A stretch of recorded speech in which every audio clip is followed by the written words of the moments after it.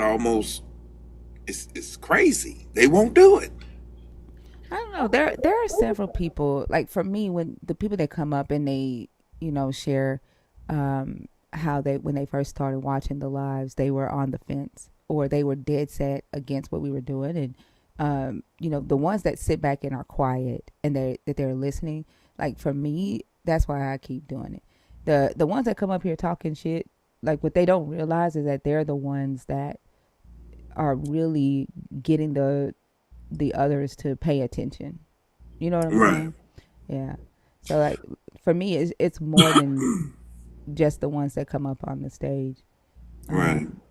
that talk. There's the ones that sitting back in the chat and they're really paying attention. They're taking notes. They're contemplating in their own time. Like that it makes it worth it for me. It makes it well. You know, I can say it this way. It's a lot easier because being on here on live or just being on live, it's like almost like talking on the telephone. Really. Uh, but when you face to face with these people, when you face to face with them and the expressions you see, I mean, you can actually see the buildup of anger.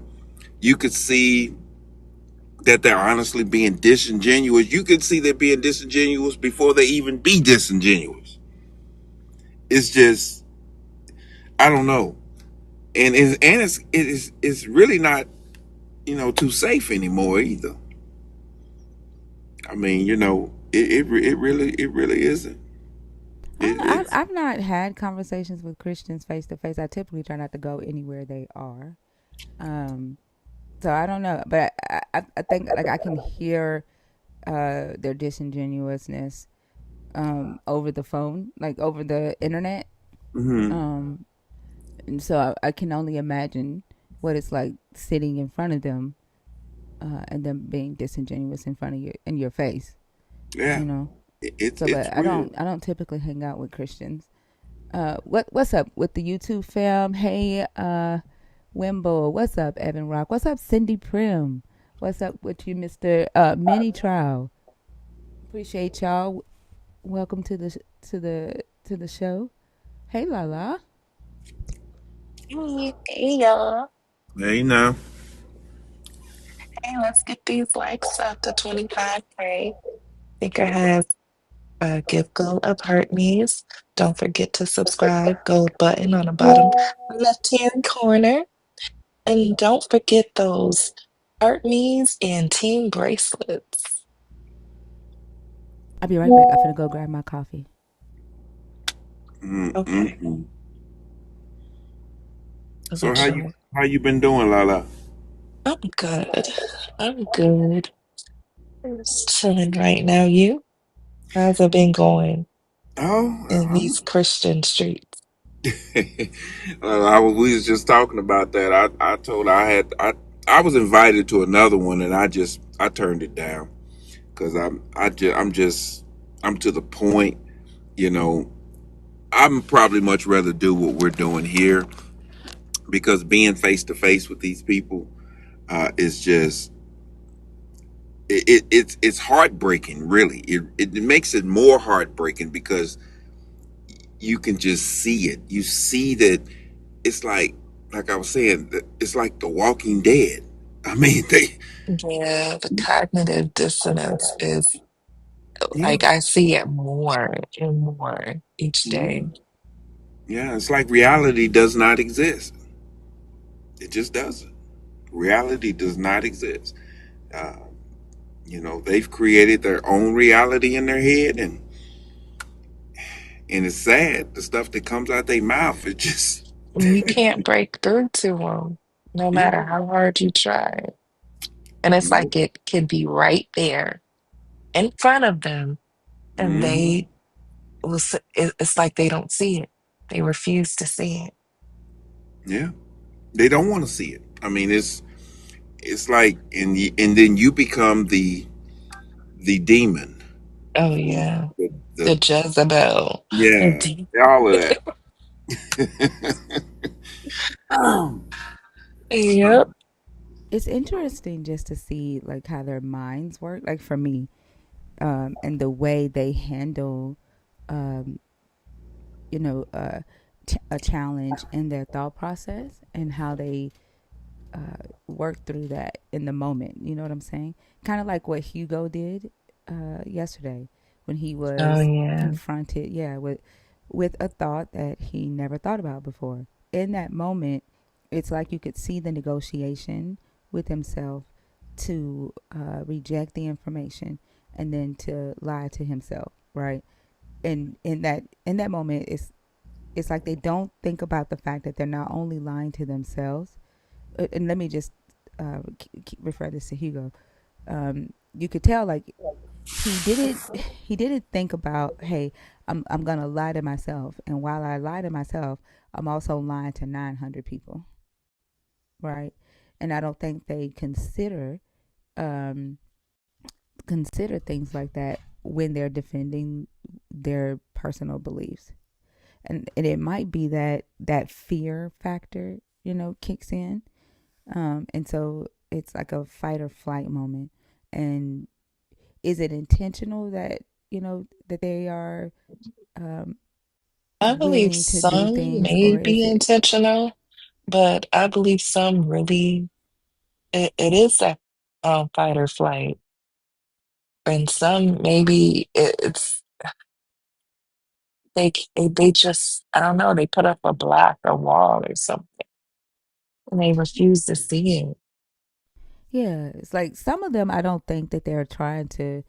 Uh, that I don't think some of them know the harm or consider the harm that they could be potentially doing when they go into that fight or flight moment to defend what it is that they believe when they're on stage. You know what I'm saying? Like some of them probably got off stage and said, "What? Why the fuck did that even come out of my mouth? Or why did I say that?" You know. Yeah, at least we hope they do. That's why I said some of them. Like I don't think all of them are intentionally try to do it. I think some of them probably in the moment say things that they probably would not have said if they didn't feel that fear factor. Yeah, I think it's fear. Especially like the conversation about your God bowed down to the devil, or your God could not resist the devil. They've never had a thought like that. I'm pretty sure not one believer of this God has ever considered the fact that this God um, didn't resist the devil in the Job scenario. Like, it's a literally the God is saying the devil made me do it, and so being introduced to that type of thought, and then having the text back that thought up, it probably is scary. You know what I'm saying? Because that's who they go to for strength, who they go to fight their battles. Right. Yeah. I ask that question all the time. I mean, it really makes them mad when I say it. I just ask a simple question. I say, well, if God is so powerful, He's the number one, He's the Alpha and Omega, and all this, and Satan is responsible for all the evil on the planet and in the world. Why doesn't He eliminate Satan? But yet He puts His torture and rapture on us. He don't do it to Satan though. He don't he ain't did nothing to him or whatever it is. You know. And the best answer that they've been able to come up with so far for that is, oh, he didn't do it because then he would scare the angels, right? Then the angels would think that he was this unloving, unjust God. If he had just, destroyed another angel in front of them, they would have been scared of him. That's the answer that I've been told over and over and over again. He didn't destroy him because the angels would have thought that he was, an unjust, horrible God. And then the second answer is he's waiting until the appointed time. Like those are the only two answers that they've given so far about why he didn't destroy him. And that's But the killer part. but Hugo yesterday, Mhm. yeah, I mean this morning Hugo was like he's giving Satan time to rest his mind. Satan, like, Yeah, he was trying to explain that shit away. man, to the point to where, like, he said everything, but this guy was hugging Satan and rocking him back and forth. Like, he literally, when you think about it, the way that he was saying that this God was making sure Satan didn't lose his mind, that he had joy, that he got rest, you would have think he was talking about himself. Wow. And that's a new one. I, I haven't heard that one. That. Oh, he went all the way. Like he went all the way to the point to where the reason why he's like his God isn't weak, his God isn't running from Satan. Um, his God is taking care of Satan, and Satan has free will, and he has to respect Satan's free will, and all this shit. Like, I'm like, do you realize what the fuck you're saying, bro? Mm-mm-mm. But That's like crazy. Lord say, every time they open their mouth to defend this God, they make him weak. You know, and I think like one thing that I noticed that when we started these conversations, they haven't chosen the topic God's will versus that's just life. Because I think that they know that there really isn't that much of a difference between saying that's just life and oh that's just God's will, and they know that free will don't give life don't give a fuck about free will, but their Exactly. God bows down to their free will. Like every time they defend this God and why this God isn't doing things about the bad things that we see on earth, they always say, well, he limited his power to respect the free will of humans. Well, if your God is subjected to your free will, then your God has a master. Life doesn't. Life don't give a damn about your free will. So life to me is more powerful than your God. Like that Mm. it, there is no reason to be worshiping your God or bowing down to your God when your God bows down to life. You know what I'm saying? Right. Well, you know what? And I think I'm gonna ask that question tonight to a Christian. I want to ask them why do they feel? Well, I'm gonna just say, why do you feel that you can put yourself in such a high position to defend the Alpha and the Omega, the Creator of all? You really think He needs your defense? I mean, we're talking about the We've Alpha and been the asking Omega. that question for You need some yeah, mouthpiece. yeah. We've been asking that question, and I asked him like, he ain't defending himself. What makes you think he's gonna come and defend you? Like he ain't came here to defend himself. Y'all are the ones defending him. What makes you think that I'm gonna believe he's fucking defending you? Exactly. Exactly. So, yeah, that's, Why I would you? go Why ahead. would you need to know bad, Terry Johnson? Like, is there? Do you need to know bad? Like, what is this issue with y'all? Uh, your God making everything good. It's like y'all need bad to exist. You need this devil to exist. Like every time y'all try to explain it, and then if that's the case, then what the fuck is heaven? Like, what are y'all expecting heaven and the new earth to be? Y'all be like, he can't make a world that's just all good. Ain't that what the fuck heaven is supposed to be? Mm-hmm. And Satan gonna be right there with you.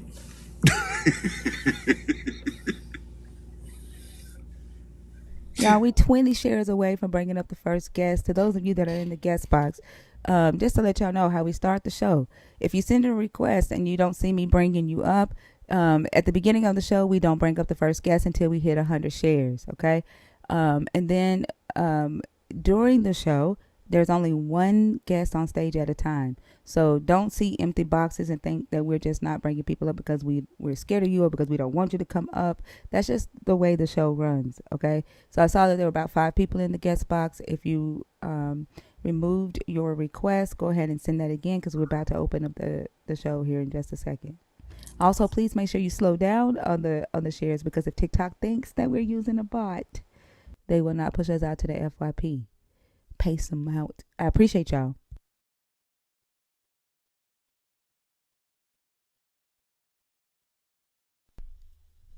I didn't mean for everybody to get quiet. No, no. Oh, you were talking. I when you said the thing about the angels, I was like, wait, so he destroyed humans in front of humans without worrying about humans being afraid of him? That's weird. That is weird, ain't it? But that was one of the reasons that was given.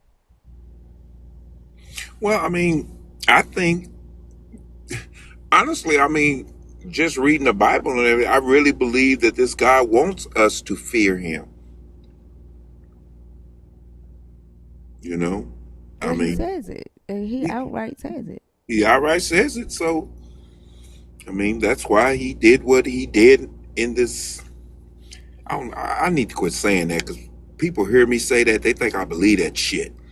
But in the story, the reason why He did what He did, you know. Thank you so much. I appreciate y'all for helping me reach uh, the the gift goal. Um, let's see who's in the guest box. Well, everybody left. Swaggy Poet, are you in the guest box on purpose?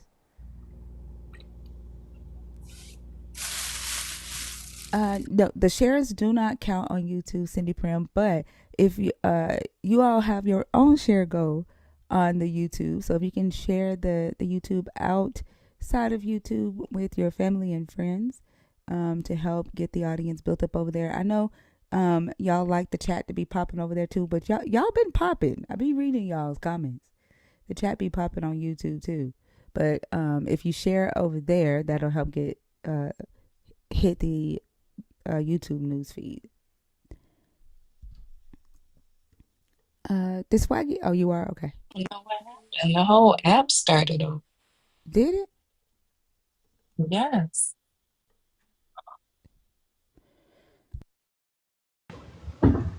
Hey, swaggy poet, how are you?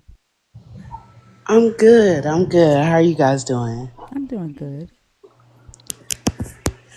Um, I do want to add to the conversation. Like, I want to talk about why do atheists feel the need to repent for not believing.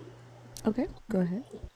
Um, so I don't know if you remember me, but like me and Fee, we've had some conversations, off the app, and we're both ex JW background, and if it's okay, I'd like to share kind of a little story about my journey here, like that you've really helped me like deconstruct some of this stuff that this cult that I was brought up in made me realize. So I've been like this fellowship from my family basically since I was like 21. So it's been like 13 years. And recently I was able to meet my second cousins, which the last time I saw them, they were 7 and 3. And now they're like 19 and 16. And come to find out, like my family, who I haven't seen in 13 years, 12, 13 years, like they've been living like just as reckless as me. Like they have been like cheating on each other, alcoholics, drug addicts, like doing all of the other. And so I wonder, like, I got this fellowship because I don't believe in this religion and this cult, and they judge me so harshly. But honestly, it's just the culture that they believe in. They don't really believe in the God. Their lives kind of reflect something completely different than the actual belief. And so what I said was I was going to confront my family this year And randomly, I got a text message from one of my grandmother's sisters saying that we're going to have a family reunion in May. And I was like, oh, wow, that's going to be my time. That's where I'm going to confront them and be like, yo, like, you guys disown me and you guys treat me like so harshly because I don't believe in this religion, but here you are like living lives that are like worse than mine. Like I like the color. Like I'm really out here just just being peaceful, being nice to people, giving to charity, like doing all these things. But here you guys are judging me. And yeah, like it's kind of just wild to me that like just off the sake of they don't know why I got discommunicated from the religion or anything like that. All they know is that I'm no longer a Jehovah Witness, but they've disowned me for all these years. But like you guys have been living lives that are like way worse than mine. And yeah, I decided that I'm gonna confront them this year. So like Are you gonna do it at the family reunion? I am. It's in May. It's in May. So like I decided like this is gonna be the time I'm gonna finally confront them and really try to challenge them and really like this platform, the scriptures, like every time I listen to your live, I like take notes of the scriptures that you guys um bring up, like the story of Job. And I don't know if you guys know, but like Jehovah Witnesses, they have a whole nother Bible. They've made Yeah. their own Bible, and when I read it compared to what you say, I see like how they've catered it. And that should be the first sign that you're in a cult. Like changing the Bible, literally changing it. And before, they made it seem like they just changed it because they took God's name out of it, right? Like when I was growing up, they said that other translations took God's name, Jehovah, out of the Bible. But when I go back and read, it's not just Jehovah's name. Like you can literally twist words to fit your narrative, and you do that by simply saying, oh, they took God's name out the Bible, so we're just putting it back. But that's the first time for you to see, like, hey, if we can alter it here, and then you can just trickle in little words here and there to fit your narrative. And that's dangerous. The crazy thing about it is that the name Jehovah is made up. Right. That's not, they because of the Yod Hey Vav Hey, and back then the Vav was the Wah sound, the W sound, and so it would have been Yod Hey Wah Hey. So without any vowels, the name could have been anything, and they like they literally made up Jehovah, trying to sound out the Tetragrammaton. So that's the funny thing too, because they're like, oh, we changed the Bible because they took out Jehovah's name when that's not even the name in the first place. That is made up. Right. Because I keep hearing you guys say that J was not even like a letter back then. Right. Well, J is in the letter in Hebrew, period, and so Okay. even then it would have been yeah. If it was a uh, if it was even Hova, it would have been Yehovah. If that was the case, but it's Yod Hey, so it would have been Yaheh, right? And then it was the Vav back in antiquity was a W sound, and then the last He is silent. It doesn't when the He is in the last place of a word, it doesn't make a sound. So it would have just been Yehew. That's all it would have been. So them even saying that the name is Jehovah is wrong.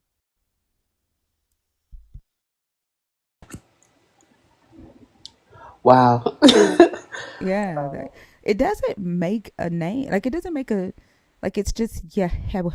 Yehew. That's all. Like if you were to try to pronounce it, that's all it would be. Hmm.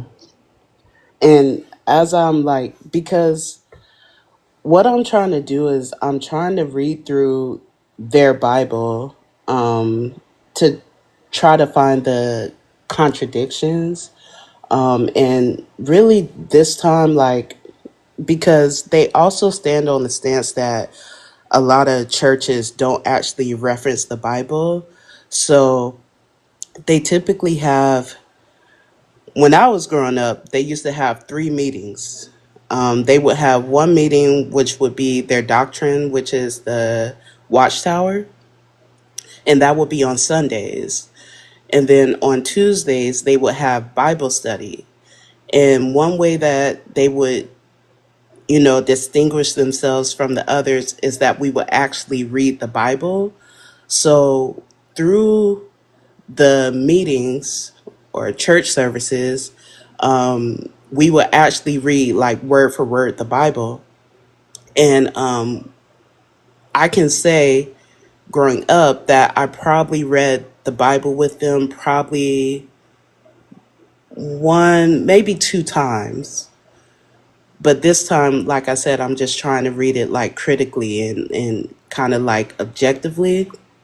And so I did have a question, um, going back to Second Kings, and I'm trying to find it now because I heard you guys mention that there were 613 laws in the Mosaic.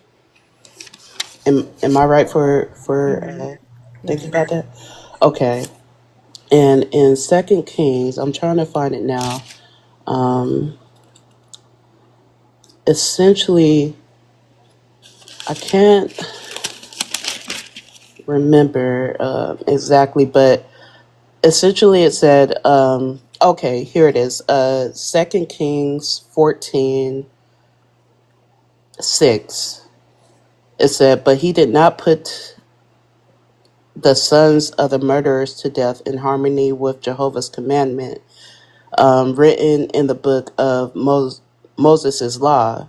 Fathers should not be put to death for their sons, and sons should not be put to death for their fathers, but each one should be put for his own sin. So if I'm Wait, under, what book is this? this is 2 Kings 14, And this is in the JW. What's it called? The World something. a New World World. translation of the Holy Scriptures. 2 Kings 14. What verse are you? 14, I guess I highlighted 6 through 8. Okay. Okay, go ahead. But essentially it says, in verse 6 it says, but he did not put to death the sons of the murderers to death in harmony with Jehovah's commandment written in the book of Moses' law.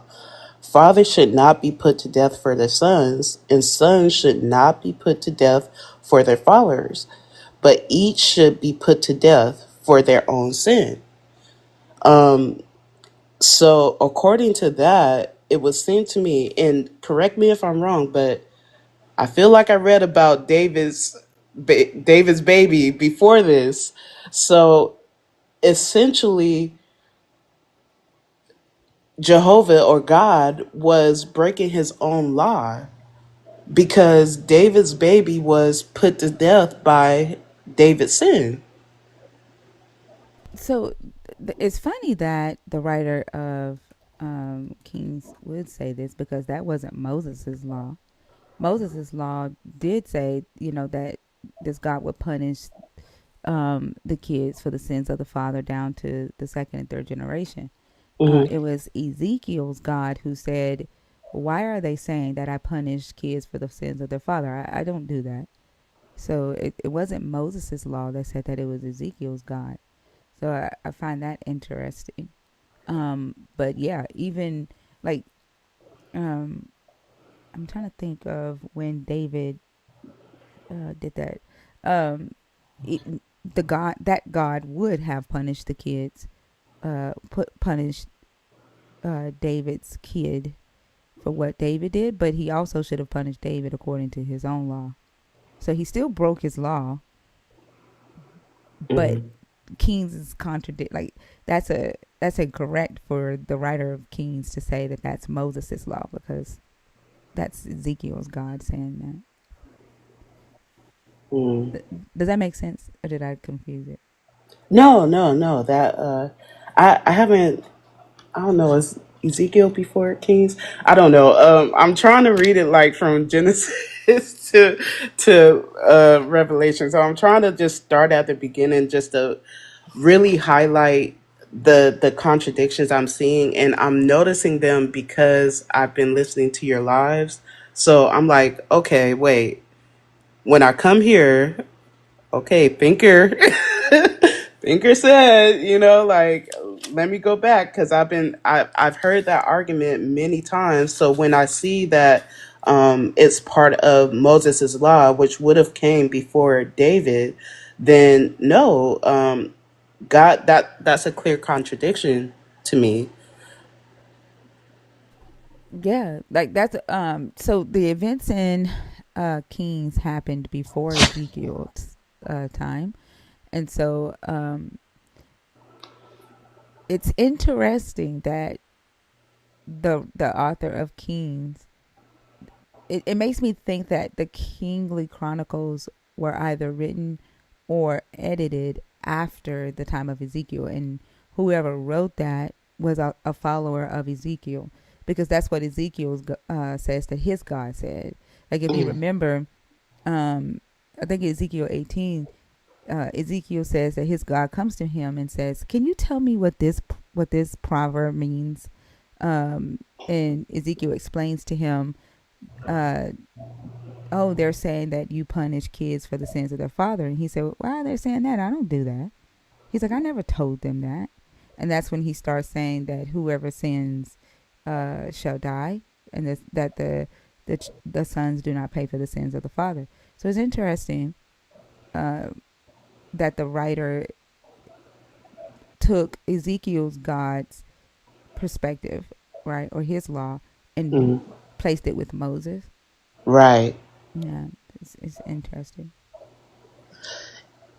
Yeah, and I guess like I'm trying to find the approach that I want to take with them, and I'll just throw this out here because this is what I've been kind of like thinking about is Jehovah Witnesses proclaim that they have the truth. Like it's almost indistinguishable between them saying they're Jehovah Witnesses and the truth.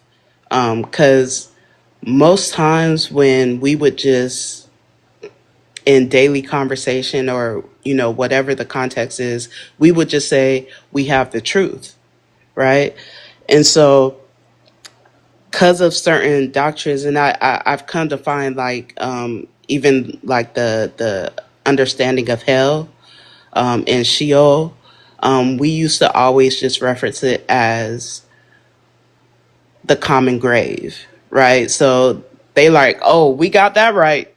We got that right. So all these other religions and denominations are wrong because we got that right. And then, of course, the um, understanding of saying like only 144,000 of God's chosen people, which the timeline for that is just crazy, is bonkers. Like it don't make no sense. But they say only 144,000 people are going to heaven, which is absolutely insane. Like there's 8 billion people on the planet, but like okay, um, What I but learned from that is that, so they believe that they have the right to choose the best of the best. uh huh, So they're going out. and they're collecting all of these people. Only the best of all the people get to go to heaven, where God is, and reign with God. And then everybody else that they collected, all the other witnesses, will be Hmm. on earth serving the 144,000 and God. So it's the best of the witnesses that will be in heaven, and then everybody else will be on the new earth. And then those that were not witnesses will be in hell, or I don't know, Destroyed. destroyed. Yeah. Yeah. Which that's going to be something else I have to kind of dig into because I didn't know about the bashing babies' heads. Like, I never understood that. And I was baptized when I was 14, right? Now, the honest truth is, we went through this book and it's on their website. It's called the Truth Book. And essentially what happened was this my mom had this lady from the church like study with us, and you go through all 20 something chapters of this book, and you get to the end of it and they're looking at you like, okay, like what you gonna do, like like what's next. And so as a 14-year-old child, I'm wanting to make my mom happy, right? Like I want to get baptized and go out to dinner and have all my family just like it's time to eat. Like that's what I'm thinking. But because I made a dedication at 14 years old, I essentially have to live the rest of my life because at 21 I decide that I don't really understand this. This is not making sense to me. So because I was baptized at 14th, basically I signed a lifelong contract. And with that baptism, I said I accept, Jehovah God and everything that comes with it, which I'm actually thinking about in taking this up to like law, because in New Zealand, they actually deregistered Jehovah Witnesses as a religion based on this shunning practice. And they won. And Jehovah Witnesses are no longer a registered religion in New Zealand. And I'm thinking about doing something here because they don't understand like the repercussions of this shunning practice. Like, because I was 14, a child, wanting to make my mother happy, now I'm in my 30s now, right? Like, I'm starting to actually realize what family and your blood relatives are for. Like, I'm supposed to die alone. Like, if I'm sick and in the hospital, like, I can't just depend on my friends, like, to take care of me. Like, that's supposed to be your family. And, like, you don't know that at 14 years old, that when you make a dedication, that or get baptized, that this is supposed to be like a lifelong thing. You don't know about the repercussions of that. And so that's actually my next step when it comes to them. But it's so crazy that I'm sorry, I lost my train of thought. I'm mad. I think that's a pretty good idea though. Like, and I don't know.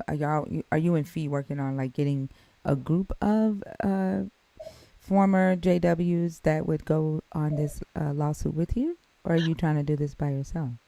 Yeah, no, there's actually a growing community of ex Jehovah Witnesses that I've been connecting with on YouTube, and I'm just trying to get the numbers there right now. But um, yeah, I do feel like it should be illegal. Like, and if I'm thinking of it on the grander scale of Christianity in general, right? Like how much this religion is to the detriment of people.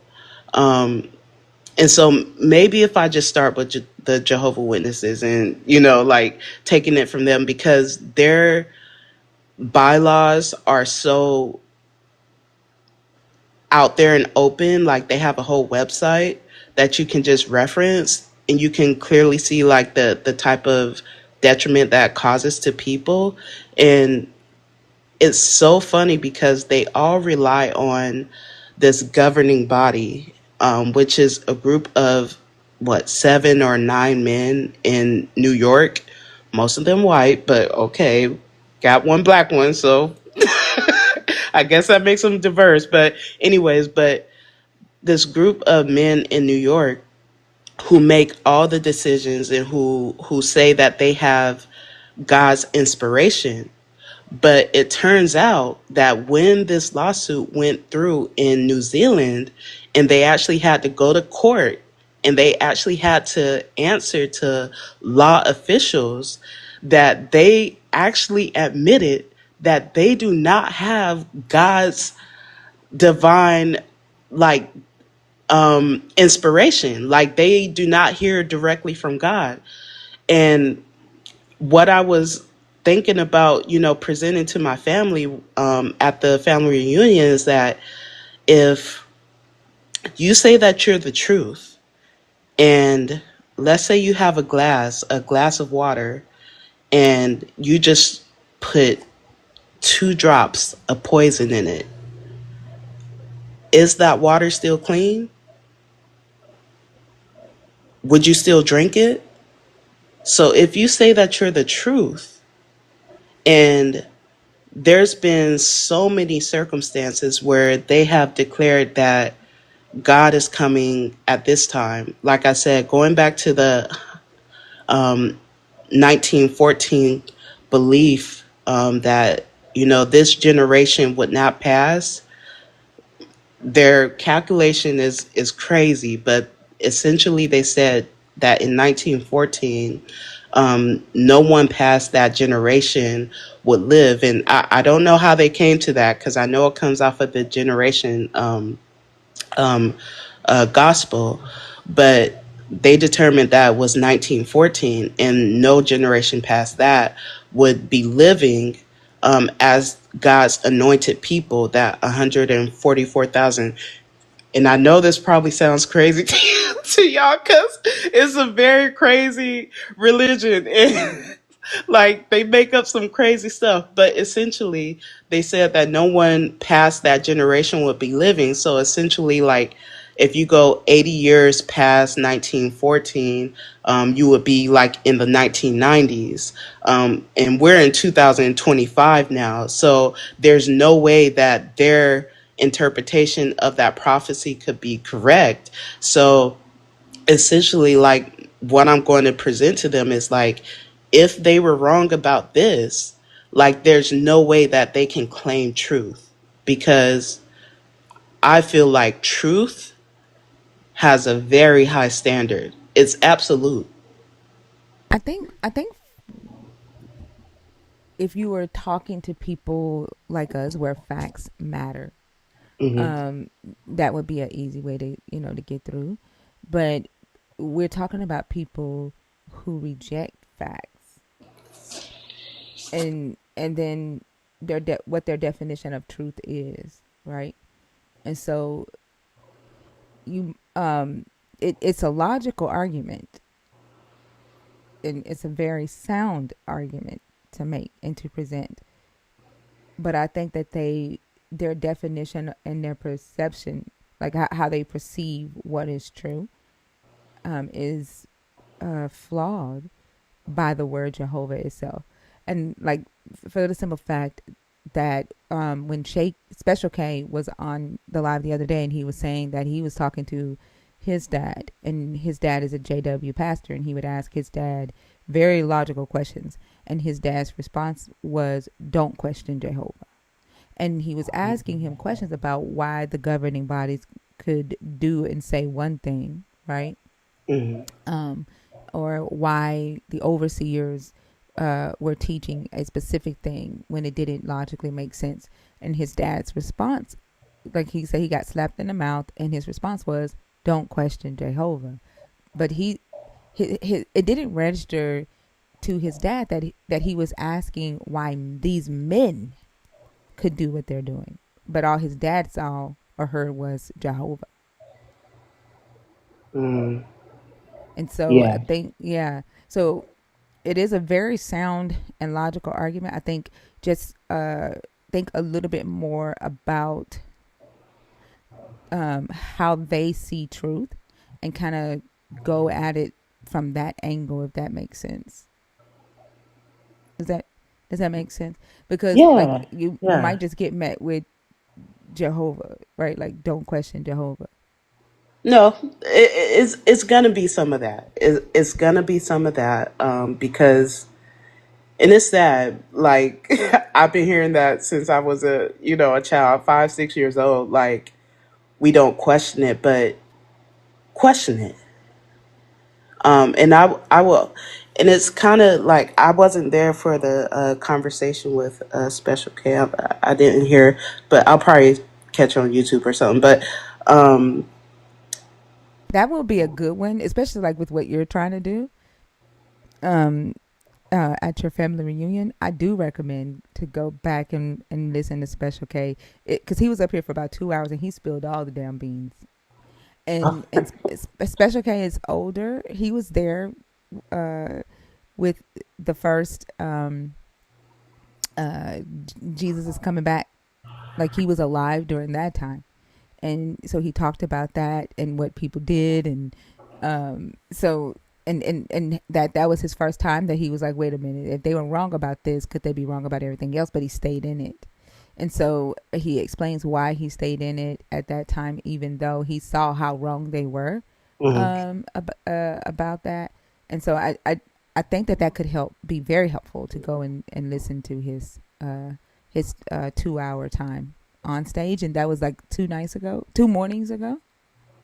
Okay. Okay, Yeah. okay, cool, cool. Well, I mean, I am from Orlando, and I am going on the family trip. So that'll be I'll be probably able to share with you guys some because I do plan on trying to see some of my family while I'm there.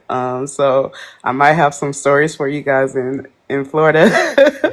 But yeah, it's definitely gonna be an uphill battle, but what I truly believe in with the growing community of ex Jehovah Witnesses I'm seeing is that this religion or this cult, it doesn't have no more than 2 generations, and I would like to see, because for some reason this past weekend I have seen an influx of tussling with the Christians. Like I was in a Christian live, and I think Rock was there, and they were discussing um, Jesus and his fulfillment of the law, and it made so much sense to me. And I'm like, why do these people not get it? And it's driving me crazy that I have to share a rock with these people that just don't understand. Because with the fulfillment of a law, he was explaining like, in order to fulfill, you have to do, and Jesus did not do these things. You can't just avoid it to say that you fulfilled it, right? Like he was perfect, and avoiding something can kind of easy for someone who's perfect. But if you're never in the position to be presented with that law, how can you fulfill it? Like, and I think the Christians actually made a scenario of, if there's a for instance, like a speed limit, and the speed limit is 60, and you getting in a car and driving at 60, that means you fulfill the law, right? But if you never get in a car, how can you fulfill it? And it made so much sense to me, but they were like, no, that means you completed it. Like, and it just blew my mind, like that I have to share a planet with people like this. Like I'm like, it doesn't make sense. So I know that there's gonna be that type of just like dissonance that's gonna happen. But what do you guys feel like? Do you think that and I kind of question, like, do you think that we should be in spaces like that to actually because what I feel is like Christians have seen these platforms and they feel like they need to combat it because of course they're confrontational. So they've started creating these lives in these spaces like you guys have. So do you think that it's beneficial to actually, go over and I mean, but even by observing, you're supporting their lives. Like, do you think that that's um, actually beneficial? Because I did hear a conversation. I think Fee was involved, but it was about kind of like bridging the gap because we have to find a way to coexist, right? But do So you think that I it's say actually it depends beneficial? on you, right? Like I don't think anybody can answer that question for you. It would be different for every person, right? Um, for me, I don't see it beneficial for me at all. Hmm. Fee doesn't have a problem with it. Like that's something that you would have to decide for yourself. Yeah, because I felt myself kind of getting a little triggered. I'm not gonna lie. Fighting in the comments with with the Christians is a whole nother level. Like I was like, these people are insufferable. It's wild, but no, I agree. Okay, I get that. I get that. Then, like there may be some that have honest intentions, right, and actually want to have real conversations and try to understand why a person don't believe, and the that might be beneficial. But if their goal is to just um, argue with Christians and they don't plan on like having a discussion, for me, like I'm not interested in that, like that. And that's why I tell any Christian that comes in here, right, like this live is a deconstruction live, and Mhm. I've been waiting for the chance to respond to Robert on YouTube, who asked the question that I get asked damn near every night, is why do you do these lives if you don't believe? That's like asking a sponsor or a group leader of a AA group or a narcotics anonymous group, why do you you know lead a group or support a group if you don't believe in drugs, right? Or if you don't believe in alcohol. As a former Christian, someone who is deconstructing from Christianity, I talk about the effects of the religion and the belief system, and how that affected my life growing up, how it affects my life today, and the strategies that I use to deconstruct from that and to recover from that. So, Robert, I hope that answered your question, and to any other person who wants to know that. Um, it to me it's the dumbest question that anybody can ask, and it also kind of sounds very selfish and narcissistic to think that only Christians are affected by Christianity. It tells me how blind and oblivious they are, and how they go through society with their head up their ass, not seeing how the things they say and do and believe affect the world around them.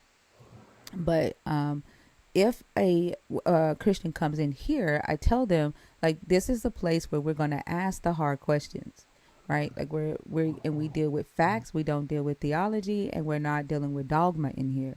And so if that makes you uncomfortable, don't come in here. And I say that all the time. This Mm. isn't a live centered around Christians. This live is about deconstructing Christianity, and that even if that means that you are a existing Christian who's not afraid to ask the hard questions, who's not afraid to be asked the hard questions, who's not afraid to discuss the hard questions. And even if that means that you deconstruct how you approach your faith and you keep that faith, like that's completely up to you. But this, the goal of this live is not to fight with Christians or to just rag on Christians.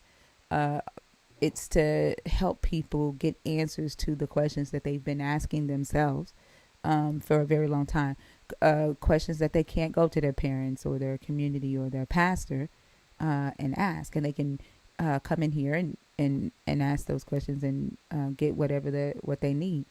A lot of people, though, that have come in here have deconstructed from Christianity, and they've stated that it's not anything that we say in here.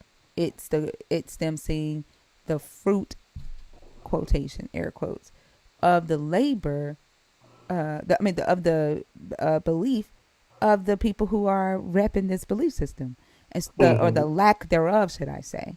And so when they have the opportunity to actually show what they are claiming, they've failed at it so far.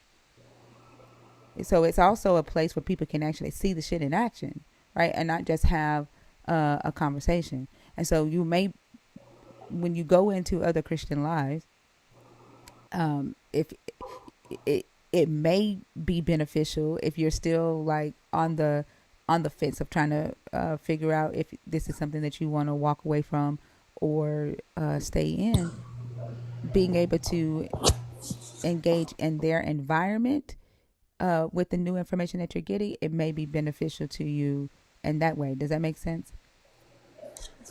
For To see sure, them for in their sure. own environment. Yeah. And I mean, this this space has been so beneficial. Um, like I said, when I got disfellowshipped, I was 21 years old, and I truly believe that it was just okay. I'm going to be destroyed, at the end of this thing. Like, I wholeheartedly still believed that Armageddon was coming and I was going to be destroyed, and I just had to swallow that fact. But I found your live maybe a little after the election. I think you had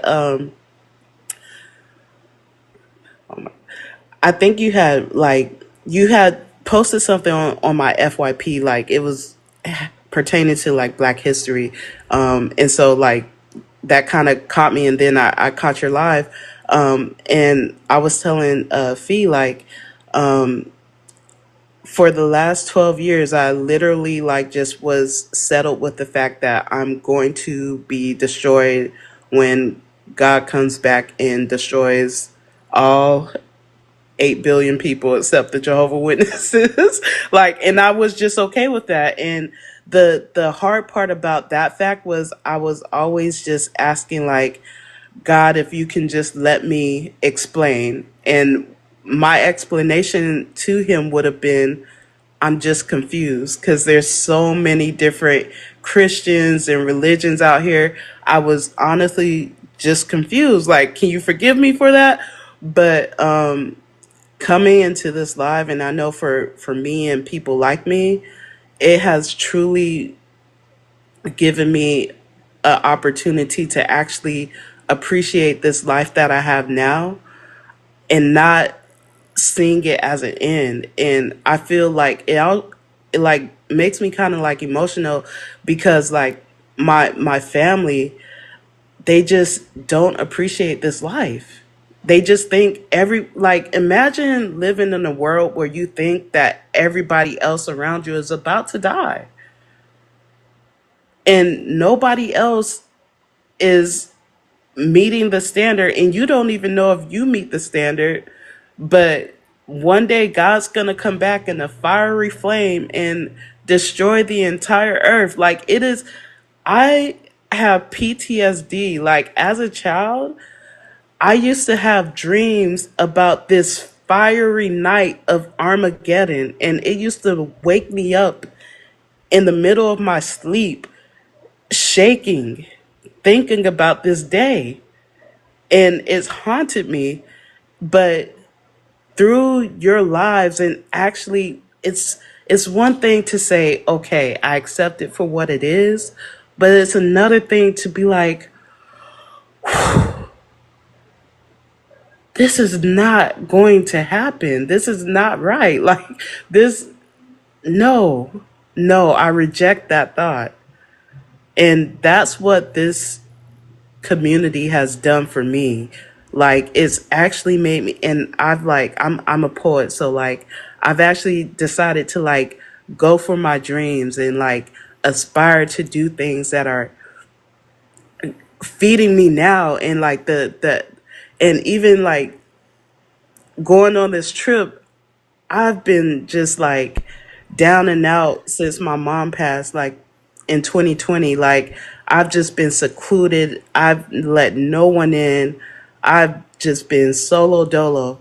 And this community and what you've done with this platform, and not just you, but I mean Christina, and there's another one, I think maybe Justin or someone like that. But you guys have really just, if no one has told you, I'm sure they have, but you guys have really just built a community for people who just search for truth and don't aspire to be lied to. And anyone who says that they know, they're a liar. They're just they're just a liar. Well, I definitely thank you, Swaggy, and I look forward to meeting you on the family trip. I do want to make sure that we don't talk about where we're going online. There are some crazy Oh, people who I'm have sorry. threatened. That's okay. There's some weird people out there who have, sent a lot of death threats and shit. So we want to be safe when we travel. So we don't announce where we're going. But I do look forward to meeting you, and I appreciate you coming up. Thank you. I You. appreciate you guys. Have a good night. Thank you. Same to you. All right. Mhm.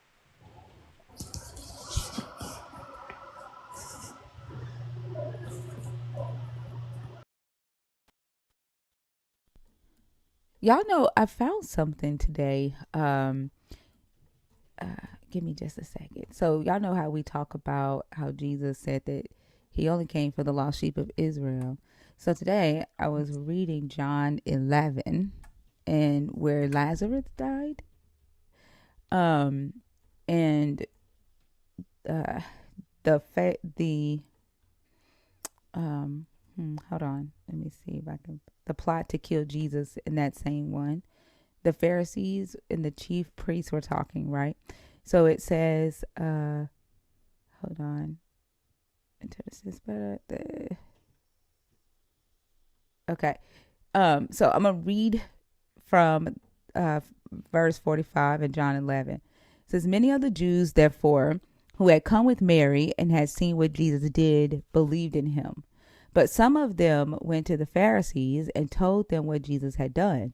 So the chief priests and the Pharisees called a meeting of the council and said, what are we to do? This man is performing many signs.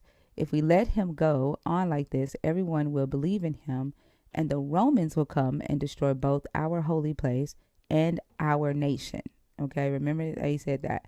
But one of them, Caiaphas, who was high priest that year, said to them, you know nothing at all. You do not understand that it is better for you to have one man die for the people than to have the whole nation destroyed.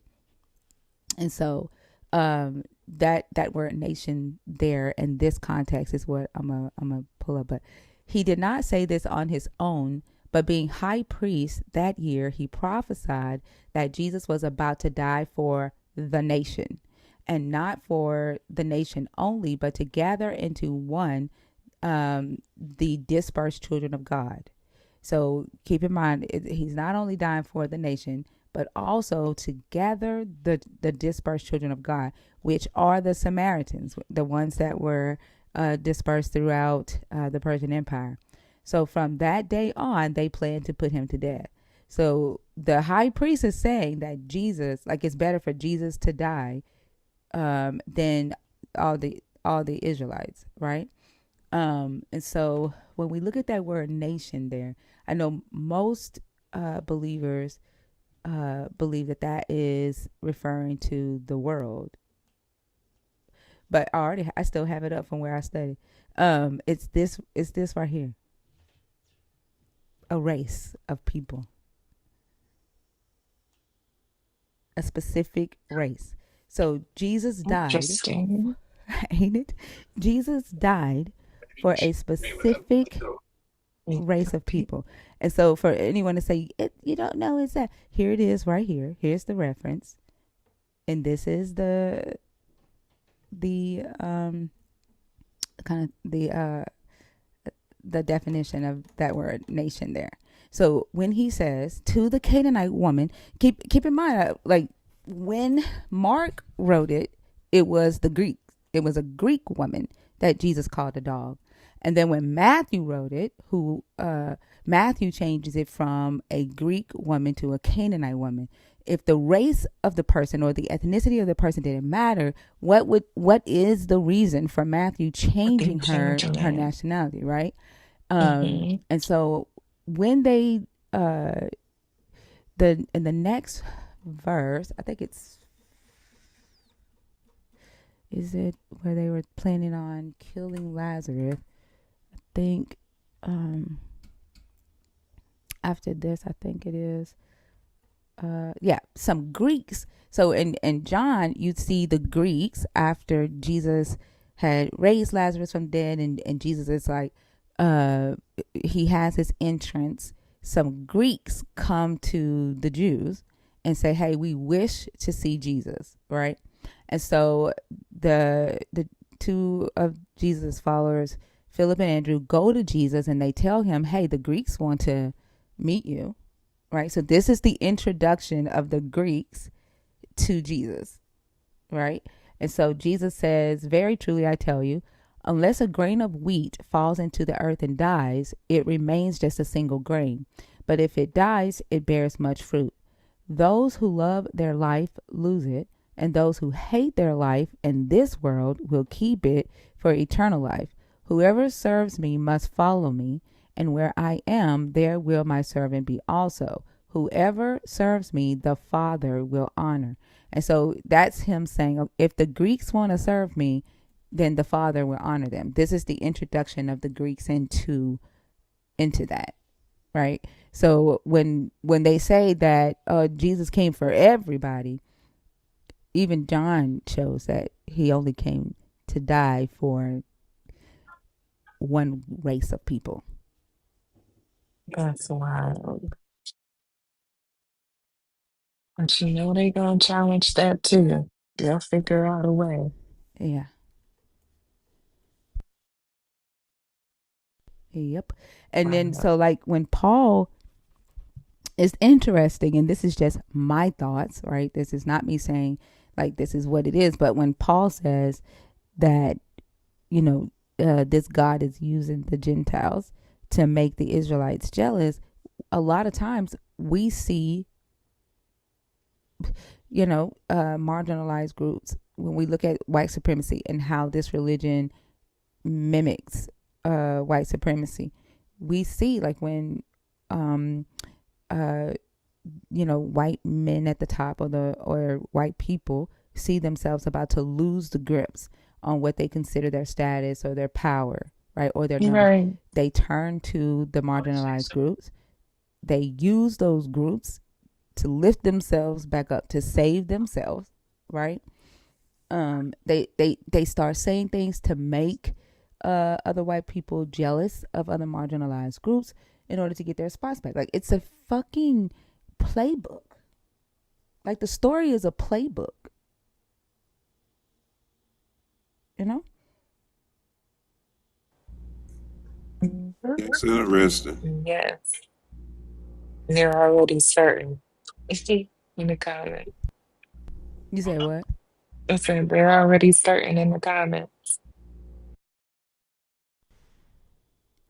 I mean, I don't know how they would like deny that. Like it's right there.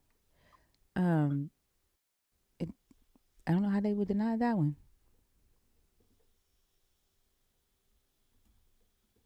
They want to be slaves so bad.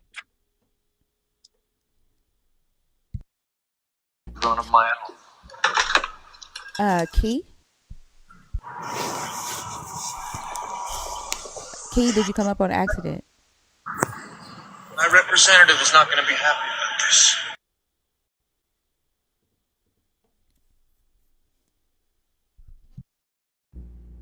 There are about 5 people in the guest box when I before I say it. That did y'all run because of that?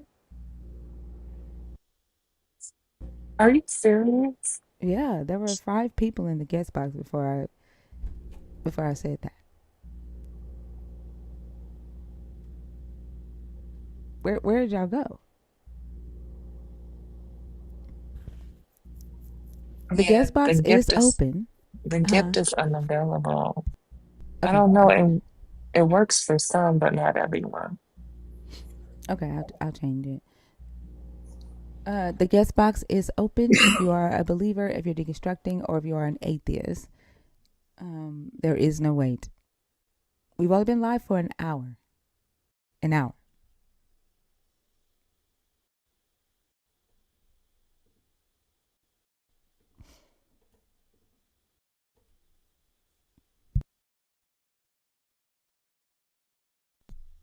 What's up, big bro? I hope you have a good night. I love you too. If y'all like role playing, what is it called? What is it called? Impromptu when you Improv. do improv. God, I couldn't think of the word. If y'all like doing improv about social issues, follow my big brother, Cool Black Daddy, in the comments. Uh, he has the big comfy couch. He picks topics of things that's going on in society, creates scenarios, pairs people up, and you do improv. It's funny, it's interesting, and then they go into deep conversations on the big comfy couch. So make sure you give him a follow. He goes live the same time I go live, until like 2 o'clock in the morning. He commented up just a minute ago. It says, "Sis, gotta get some rest. Love ya." So he did comment just a few minutes ago. But if you are a believer, if you're deconstructing, or if you are an atheist, the guest box is open, y'all. We've only been live for an hour and 19 minutes. It's too early for us not to have guests in the guest box.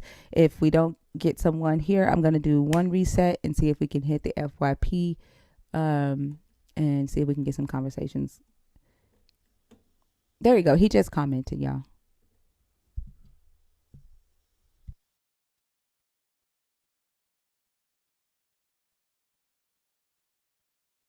There's almost 400 people in the room.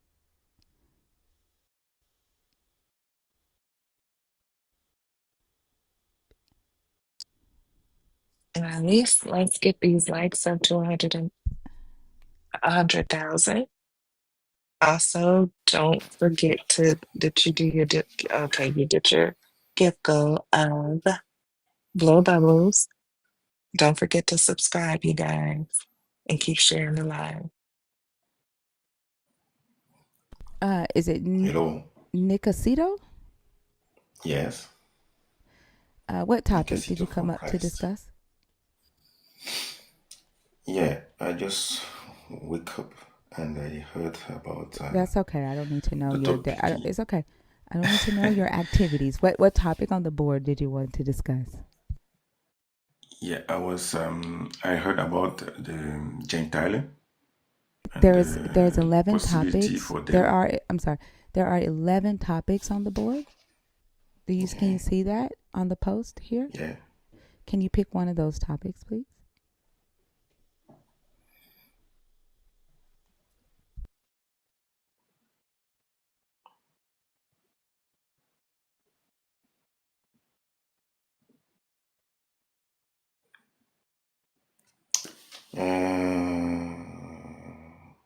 Okay.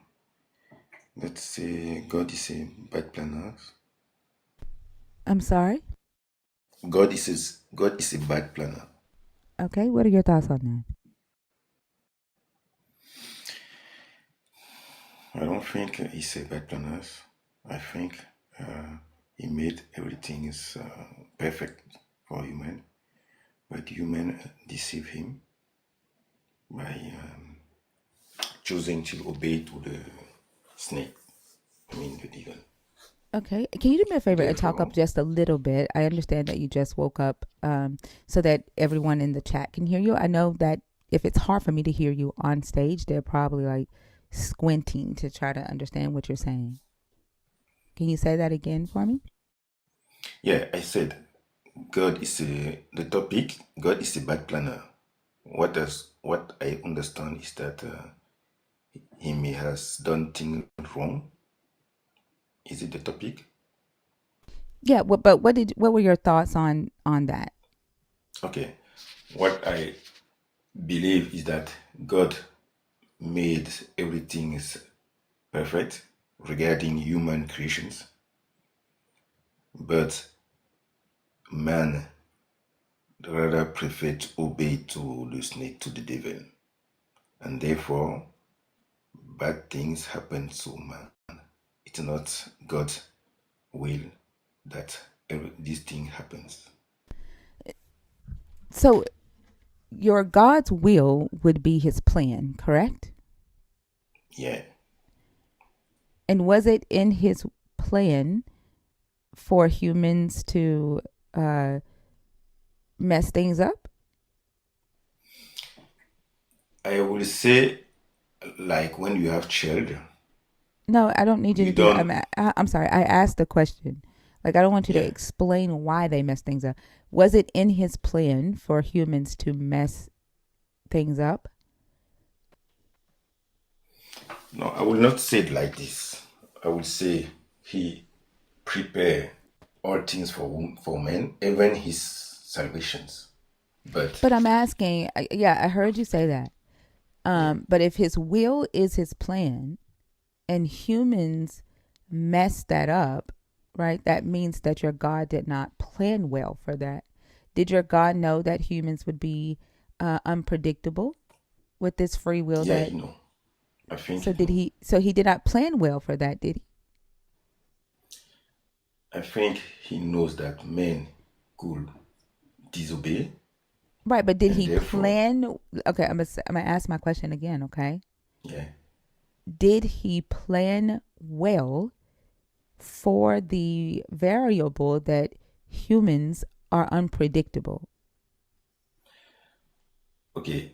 I think he planned the salvation of men, knowing men could disobey.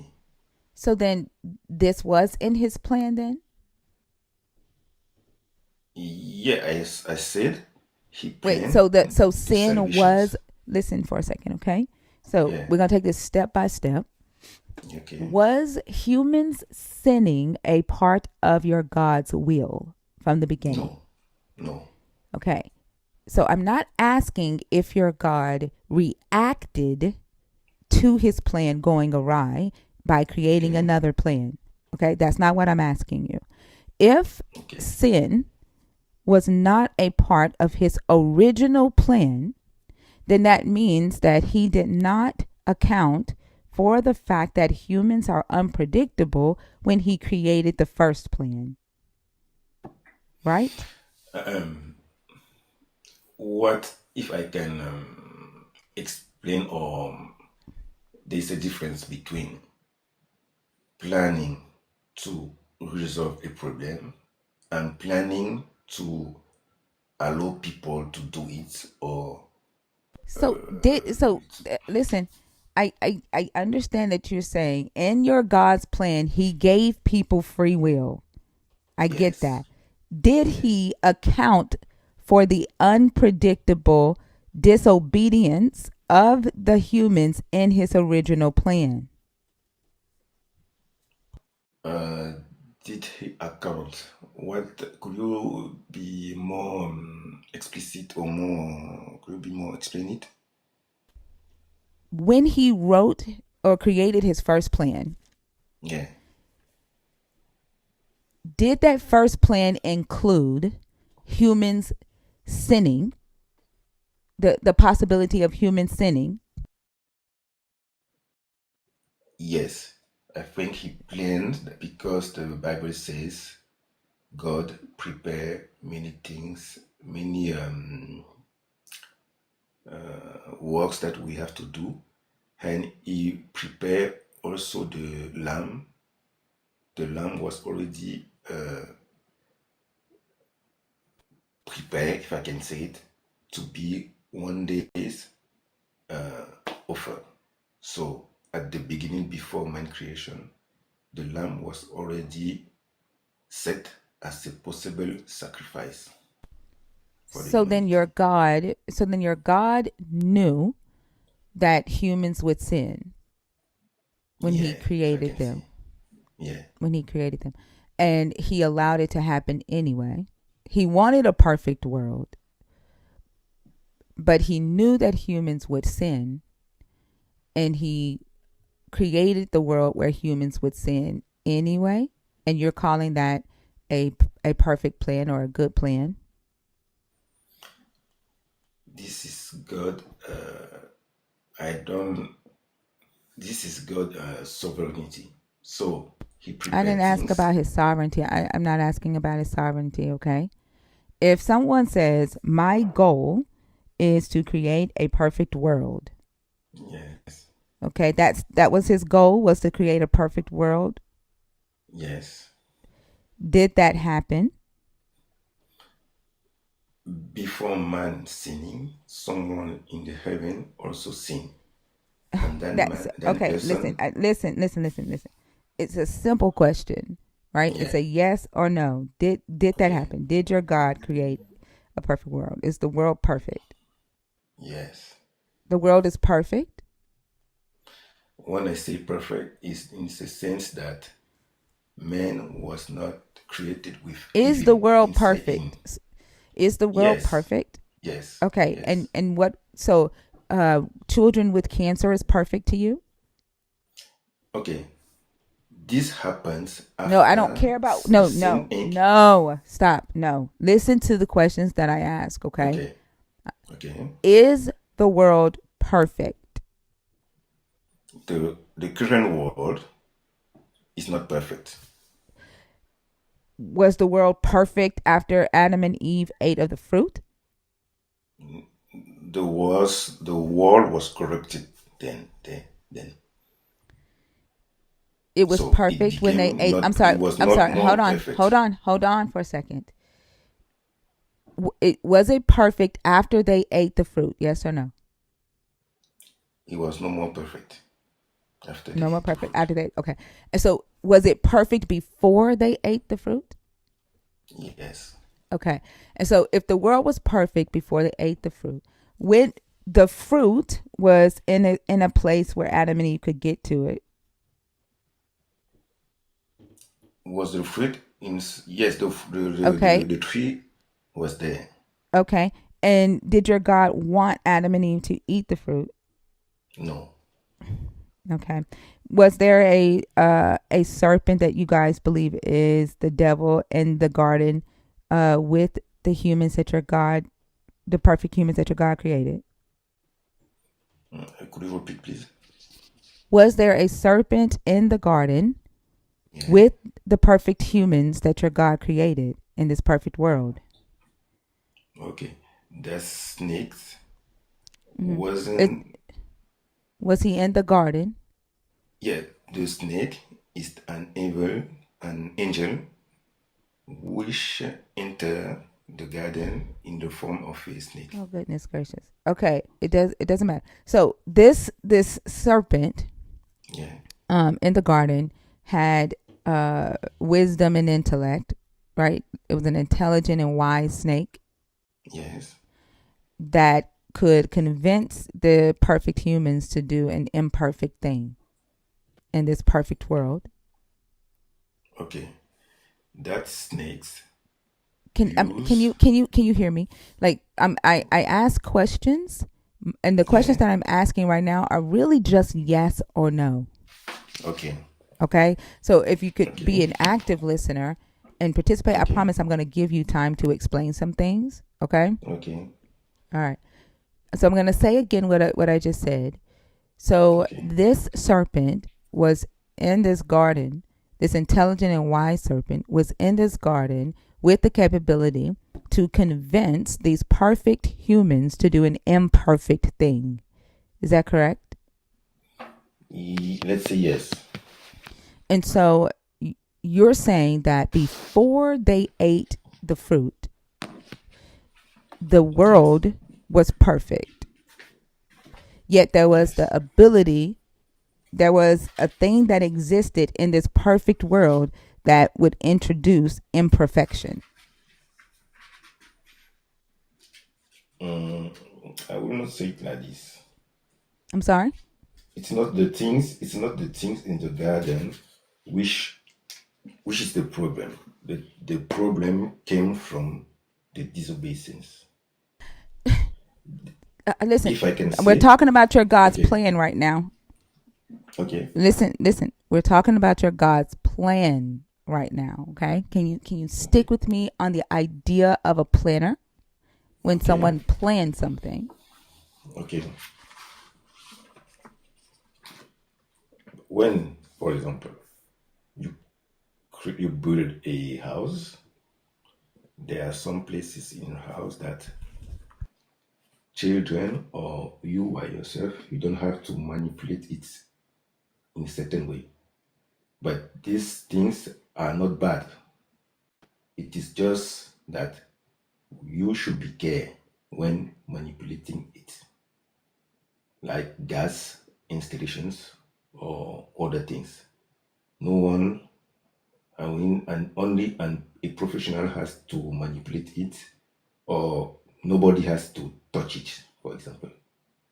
But that things is not bad. The way the things, the topics is to not touch it. This is what was built, what was set in the garden. There The was a tree, serpent in this garden, correct? That yeah. had intellect and wisdom that the humans did not have, correct? No, I would not say it like this. Yes, the story says he did. The story says that the serpent was wise and Yes, intelligent, right? yes. And it says that Adam and Eve lacked that wisdom and that intelligence. No. It The, does. the, It the, does. the, It does. It does. In the Hebrew, it says that Adam and Eve were naked, and the word "naked" there is a play on words for it's aram, and it means that they lacked wisdom and intellect, and it's the same word that's used to describe the cunningness of the serpent. And when it's used for the serpent, it means the serpent has had intellect and wisdom. So the serpent was wise and intelligent, while Adam and Eve were naked in wisdom and intelligence, which means they lacked it. And so there was a serpent in the garden that was wise and intelligent or cunning, however, whatever word you want to say, that could introduce imperfection in this perfect world in your God's plan.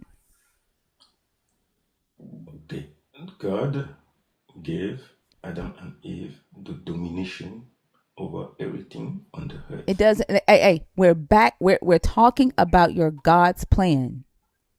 Okay, yes, I'm Okay, coming. and you're saying that your God planned and created a perfect world, yet in this plan it included this serpent who had more intellect than the humans did, and he put that serpent in his plan in that same garden with these humans. Mm, I will not say it like this because God gave Adam and Eve the domination over everything on earth. But the serpent came. He was no more. He was not Are you not more. understanding how? Are you not understanding how? Even you Yeah. talking about that right now just shows that your God didn't plan for that. That your God is a bad planner. Like you keep No. going to how the plan messed up. You No, keep wanting to talk about how the plan messed up.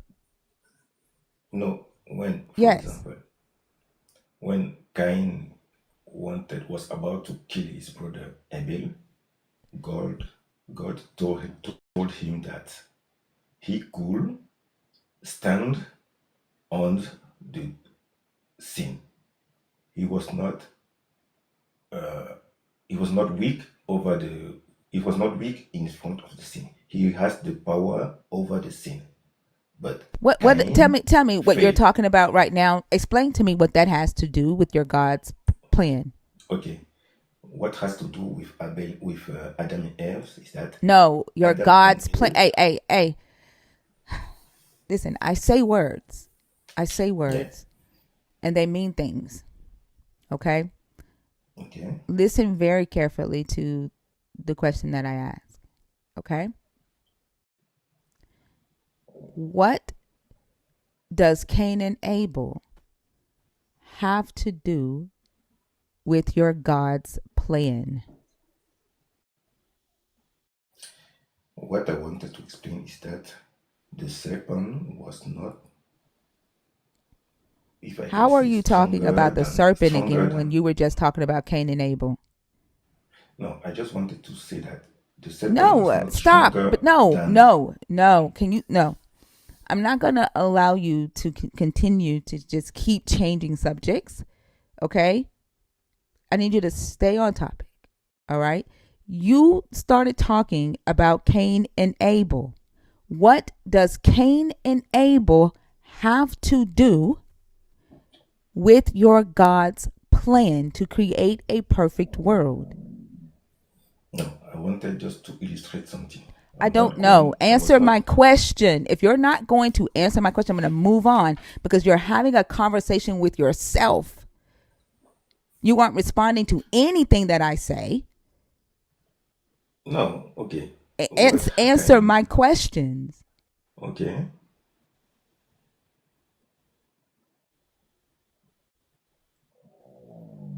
After I've repeated it three Kind. times, please tell me that you don't need me to say it again. No, no, no. I understand. You asked me what Cain and Abel has to do with God's plans. I would have liked you to let me just explain why I quoted it, but you don't allow me to do it. And what I wanted to illustrate is that God gives man the ability, the power over resisting any temptation, any sin, any disobedience. But Eve and Adam prefer to obey someone else than God. This is only what I wanted to explain. What does So that have to do at with the plan? What does that the have to do plan with is your God's that, plan? okay, here's the plan. The plan is that man, I mean Adam and Eve, have stronger over everything till they obey to God. Till they obey to God, nothing can prevail over them. But What if does that they, have to do with your God's plan? the plans is to remain on God's plans, on God's word, Again, until, what does that have to do with your God's ability to plan? Do you remember what topic you chose? yeah, okay, the plan What of what God what is is, it that you're discussing right now? Please, what topic are you discussing right now? okay, your main point, what I understand, is that a serpent, how God allow a serpent to be there on the garden where perfect things should be there, but should be evolved, if I can say. And man, I have a resume your point. This is what I understand. No, How? I don't think that you understand. I don't think that you understand. I think that you just want to preach. No. You're not tracking the conversation. Like the whole point, right, is that Okay. you think your God is a good planner and I don't, right? You lost the plot a long time ago. I kept trying to get you back on track and I'm just not interested anymore. Okay. All right. Thank you for coming up. Okay.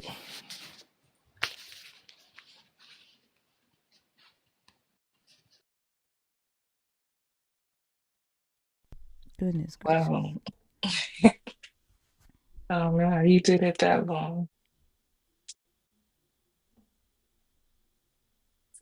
Anyone in a request? Faith.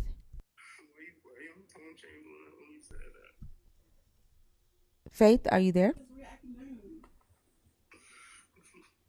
Faith.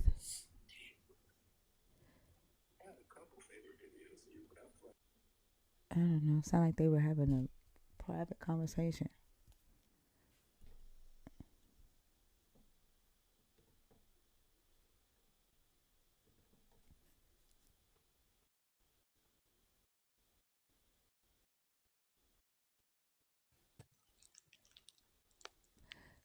Cat. Hello, Cat.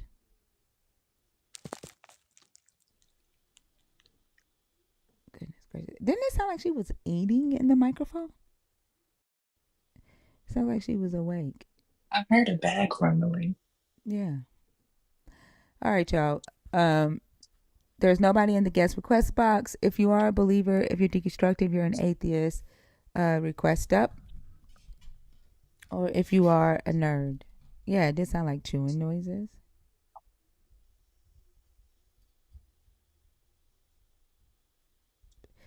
An Why hour and everybody? 43 minutes in.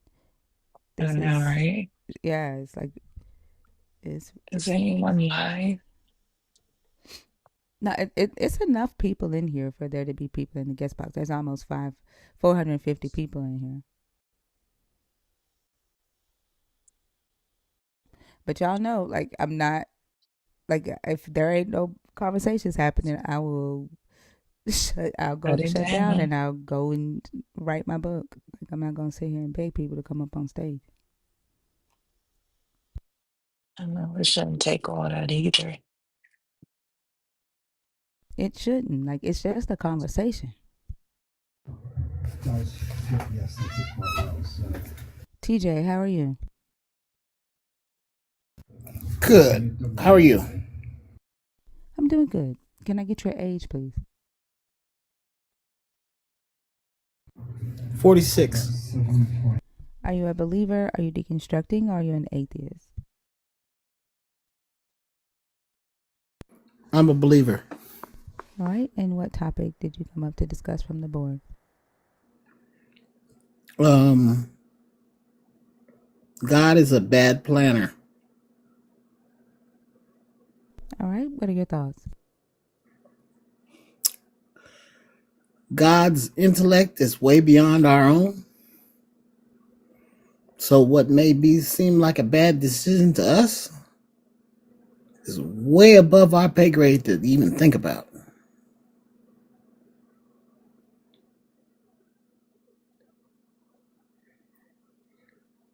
You can only talk about your own intellect. You do realize that, right? No, I can talk about the intellect of No, you can't. humanity. No, you can't tell me what I understand, right? You can't tell me. Um, don't do that in my ear, please. You can't tell me what I understand. You can only limit your own capabilities.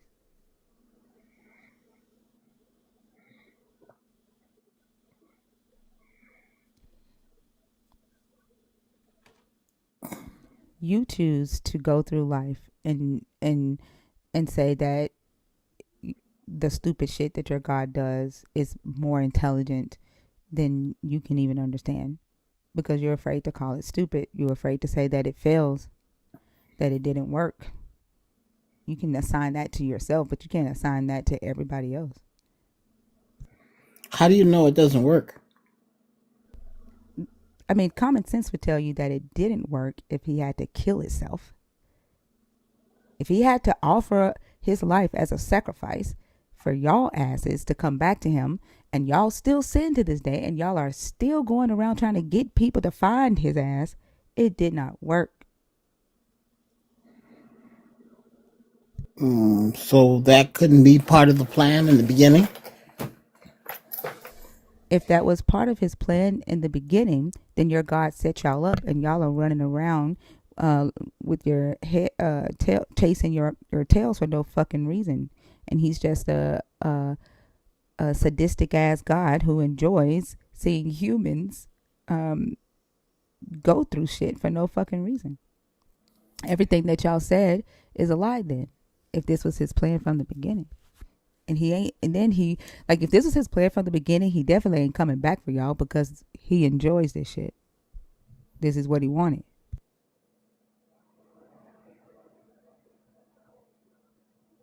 So you're an atheist. I guess it was in his plan.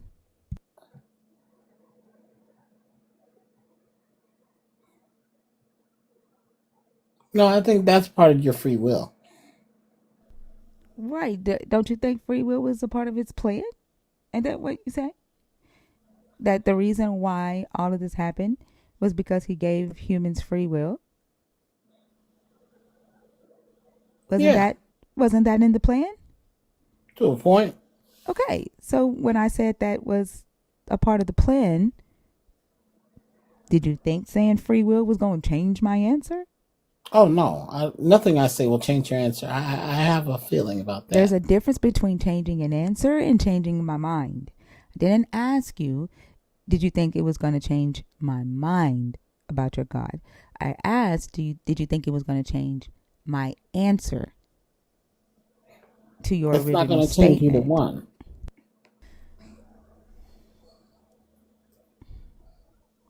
Common sense, right? This is why I say you cannot Which is assign not common. I'm talking right now. This is why I say that you cannot assign your limitations uh, around knowledge or intellect on other people, right? Because common sense would tell you that if you believe that your God gave humans free will from the beginning, that if a person is an atheist and their response is, it was in God's plan, right? Coming back and saying, no, that's your free will is redundant.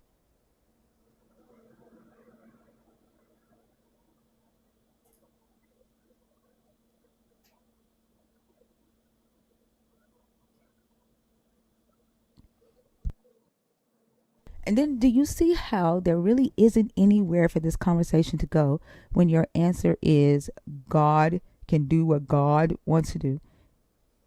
There's nowhere for this conversation to go, is there?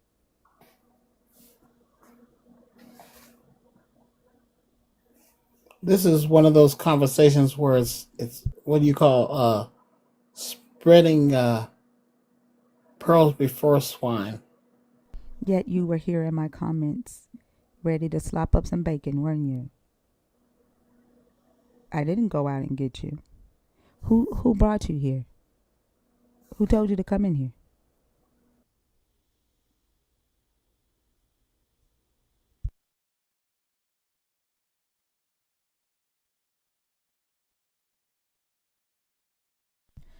There ain't no point in coming in here fucking whining. If you're gonna be in the comments, remember you made that decision with your so-called free will. You're here. Yo, your comebacks had me cracking up. Like, what the fuck?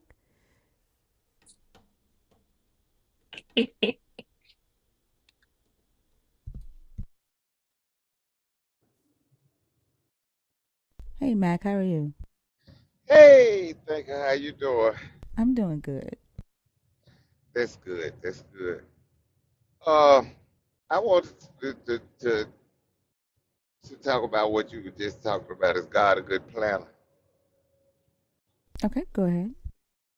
Okay, because that's something that I always have had a problem with, and I ask people, because it's like if you write something on the chalkboard and then you go back and erase it.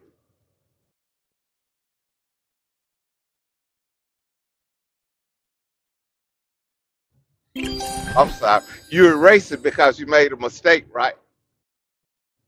Yep.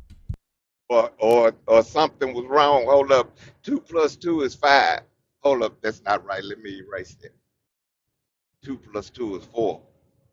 And that's something that I always have thought about.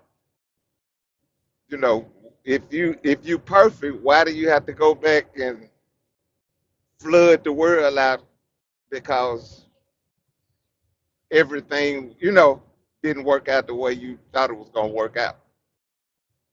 Exactly. But So and now I even don't. in that plan, even Mm, that was a drastic ass plan. I will say, but even in that, he still failed. correct. I agree. But I came up to really ask your opinion on something. I share a truck. This lady work in the daytime, and she's a minister, anointed minister, she said. And you can't talk. I mean, I call her, talk to, she called me. We talk about the truck.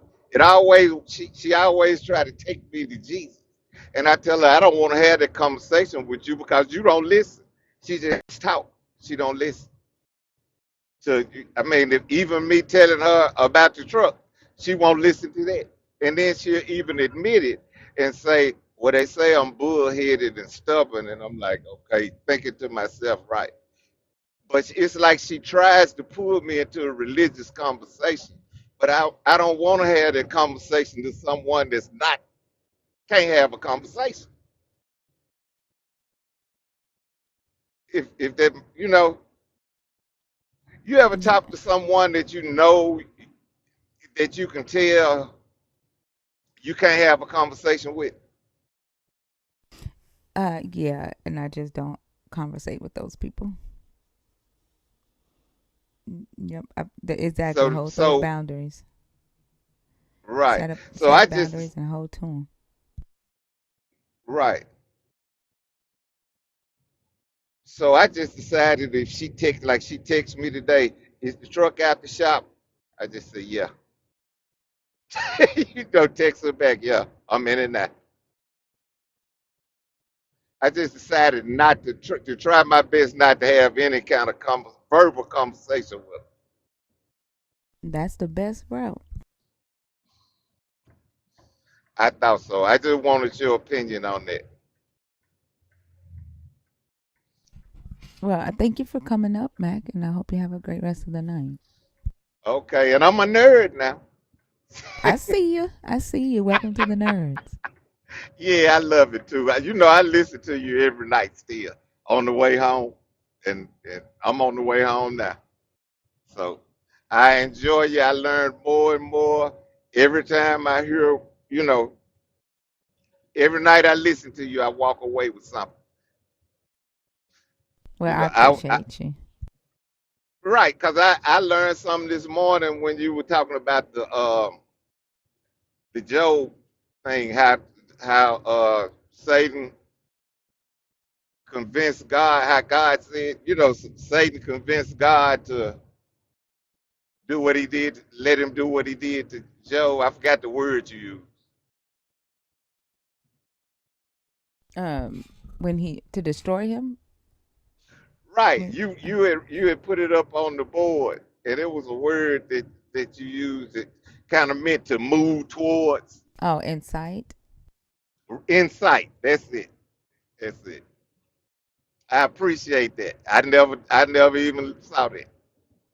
Yeah, I don't think any pastors actually read past Job chapter 1 when they're preaching. I think they go to Mm, Job 1 and then they go to Job the part of Job chapter 2 they read is where the wife tells him to curse God and die. mm-hmm. They don't read Job 2 and 3 where this God is basically saying the devil made me do it. And then they go to Job 42. Right, right. Well, I It's a thank you it's a for that. long ass chapter though. It's 42 chapters and they long as fuck. Those chapters are long, so I could understand why they kind of tried to condense it down. But yeah, Right. Well, I thank you so much, and I love this community. And you all have a wonderful night. You're very welcome. Thank you. Have a safe drive. You too. Okay, you too.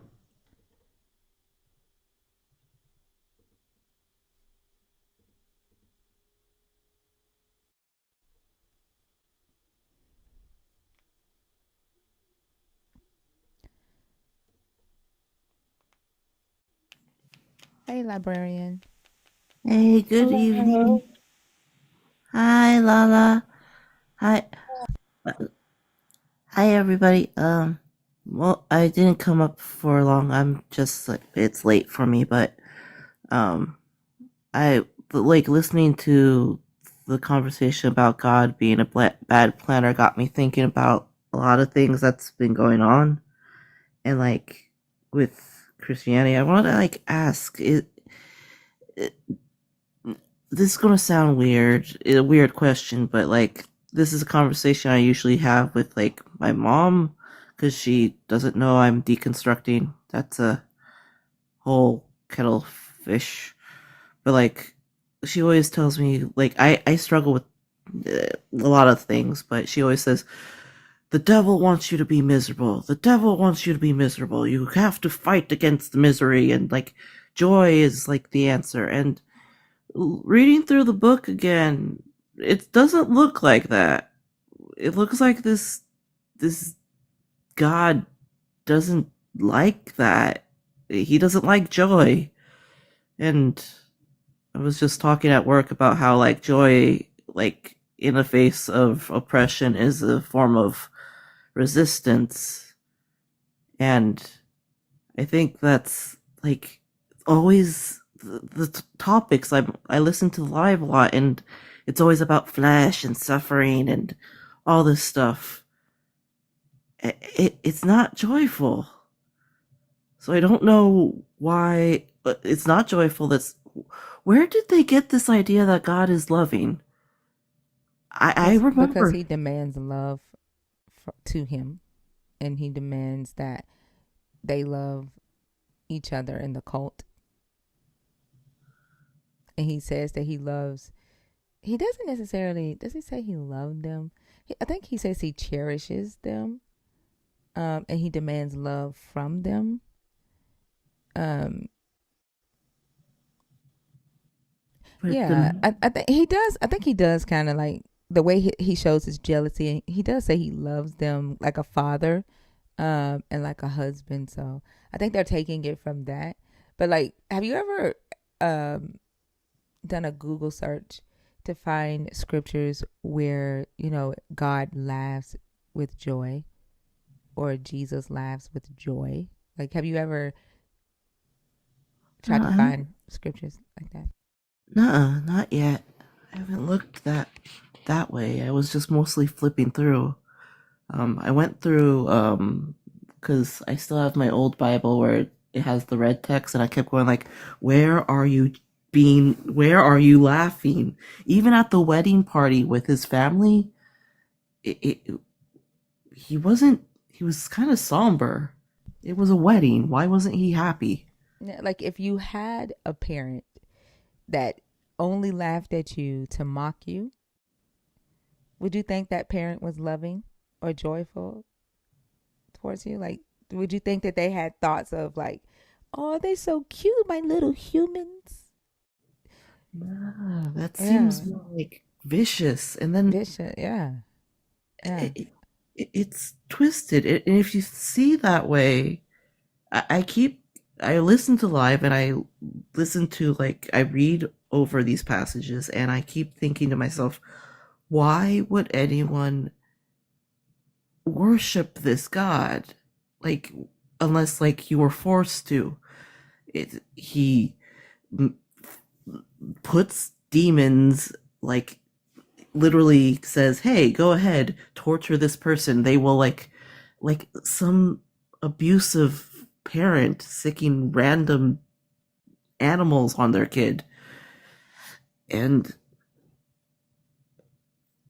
anytime there's like any gleaming of happiness, it's like, "Oh, that person's going to go to hell or something like that." And it's as if we're supposed to only suffer for his enjoyment, where it's like, what then is the purpose of this God? I keep coming back to that question when I'm in the lives, like, what is the purpose? What does he do for the human? He doesn't promote joy. He doesn't acknowledge, like, he doesn't want us to go up against oppression.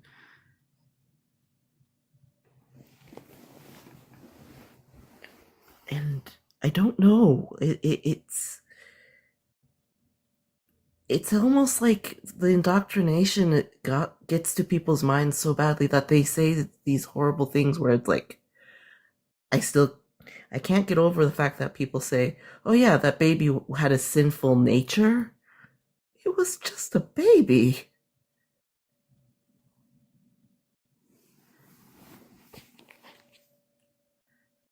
Yeah, like it's really interesting. Um, that you could be a human. You could give birth to a child, or you could just see a child. As a matter of fact, like you could just see another human, right? And uh, they do something that makes you laugh, and you could think to yourself, like, man, this is a human who reacted in a way because they're scared, and the way they ran or the way they jumped or the way they screamed made you laugh, and you could think to yourself, like, man, humans are so fragile and so scary, yet they are hilarious as hell when they're scared, right?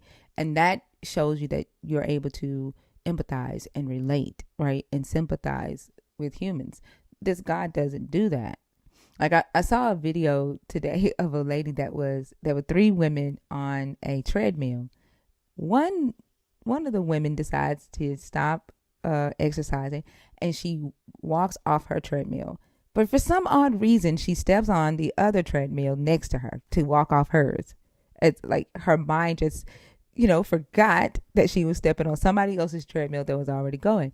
And so she steps on that treadmill. She goes flying. The lady whose treadmill she stepped on, she falls, and she's on her knees trying to continue going, and she's trying to get back up, but the treadmill got her running on her knees. And then there was a guy standing watching this, so he tries to help. He steps up, and the treadmill knocks him back, and he goes flying.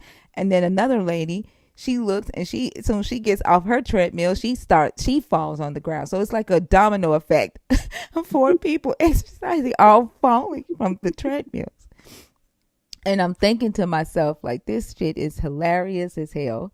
But I kept playing it back, watching each person as they go tumbling, and each one fell in a different way and for a different cause, right? And they all react in a different way when they fail. And I was thinking to myself, like, man, humans are fucking hilarious. Yeah. We are funny as fuck. But the each person was trying to help the other person, right? And as they were trying to help, like, not thinking like we fucking with treadmills now, right? But they wanted to help, and them helping, they fucked their own selves up. And sometimes that's how life is, right? And the way that we respond to life sometimes can be funny. It can be, weird, where it doesn't make any sense. But like for us to not be considered, right, the creators of ourselves, and for us to believe that we have, this creator that just loves us so much, where are these moments? Yeah. Right. Where are those moments where, like, if you look at other deities, there's moments like that in, like, different stories. That's Greco-Roman ones. They have funny stories, especially Dionysus. Zeus gets tricked, and it's funny. Thor, like in the Norse mythology, Thor and Loki, hilarious stories where it's very human. But this god, and people will say things like, "Oh, his logic and knowledge is greatly beyond us." That doesn't make sense to me, because if say I'm trying to, it's late, so I'm like trying to I'm put it sorry. Give back me give me into. give me just a second, librarian. To all of you pussy ass men that are tagging me in the comments, like, I'm not gonna respond to you in the comments. Say it with your chest and get on stage. That's all. Go ahead, librarian. No, it's like, if his logic is so beyond us, then it. I'm thinking about this in kind of terms of mathematics, like, it 2 plus 2 equals 4. So that's the very basic, like, simple mathematics. If our logic is and our being is based off of him, supposedly, then shouldn't our logic be at least the elementary building blocks, and then together as we build up? I mean, that's the whole problem with the Tower of Babel. Like, we were getting to the point where we were super knowledgeable, and that the whole problem with the fruit was that we became like him, knowing things. We have knowledge now, and that doesn't make sense then in the context of this book. If It we makes a lot of sense in the context of this book because he's threatened by humans realizing their full potential, right? If humans realize their full potential, then they no longer need a god. And when you get to that point, most people start deconstructing, right? So create confusion is the answer. Create confusion, create division, so that you will always feel like you need a god. That's right. So that's why he like revels in the chaos. Mm-hmm. The Muslims, if you have been here the couple of times that we've had Muslims on stage, several of them have said that Allah wants them to sin, right? Because if they no longer sin, then they no longer need Allah.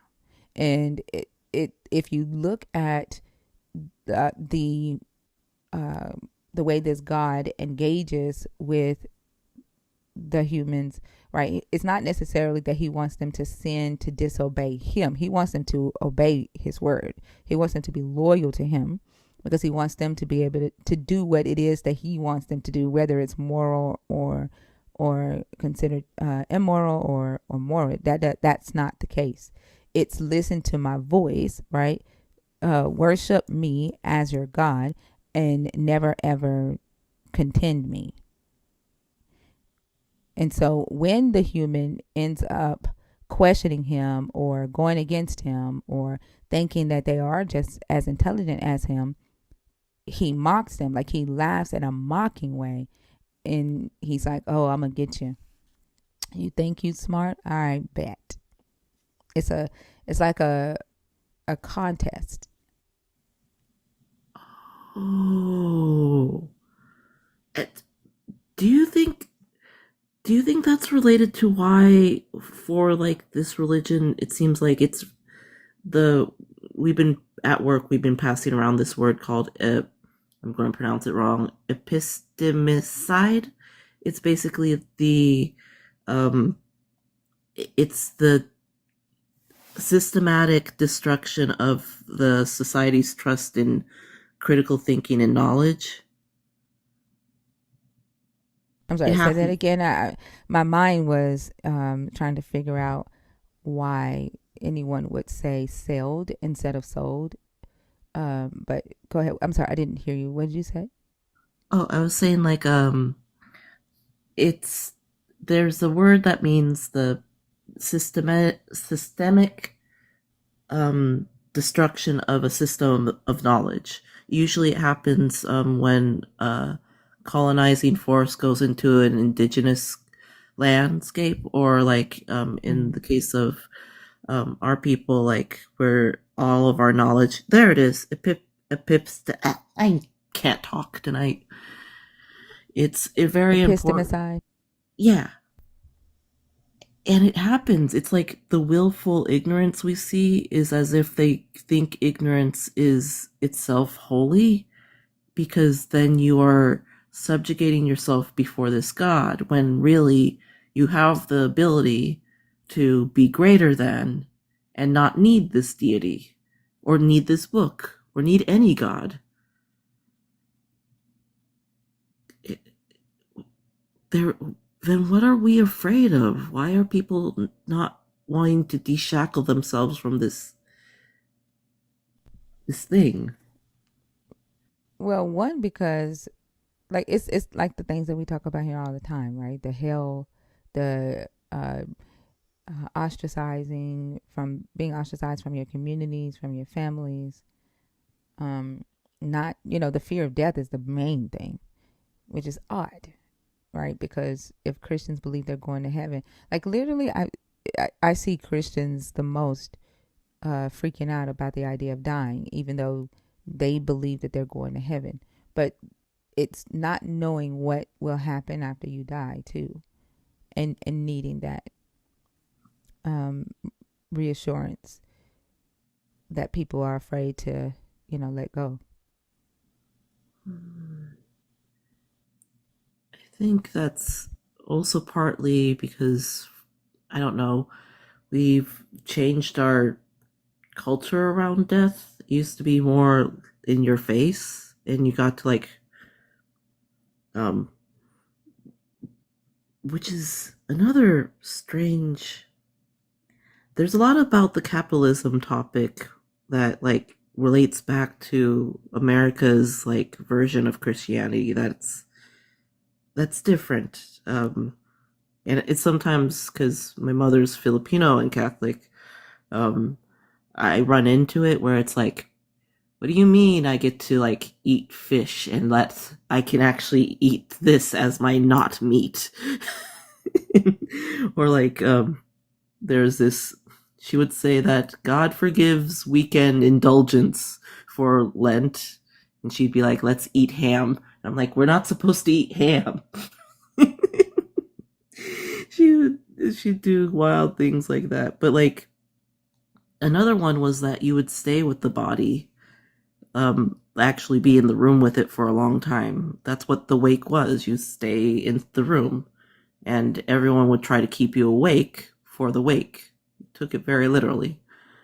And this idea of like, I've talked to other Catholics about it in the past, and they would like look at me like I was saying something crazy. I'm like, no, you ship that body away and you don't touch it until like the funeral. And I'm like, no, you sit and you're with them until like the very end. You have like somebody with you, and there's like, I guess, this cultural separation, this not wanting to face death, and realizing deconstructing has been helping me face like my own mortality and the mortality of my loved ones in a way that like I don't think I was able to when I was a Christian. It's a gift in a way, like letting go of this God. Yeah, like you're you're able to focus on, things that matter. Um, you're free to learn things, to question things, to experience life, and it's interesting that Christians believe, like, they have all of these funeral rituals, right? Like you were talking about the wake. We spend a lot of money on saying goodbye, you know, to our loved ones, dolling up the body, when the ancient Israelites didn't even believe in touching dead things, right? It was seen as an abomination. And so for a group of people who Savior told them to lose their life, to hate their life in order to regain it, you the the rituals that they have at the end of life tells me that they loved their life a little bit more than they let on, if that makes Yeah. sense. Yeah, spending a lot of money on a funeral, to me, it just seems like a waste of money. Like, I understand honoring the person who was here in your life and the things that they did, right? What they taught you, the memories that you have. I get that. Those things no one can take away from you, no matter how hard they try. Um, but like dolling up the body and paying tens of $1,000s for a casket. It's like I saw somebody pay $50 per. funeral program. Oh, That's a lot of money, right? For somebody who's supposed to not be loving their life in order to gain eternal life. you might be interested in checking out if you get a chance to like I think it's either called I think it's called the Society for the Good Death. They have a lot of cool resources and like research into like why it costs that much and like why we have like the whole funeral industry, which is I've seen it on the live and I've mentioned it in the comments, but man, does Christianity also associate with tons of scams. So many scams. It's just a way for people to get wealthy. Yeah. It's just $5,000 for a pillow to go into a casket. It's like, that It's like pillow's. paying $5,000 for a roll of toilet tissue at the hospital, or $50. Yeah. I think it's like $50 or $150 for a roll of toilet tissue in your room. Even if, like, just walking in the hotel, in the hospital room, right? That tissue is already there, but you're being billed for it. Even if you don't use the toilet in that room, you're being billed for that tissue. And so will the next person who comes in that room who didn't use that tissue. Like, it's a whole ass business. From the time we're born to the time we leave this earth. Ah. Well, thank you for talking with me. I I appreciate it. I appreciate this community, and you're just amazing. Yay. Thank you for coming up, librarian. I appreciate you. I hope you have a great rest of the night. You too. Bye bye.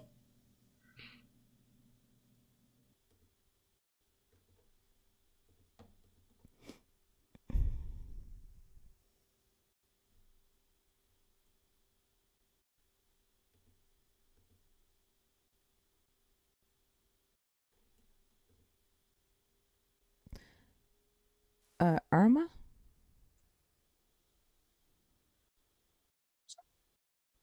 Is it I Irma? just see a black screen. Yeah, Irma, Patricia. Okay, they're not connecting. Are you able to take them down?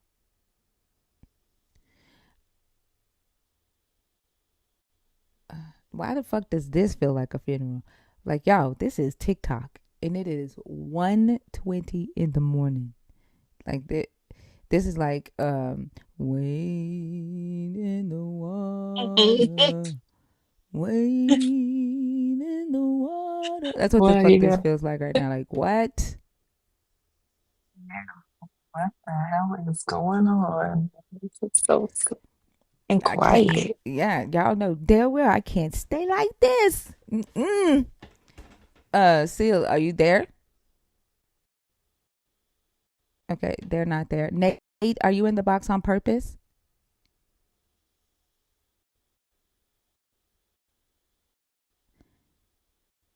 We haven't had enough conversations to go to Endaba Heretic. Like, we've had one conversation.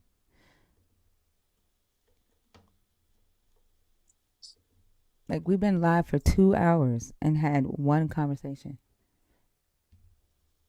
Yep, nope. We've had one conversation.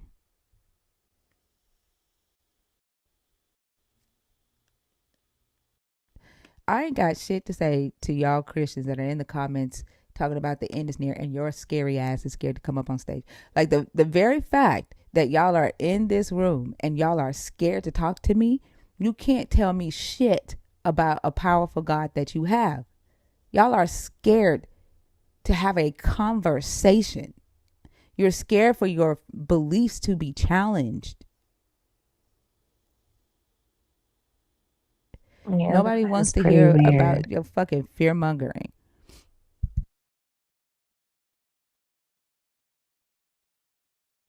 Like, that's ridiculous. If your belief cannot stand up to scrutiny, like if it cannot stand up uh to being questioned, there ain't shit you can tell me. Y'all like bots to me.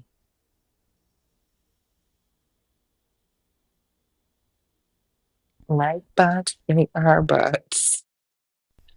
I actually think Subpoena is a bot. I don't even think that's a real account.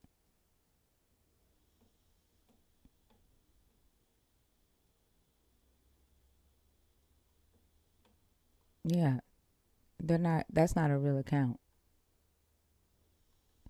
But I mean, it is flattering that y'all show up to just come and watch us. That is flattering, I must say. Half of you probably don't even go to church. Let me see.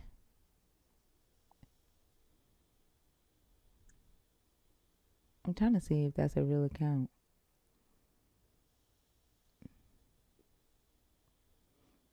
I'm not Over a inviting them thousand up. They're followers. here. I'm not going to invite them up.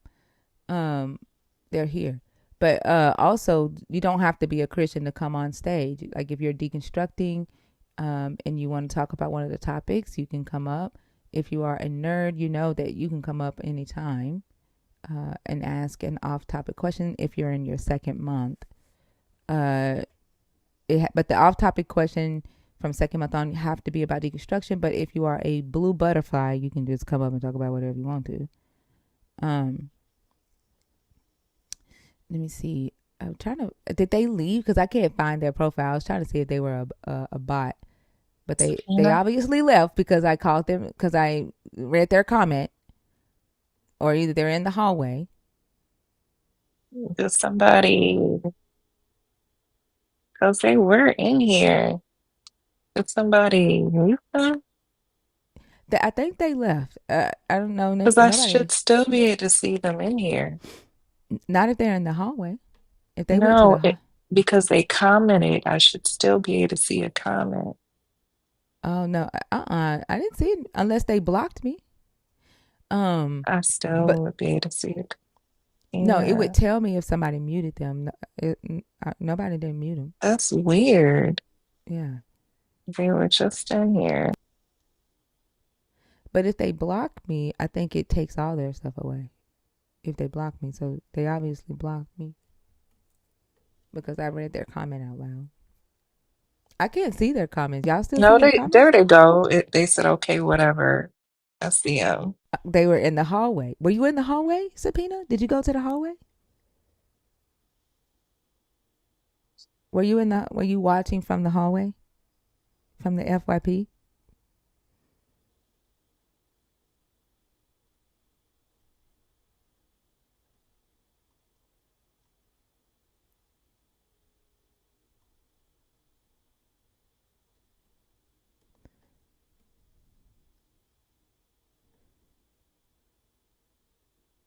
Not knowing.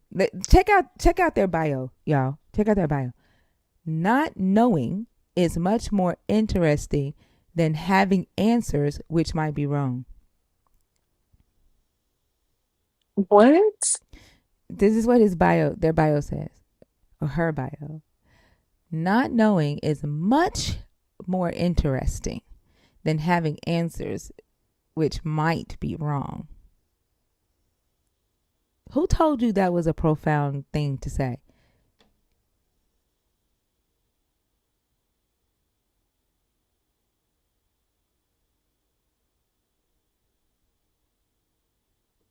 Who told you that? The Holy Ghost?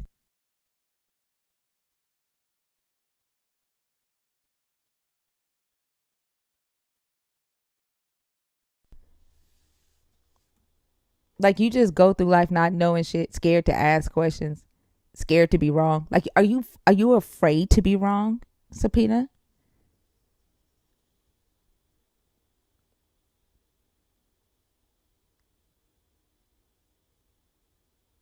Like that whole quote to me just says that you are scared of being wrong.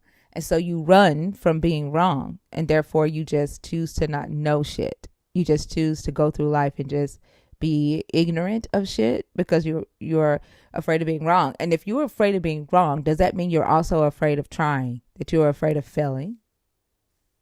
Oh no. Your bio doesn't say that. Your bio says that ignorance is bliss because you might be wrong. That's what your bio says.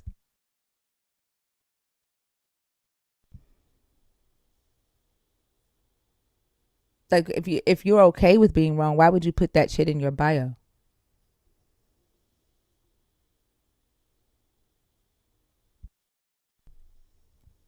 I very much understand your bio.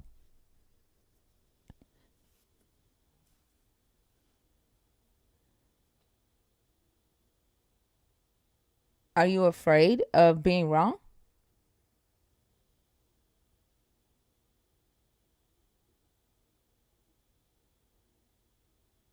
You have more than enough followers to come up.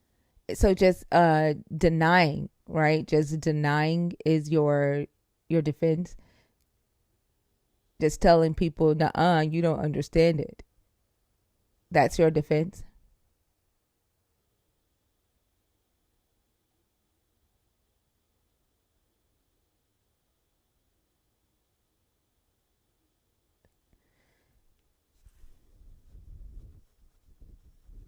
I'm not reading it again. I don't need to read it again. I know what the fuck it said.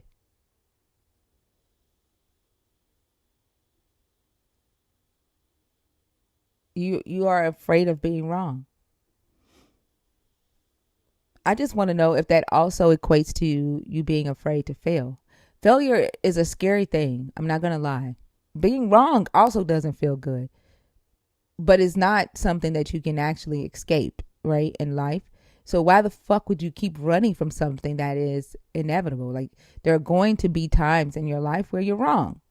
There's going to be times in your life where you fail. And so if you keep trying to uh run from that, and you keep playing defense on that, then what the fuck?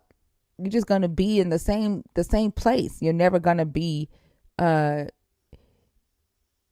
your full potential.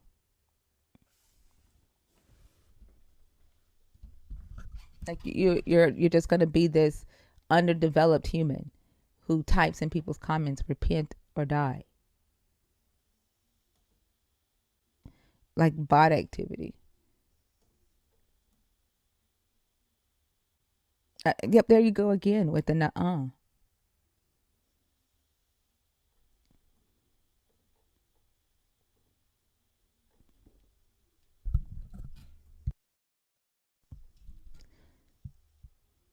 Mr. Forrest, hey, how are you? Y'all, if we don't get another call in the next 5 minutes, like I can't sit here and do this. Then I'm gonna Hello? hey, Mr. Forrest. I'm Hello? gonna reset one time. Give me just 1 second, Mr. Forrest. I'm gonna reset one time, see how that goes, and if not, we'll call it a night. Okay? Hey, Mr. Forrest, how are you? I'm doing good. Yeah, I tried to come up yesterday. Can you hear me? Yes. Can you hear me? Yep, I can hear you. Okay, good. Oh, all right. Yeah, I tried to come up yesterday, but I had my Bluetooth speaker on. And I listen to you late at night, and I fall asleep sometimes listening to you. And I'll be listening to you through my stereo, Bluetooth stereo. And so when I came up briefly yesterday, it was an echo. It was a bad echo. And mind you, you're the first person that I actually joined the live with, so I didn't have that experience. I didn't know what to expect. So this time I actually cut the Bluetooth off, and so if you can hear me now, I guess that's what the problem was yesterday. I had the Bluetooth stereo on. So yeah, I just I've been listening for a while. I saw you on G Spot, man. That was hilarious, and trace, you transfer it to your own page. And I've been listening. I know it's been kind of slow, but yeah, I always enjoy the topics and everything because thanks for clearing that up. Oh, all right, yeah, enjoy the topics. I learned a lot from your show. You're most intelligent person I've ran into. That's why I enjoy it so much because I learn a lot from these shows. The deconstruction. You definitely helped me deconstruct. I wasn't nearly at that point. I was on the precipice, so to speak, of deconstructing, but I mean, it's just the information I gained here from the show, from your page. That it just didn't. If it don't make sense, it just don't make sense. And I was definitely, you pointed out a lot of these different areas. I always knew the Bible had a lot of contradictions. I always knew that, but it's just certain things that's pointed out that's like just made it so obviously clear. So you just can't look over it. You just can't turn the blind eye to it. So yeah, I'm definitely thankful for your page. Always enjoy your panel was freaking sometimes hilarious. The way y'all be breaking things down is very enjoyable and educational. That's why I could turn to other lives, of course, and then I have to come back because I say what happens. I like intelligent conversation. I like to hear these intelligent ladies, and that's what keep bringing me back, and I really enjoy it. So yeah, I'm definitely deconstructed, loving every minute of it. The way you break people down. I mean, you don't really. I say as long as they respect you, I notice, and your boundaries, you don't have no problem. You'll have a decent conversation with anybody. On the topic of the Bible, Christian Bible. It's just when people start being condescending and want to have all the brains. That's when you break it down. You bring them back to the Bible. You break it down in simple terms that anybody can understand, and that's it. I mean, you can't don't get any better than that. So I mean, I gotta do. Even though I'm still deconstructing, yeah, I don't think that'll ever end. I always find something new to research and whatnot, and it's amazing how fast you picked up on this the Hebrew. That's just absolutely amazing how fast you picking up We on that. thank her. There are more guests in finally in the queue. I'm not sure. Okay, well, look, let me drop down. I hope this won't be the last time I have something to share with you guys. I just We wanted to briefly say appreciate that. that. Yeah, okay, la la la. You take care. Have a great night. Thank you, Mr. Hope you feel Forrest. better. Have a good one. Okay, all right, All bye right. bye. Bye bye. Bye bye. Thank you, Lala. So y'all, I do know Mr. Forrest is an elder and I appreciate him so much. But y'all also know, like, I don't want people to come up here and tell me how great I am. That is the most uncomfortable thing in the world. Like, I'm not here for that. And so we are here to have conversations. So I appreciate all the love that we get in here. Trust me, we feel it when we get to laugh with y'all. When we, uh, you know, get to learn with y'all. Like, again, this is a mutual thing. It's a community. And so we're not here to be puffed up or anything like that. So I appreciate that. If we could keep those things to the minimum, I appreciate y'all so much. Give me just a second here.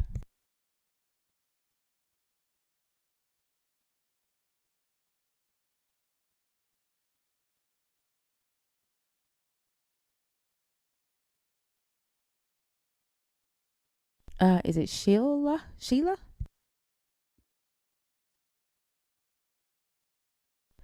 Sheila, are you there?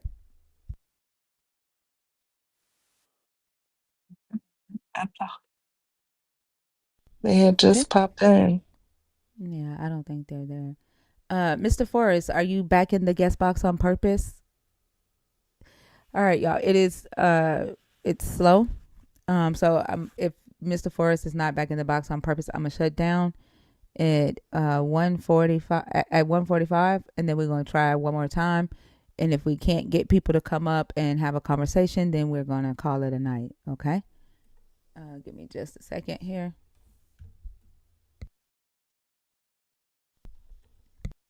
It's it's Thanks. it's it's so uncomfortable to have 500 people in the room for like just here watching. If it's like 500, like 1,000 eyes and 1,000 ears, Just on you and no one's saying anything. no one saying anything. It's so uncomfortable. Aquarius, how are you? What's up? How are you guys? Or how are you guys and gals? If there's any guys I'm and gals good. on. I'm good. How old are you? We talked before. I'm 28. Give me just a second. God's daughter, the very fact that you are fucking in here and you are afraid to have a conversation, like there's no reason for you to be here if you're not engaging in conversation. You or the three people that are listening. You're like, there's no reason for you to be here other than to hate watch.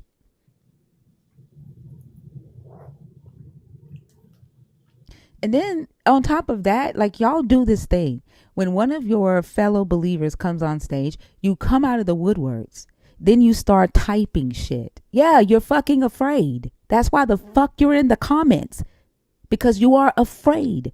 You know damn well that you can't defend your God. You can't defend your belief. You're afraid of your belief being shaken. That's why you're in the fucking comments.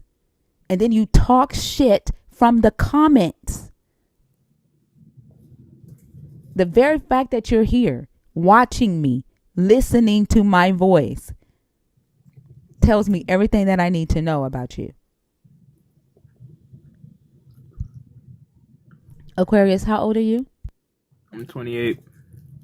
I didn't say you were scared of the truth. I said you cannot defend it. You are afraid of your faith being shook.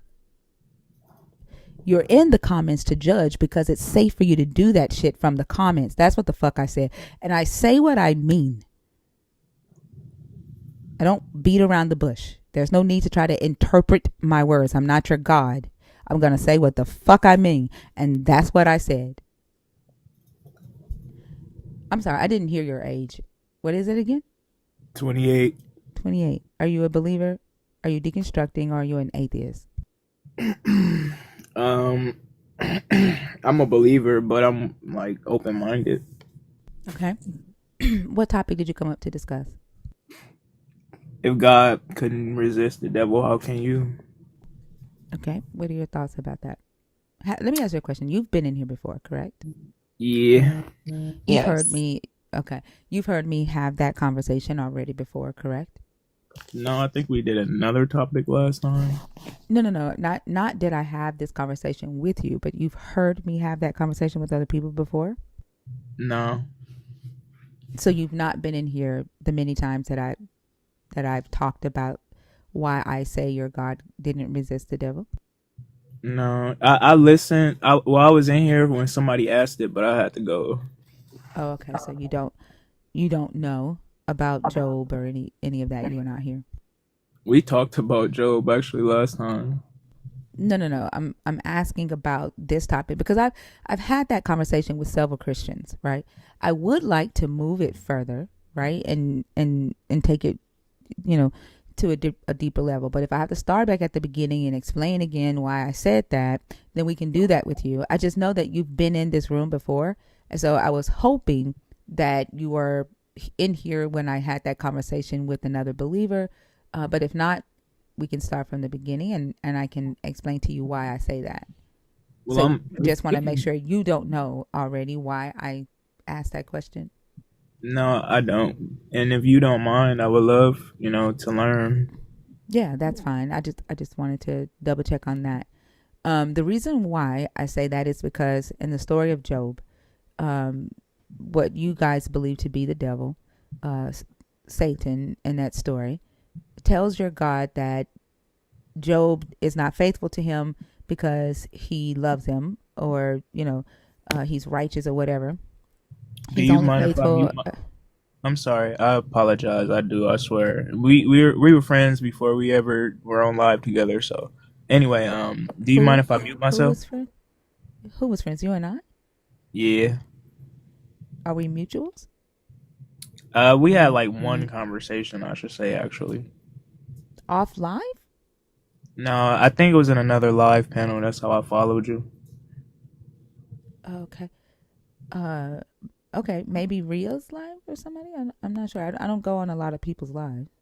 Yeah, I can't recall the details, but I'm Okay. pretty sure I'm pretty. I don't know for sure, but I'm pretty sure I followed you off another live. But anyway, I don't want to Okay. digress. But I was just asking, and I apologize for interrupting you. But do you mind if I mute up? No, no, fine. That's okay. So in the story of Job, Satan, who Christians believe to be the devil, responds to your God, bragging about his faithful servant Job, and asking Satan, "Have you accused my servant Job yet?" And this devil says to your God, "For what? You have given him everything, and you have a hedge around him. But if you take the hedge away, if you take everything from him, he'll curse you to your face. Like he's not faithful to you because he's, because he loves you or all of that." And then the devil, right? I mean, your God gives the devil power and says, "Better yet, you go and do it," right? And so when your God already knows that Job is faithful, right? He already knows that, or says that Job is righteous and blameless. There's no need for this God to prove anything to his enemy, right? Um, if he's all knowing, he doesn't need this accuser to accuse Job. But because this accuser gets into your God's head and he's like, he's only that because you cake him, you give him everything, and you have a special protection around him, right? Your God tells this devil, "You made me destroy Job's life for no reason," right? You incited me to destroy Job for no reason. So ultimately, your God is saying the devil made me do it, right? Like, for example, if I was someone who went into somebody's house, unalived all 10 of their kids, stole all their money, embezzled all their money, destroyed their businesses, and then I say, right, the devil made me do it, I would be a horrible person, right? Right. And I would be seen as, uh, you know, somebody who was either weak or in a weak moment, to be influenced by what people call the devil, to go and cause harm to other people. But essentially, this is the same thing that your God is saying, right, to Satan. You made me kill Job's children. You made me destroy Job's businesses, kill all his servants, destroy his house. You made me give him kidney failure, all for nothing. And so my question is, if this God, if your God, who is all powerful, right, could not resist the devil getting into his head and inciting him to destroy his, what he considered to be his most faithful, most righteous servant, how can you be expected to resist him? And that's the basis for the question, right? Yes. Got you. So I understand that reasoning. So like, what I would like to learn, like, the greater overall message, as well as application of this message, like, because and I'm not gonna go on a whole tirade, but I want to learn how to lead our people, whether you agree or not, to the promised land, is basically like to a better station in life. So how do I take this knowledge and apply it to the young brothers and sisters out here and help lead them to being better overall?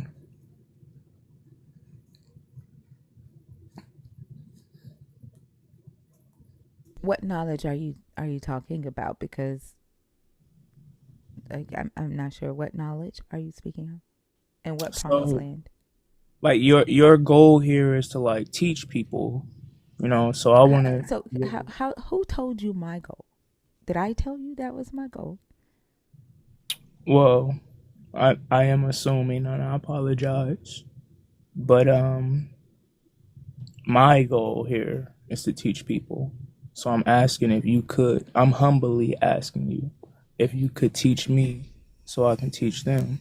And I'm humbly rejecting. Okay. I'm not here to be anybody's teacher. I never said that.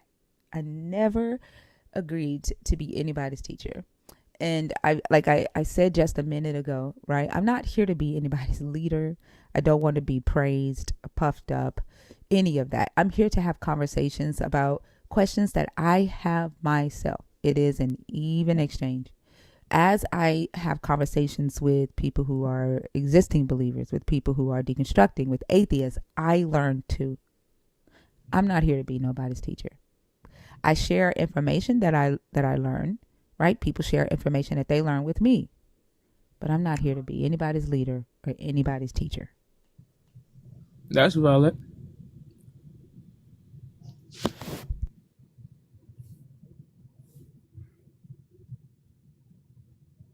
So, are you going to engage with the topic, or is that what you came up for?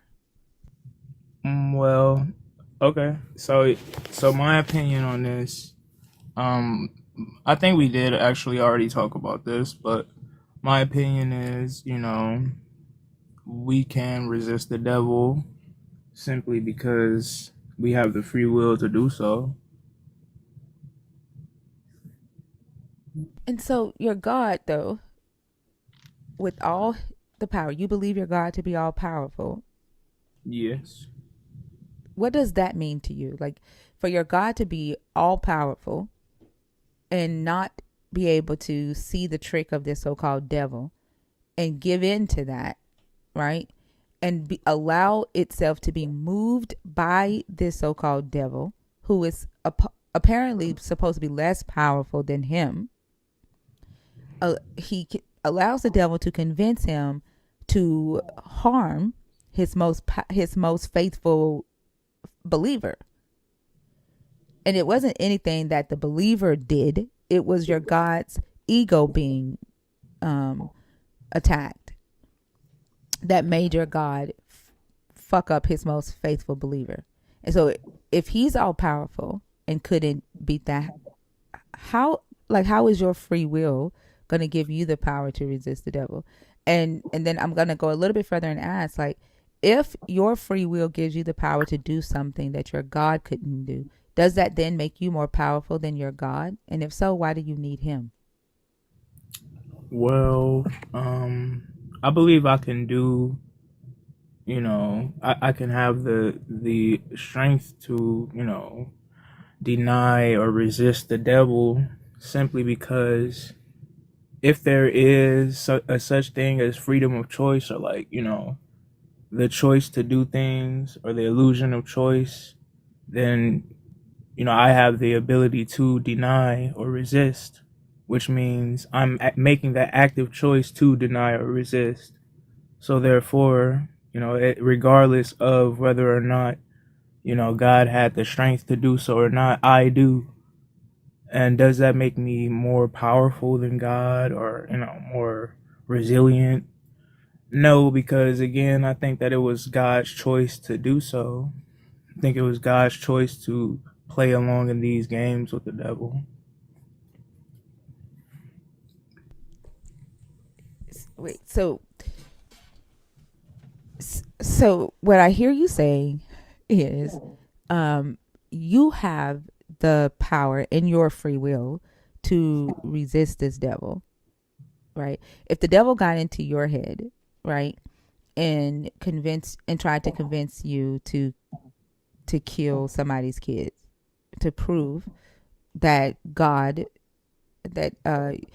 God is real and that he can raise them from the dead, right? And the devil is telling you, God isn't real. If he was real, go and kill brother so and so's kids and tell God to raise them from the dead. That's something that you can resist, correct?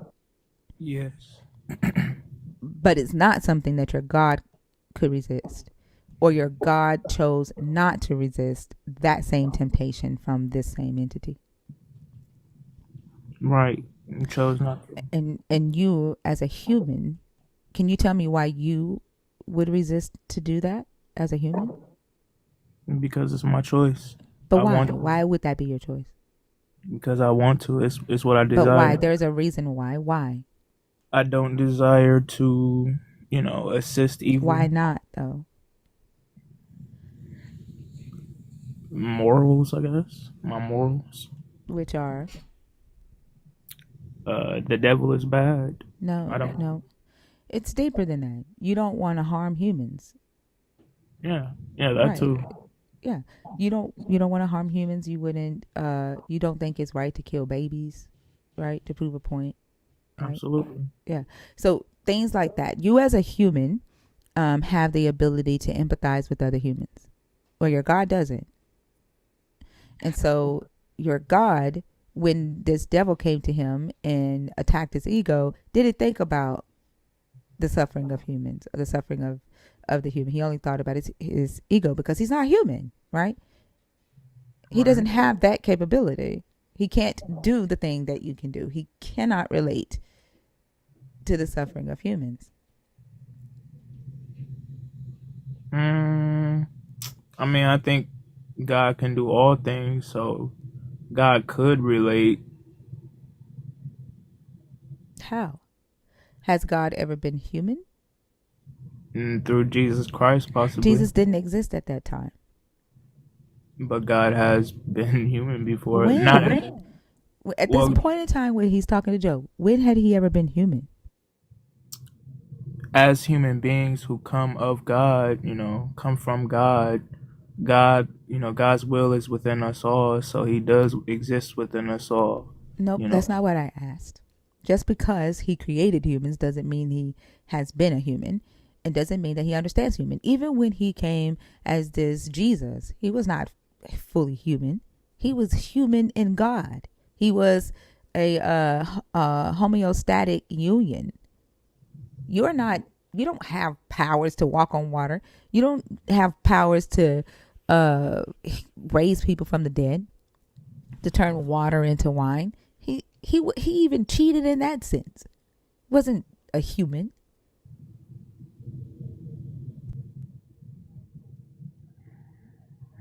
well, I think Jesus Christ was a human. He had a human body, but he didn't have a human experience. What human do you know that can turn water into wine? That's a good point. But still, the fact remains that he was. God did have the human experience. Now, at the time that we're speaking of, again, these are things that we can't really perceive because we aren't God. But I'm pretty sure God has the capabilities of understanding all human suffering or anything that pertains to life itself, as God created all of life.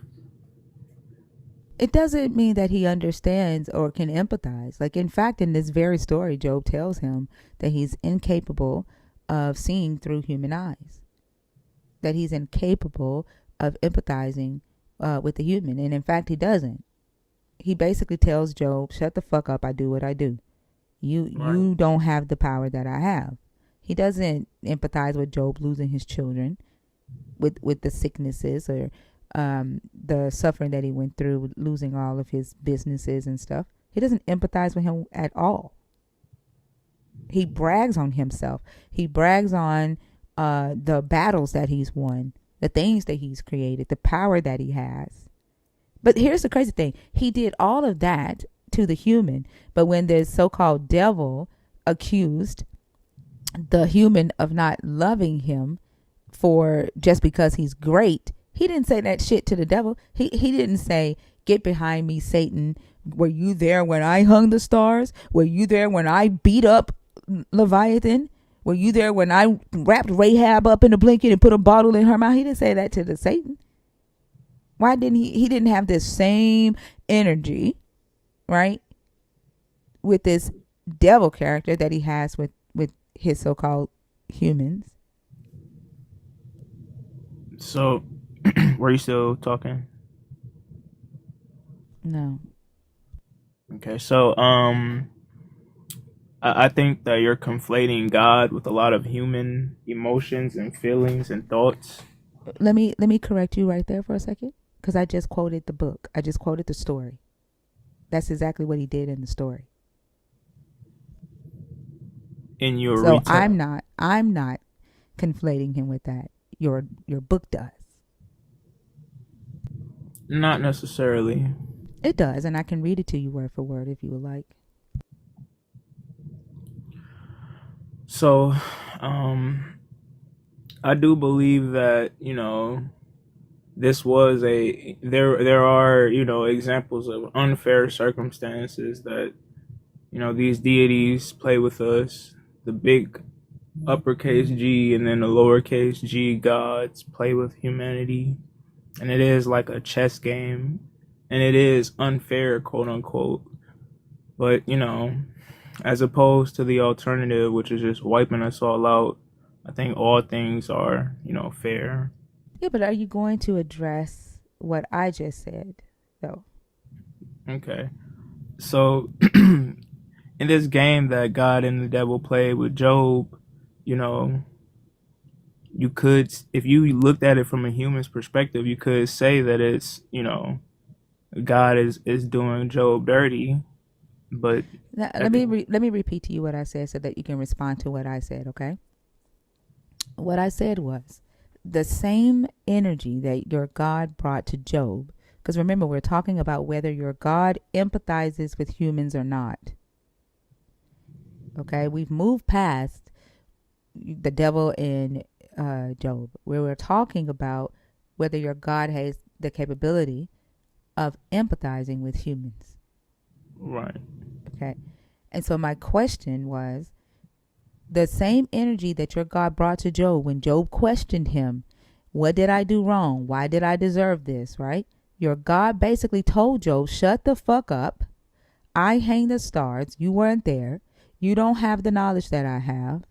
Right? I beat up Leviathan and chained him. I put Rahab in a blanket and put a bottle in his mouth. Like he literally talked shit to Job. Nowhere did he empathize with Job losing his kids, getting sick, losing his businesses. None of that. Right? My question was the same energy that this God brought to Job to flex his power, to let the human know how much power he has. Why didn't he use that same energy against this devil? In this particular instance, um, in this particular instance, it's because it was to send a message, I believe, in my opinion. But I can't really say, Send a for message to sure. who? The person reading the Bible. So your God did all of this because he knew that somebody was gonna create a Bible 4,000, 5,000 years later. Is God what you're literally saying? commissioned people to write these Bibles. So yeah, Wait, so your God waited. Your God did all of this to Job because 5,000, 6,000, 8,000 years later, he was going to commission King James to put it in a Bible. pretty much that's what I believe.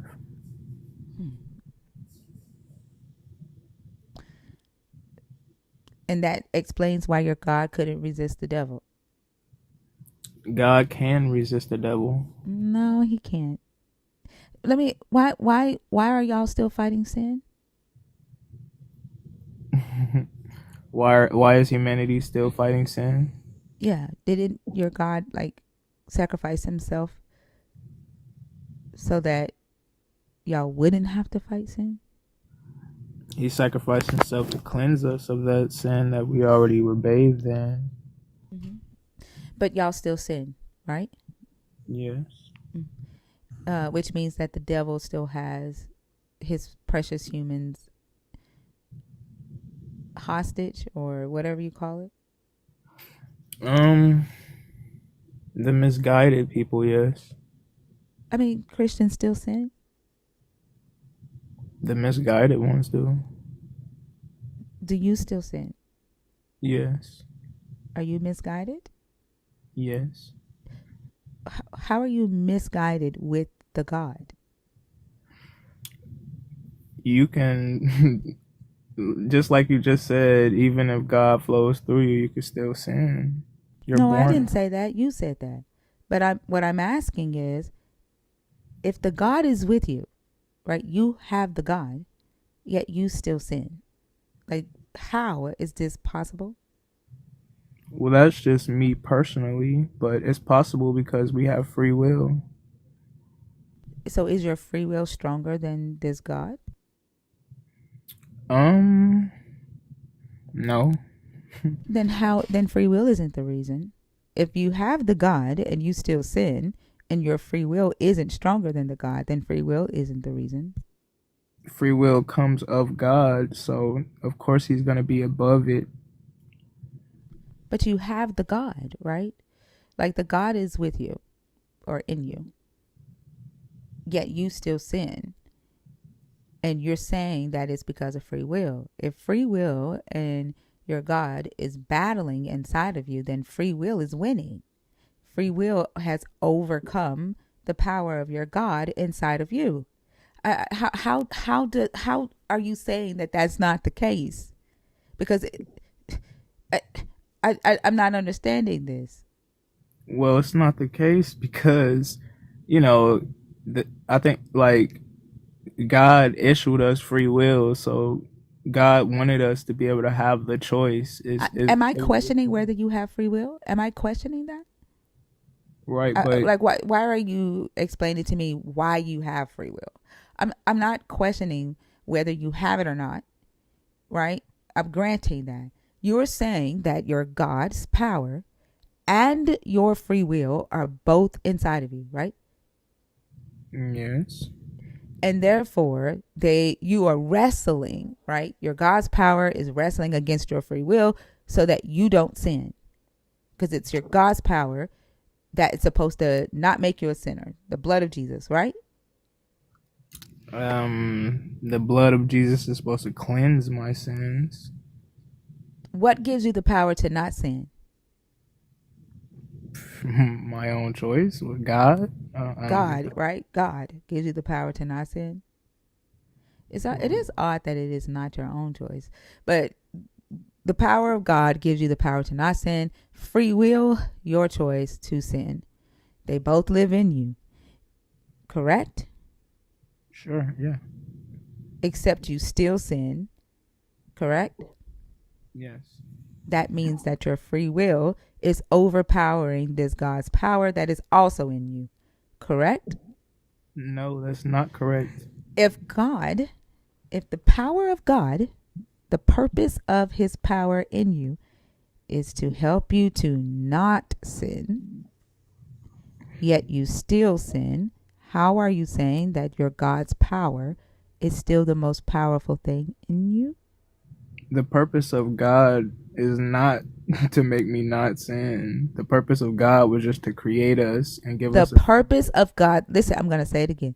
The purpose of your God's power in you. What is the purpose of you having this God in you? What is that purpose? Being alive. So you wouldn't be alive if you didn't believe in this God.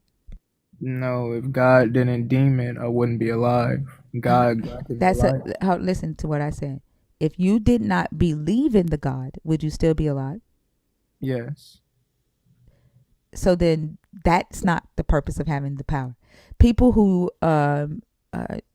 believe in Buddha, right? They don't believe in your God. They are still alive, correct?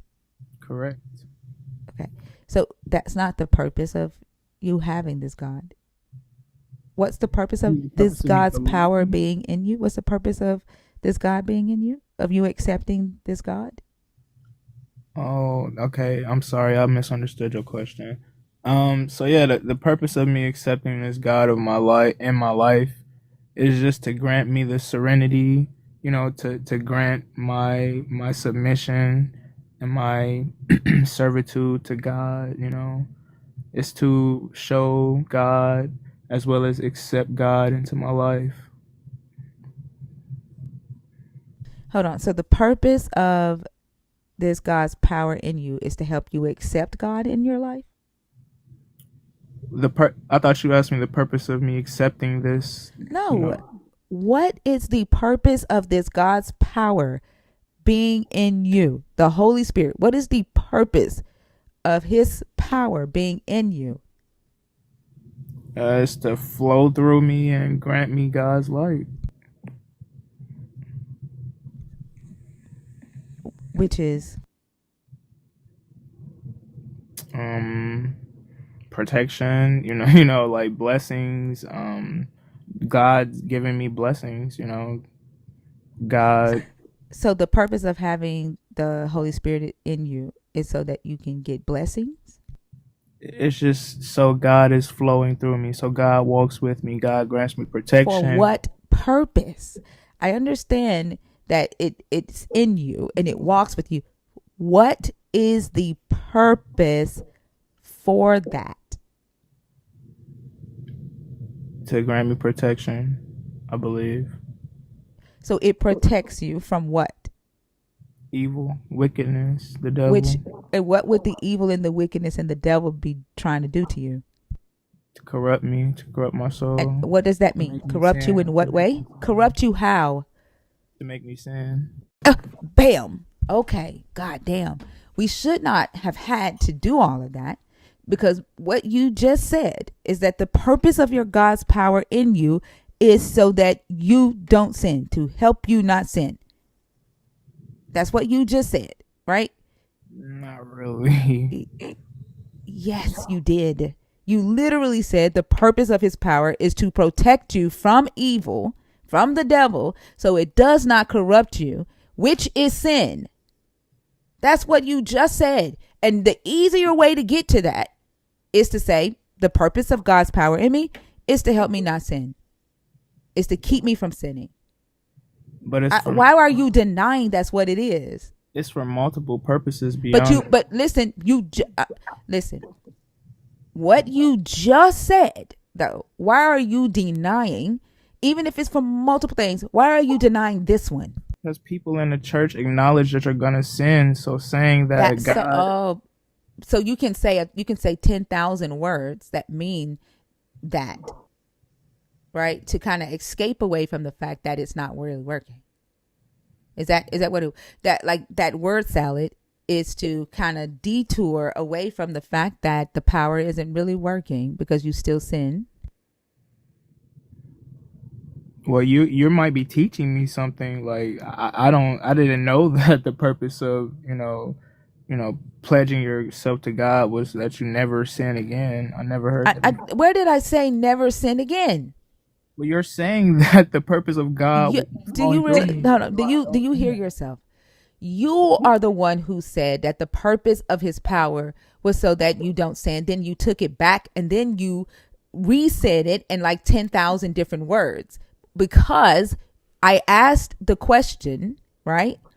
If your God's power is in you and your free will is in you and you still sin, then that means I'm asking, is your free will more powerful than your God? I think that question made you rethink what you said. And now you're trying to word salad and manipulate and gaslight and confuse because that question made you feel uncomfortable. Is that what happened? No, I told you I'm willing to be uncomfortable here. But you don't recognize that you originally said that your God's power was to help keep you from sinning. And then when I asked, well, do you still sin as a Christian? You said yes. I said, why? You said free will. Do you remember that part of the conversation, the very beginning of that? Yeah. And then my next question, after you said that you still sin because of free will, my next question to you was, so is your free will more powerful than your God since you still sin? Even Right. with your God with you? Do you remember that part of the conversation? Right. Yes. So if you have both your God and your free will, yet your free will is winning because you still sin, what is the purpose of your God's power?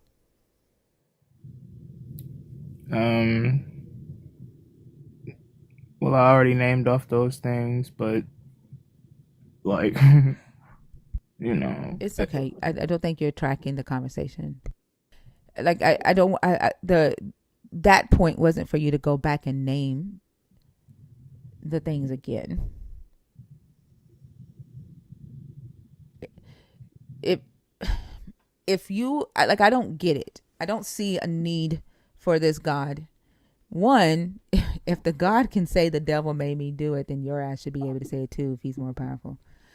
Two, um, if you still sin, even with this God with you, then to me, your free will is more powerful than the God. I hear a lot of Christians say that this God doesn't stop the evil on earth because he limited his power to respect free will, right? But if he bows down to your free will, then your free will is more powerful than this God. And I don't know why you'll say that the bad things that you do was your choice, but the good things that you do, you need this God to do. That means that y'all know that you have the power to do something. You just haven't learned that you have the power to actually do good, which is why Christians tend to do a lot of fucked up shit. I apologize for interrupting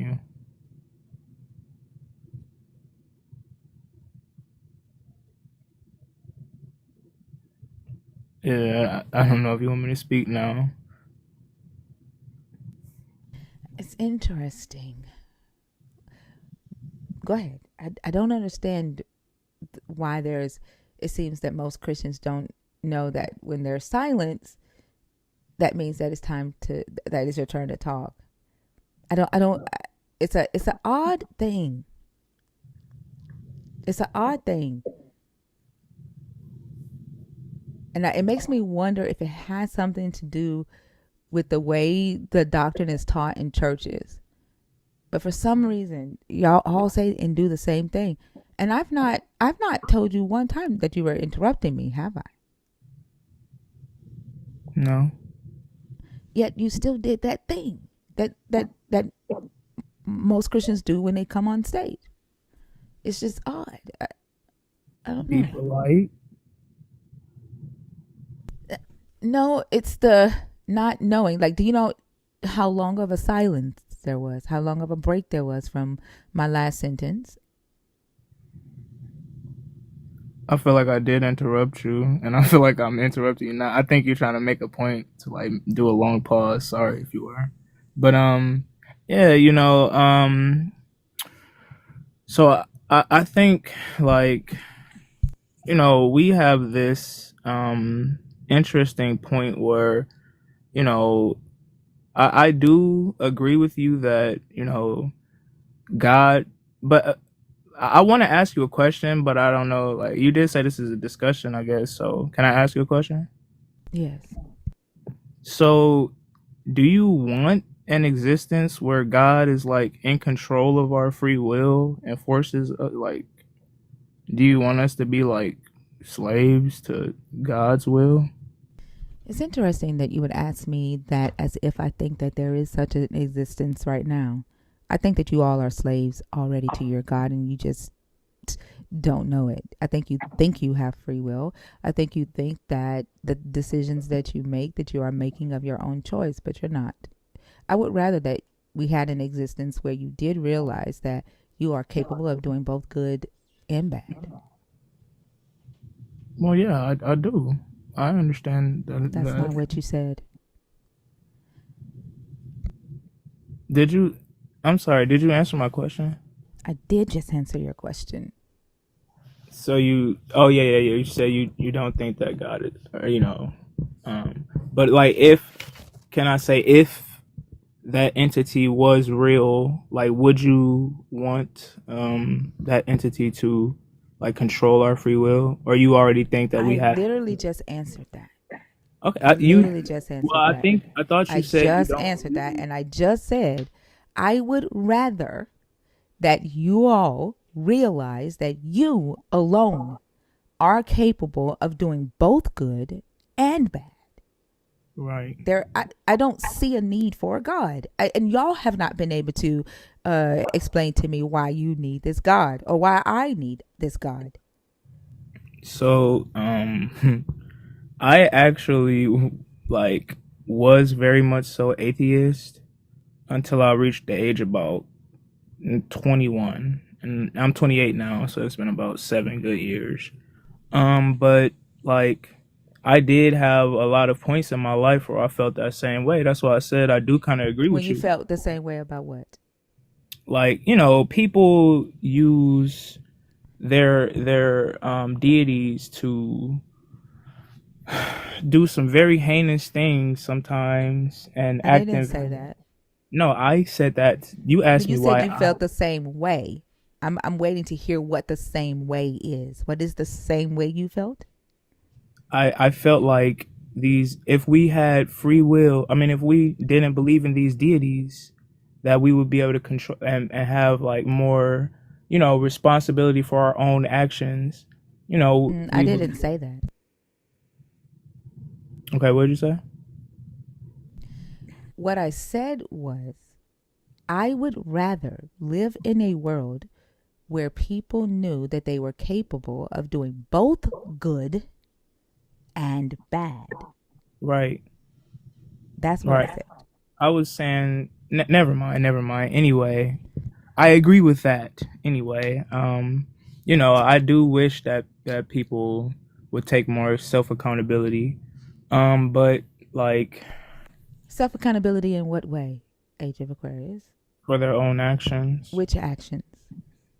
you know, um, stop using these deities. I was about to get into that, but you cut me off. No. I want to know specifically which actions, not how they're doing it. Which action? Wars, Hold on. Which actions are you wanting them to take accountability for specifically? holy wars, The bad um, ones. the bad ones. Yeah, there you go. Oh, but listen, I'm going to say again what I said, okay? Listen very carefully. I would rather live in a world where humans realize that they and they alone are capable of doing both good and bad. In Right. your world, you still need a God to do good. And you just want humans to take accountability for the bad shit, which y'all do No, anyway. you didn't let me finish my conversation, I and I asked you which actions. yes. So specifically for what I was saying in that instance, the bad, but I was going to the good as well. Like waking yourself up every morning. Sure, yeah, that's a good example. Like going to work and going to the grocery store and feeding your family. You're the one that provided that food. All right. Like going to the doctor and thanking the doctor for healing you. Exactly. Where's the need for the God? I think that people, when they have something higher than themselves to believe in, they tend to govern themselves with a little bit more, class. They tend Nobody gives a to. damn about class. Classy people do fuck shit. That's who had the Crusades, the Inquisition. Those so-called classy people were the ones who went into the continent. Who gives a fuck about class? Those are people who are using God's I name. don't care. I don't care. What is the purpose of the God if humans take accountability for their good and for their bad? What is the reason for the God? Well, I think that they still need a higher power to believe in. For what? When I say what is the reason, stating that they still need a God without stating the reason why. What's the reason that they still need a God? To govern themselves better. Laws do that. Nobody stops at a stop sign. Nobody stops at a stop sign because they think God's gonna get them. Nobody pays their taxes because they think God's gonna get them.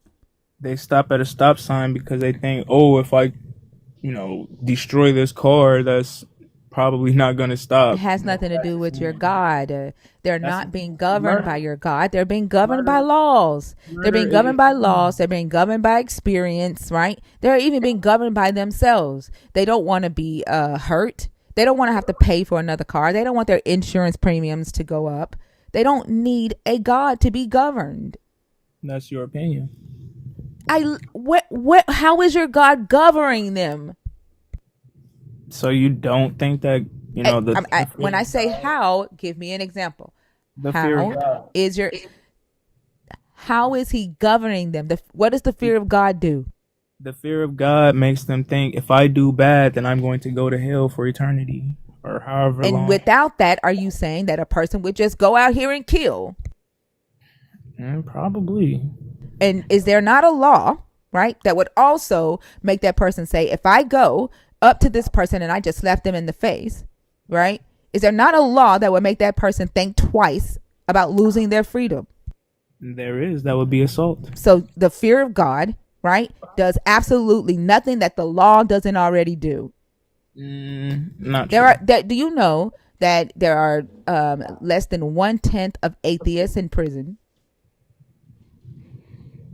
Less than Okay. 1/10 of the prison population in America are atheists. Did you know that? That's probably because it's not that many atheists compared to other It religions. doesn't matter.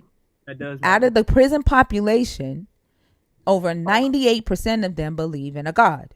That means over 98% of people have this fear mongering, fear of hell, fear of separation from God, fear of missing out on going to heaven, yet they still commit a crime. That's because there's more Christians. It doesn't matter. You know what you're doing right now? That's because there's more Christians. So like when we talk about black on black crime, right? And we say there's white on white crime. And the white on white crime is this stat. You know what racist white people do? You know what they say? That's proximity based crime. No. Do you know what they say? Black people are only 13% of the population. Right. Then do you know what When that the matters? crime, are you picking up what I'm putting down? Are you able to see the correlation? Can somebody let up Bash? Are you able to see the correlation? Yes. What? The correlation between me mentioning race here and you mentioning race there, right? Or I'm sorry, not race. Me mentioning religion and the amount of people, and you mentioning race and the amount of people. Excuse me. No, sweetie. No. Hey, Bash. Hey, darling. I just want to try this, okay? Okay. About 8% of America is atheist. Okay? Okay. About a little less than 1% of the prison population is atheist. Okay? Which means that atheists are grossly underrepresented in prison. Okay? About between 72 and 75% of our nation is Christian. Almost 90% of our prisoners are Christian, which means that Christians are overrepresented in prison, right? In other words, if we took 100 people, we would expect the representation in prison, if just at random, the representation in prison should basically align. If all things were equal, then the representation in prison should match the demographic representation. Does that make sense, bro? Yes. Okay, all right. But instead of it representing the demographics as they stand, less than 1% of our prisoners are atheists, right? So they are like almost 8 times underrepresented, right?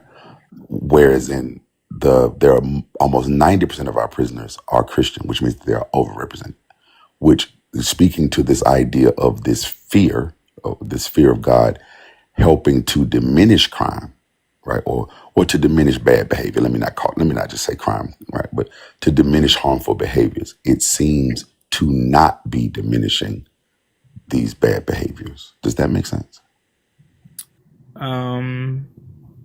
That does make sense. Can I reply? Yes. Okay. Again, there is way more Christians than there are atheists, so this is a moot point. No, it's not. Listen to what I'm saying. We're talking about the percentage in representation. Okay, again, let's say you're right. There's only 8% of America is atheist. There are about 72 to 75% of America is Christian, which means that in prison, that should be the same. If all things were equal, those numbers would still stand true in prison or out of prison. It doesn't matter how many of them there are. You hear what I'm saying? We're talking in percentages. We're not talking in numbers. So I'm not just talking about the fact that that the number is higher for Christians than it is for Muslims. Think about what I'm saying. If all things were equal, in other words, let's say we had 100 people in a room, right? 100 people in a room. 8 of them would be atheists, right? And about 72 of them would be Christians. Okay. Okay. All right. And then you have, percentages of other things in there too. Okay. But about 8 of them would be atheists. If we had to represent the prison population, like 68 people in prison would be Christian and there wouldn't be an atheist. Right. Okay. Right. Okay. So, but out of the same people in that room, like, so if somebody in that room was going to prison, if somebody in that room were going to prison, if we were going to take and just make a prison representation out of that room, right? There would be one atheist. I'm sorry. There'd be one atheist in prison. If we had to make a prison representation, there'd be one atheist in prison and about 68 Christians. Right. Okay. So we're talking about the representation of the 72 people that's in there. You feel what I'm saying? Okay. In other words, what I'm saying is that Christians are overrepresented, not just represented. Of course, people go to prison, right? Like, no, people do bad stuff, right? Okay. All right. And people of any religion do bad things. People of any religion do good things. So I want to make sure that we're focusing just specifically on the idea that Christians are overrepresented in prison, right? Okay. And it has nothing to do with how many atheists there are or how many Christians there are. That's not the point. We're talking about their representation in prison. Okay. Okay. All right. So if Christians specifically were supposed to have some kind of um, uh, um, what's the word I'm looking for? Some kind of assistance or some help, or the fear of God was supposed to like guide them to limit their bad moral choices or whatever. Then you would expect to see at least an equal representation in prison, and perhaps a lowered representation, right? You would expect to see a lower percentage of prisoners be Christian, right? Because Christians were supposed to be on a higher moral ground. You would expect that. Even if there were more Christians on the planet or in America, you would still expect to see a lower representation. I'll give you another example. Okay. Like, for example, America is about 60% white, about 60% white. Okay. And but did you know that about 95% of Fortune 500 CEOs are white, and about 98% of our Congress is white, and like 98% of our presidents have been white. Blah blah blah. Okay, now not to make this about race, I'm just using this example. Okay, that means that white people, while they only make up 60% of the population, they are overrepresented in positions of power, right? And you would go, well, why is that the case? Well, systematically, there has been racism, right? Okay, so you would think, okay, they got a 60% chance of being president or a 60% chance of being a CEO, like, right? But it seems as though they have a better chance of being CEO. Well, what's making that happen? What's causing that thing to happen? Right? Since it's not playing out with the demographics, somehow they have an advantage on getting that thing. Okay, all right. The same thing is true about the prison system for Christians, right? You would expect it to be about 60 to 70% of the prisoners should be Christian, but they are overrepresented. Like, they are overrepresented as white people are overrepresented as CEO. Okay, so whatever this thing is that's supposed to keep Christians from doing these immoral things clearly hasn't been working. Okay. Okay. And the way that you responded to it not working, right, is a regular trope that white supremacists use when they're trying to demonize a marginalized group of people and ignore the fact that they are overrepresented in certain areas of crime as well. And they blame it on population size. That's what you did. And a lot of times I talk about how this belief system mimics white supremacy. And a lot of its believers don't recognize that they carry the same ideologies, the same personality traits as a white supremacist. Mm, I would definitely disagree with that as far as myself. I mean, you responded like a white supremacist would respond to the black on black crime. Well, in a entirely different context, It doesn't and matter if it's an entirely different context. Of course, the context is different. We were talking about uh, atheist representation in prison, but you responded with the framework of a white supremacist trope. I can't really. I don't. I don't agree with any white supremacists. So It doesn't matter if you agree with them or not. Like I said, a lot of believers in this belief system do not realize that they carry the same ideologies, the same personality as white supremacists. Okay, and I disagree with that as far But as you did it. You can disagree all you want. We all heard you use that white supremacy talking point. We all heard you do it. it wasn't a white supremacy It talking is point. a white supremacy Completely talking point. different It is a very well known white supremacy talking point. for a completely different conversation. It Yeah. doesn't matter. It's the framework. It's the what you are not realizing is that because you are ingrained into this belief system and you are adopting the teachings for yourself, it's a framework built on white supremacy. So you can't help but to look like your dad. You can't help but to act like your dad.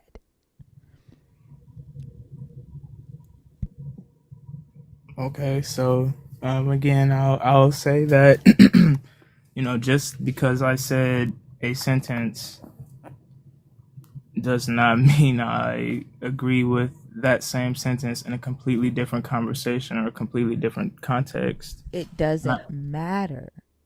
It doesn't matter if you agree with it or not. Hey, bro, where you from? Wisconsin. Wisconsin. Okay. I'm from Alabama, and this is gonna seem way off the point, but I promise I'm gonna bring it home. And if where I'm from, bro, we have this little saying, or I guess it's kind of a saying. Well, like if you're trying to tell the truth about something, you might say on boo, right? So some people say like on God, or some people in the Northeast might say on mother, right? We put things on Yeah, boo. folk. On Hubble. folk now. On phone them. In Chicago, they say on phone them. On folk them gray. On phone them, great. Where I'm from, we put stuff on boo, right? So if you ever out somewhere and you hear somebody say on boo, and you might have never heard nobody say on boo, but if you ever out somewhere and you hear somebody say on boo, ask them where they from, and they probably gonna tell you that they are from Alabama, right? So because I haven't really heard many other people put things on boo. Matter of fact, and the crazy part is, I'm from Alabama. I don't know who the hell boo is, but I know that when I'm trying to swear on something, if I'm trying to tell you that I'm telling the truth, I put it on boo. Okay. All right. Now, a person might use the on boo to say, I don't know, they was at work yesterday. They might use it in that sentence. On boo, I went to work yesterday. Or they might say, on boo, that girl was ugly, or whatever, right? Okay.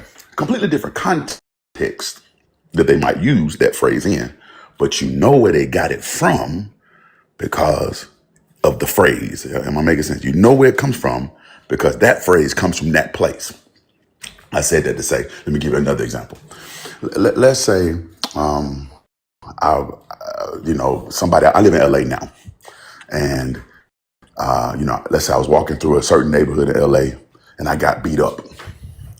If somebody asked me, what were you wearing? If that's the first question they asked me, what were you wearing? Right.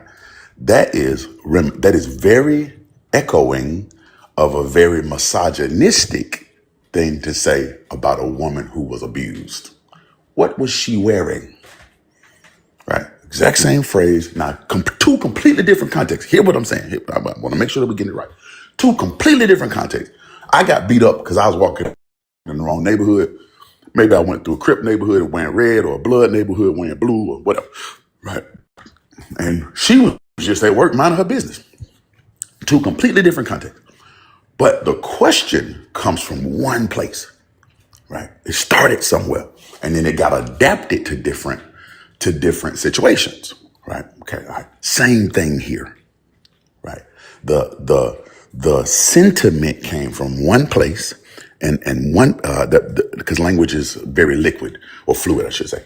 The sentiment started in one place and then it adapted to different situations, right? But you can tell where it comes from. That's what she's getting at. All right, I'm going back on mute.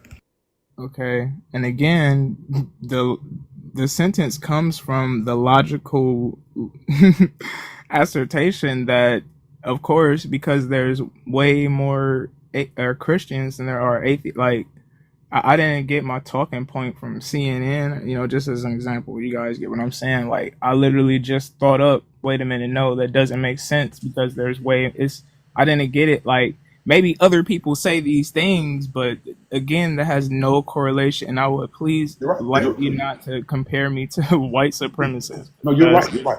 I'm agreeing with you, but here is where you're faltering in, and here is like the deeper level. Okay, let's say fuck how many people there are. Let's just talk pure percentages. Are you with me? Pure percentages.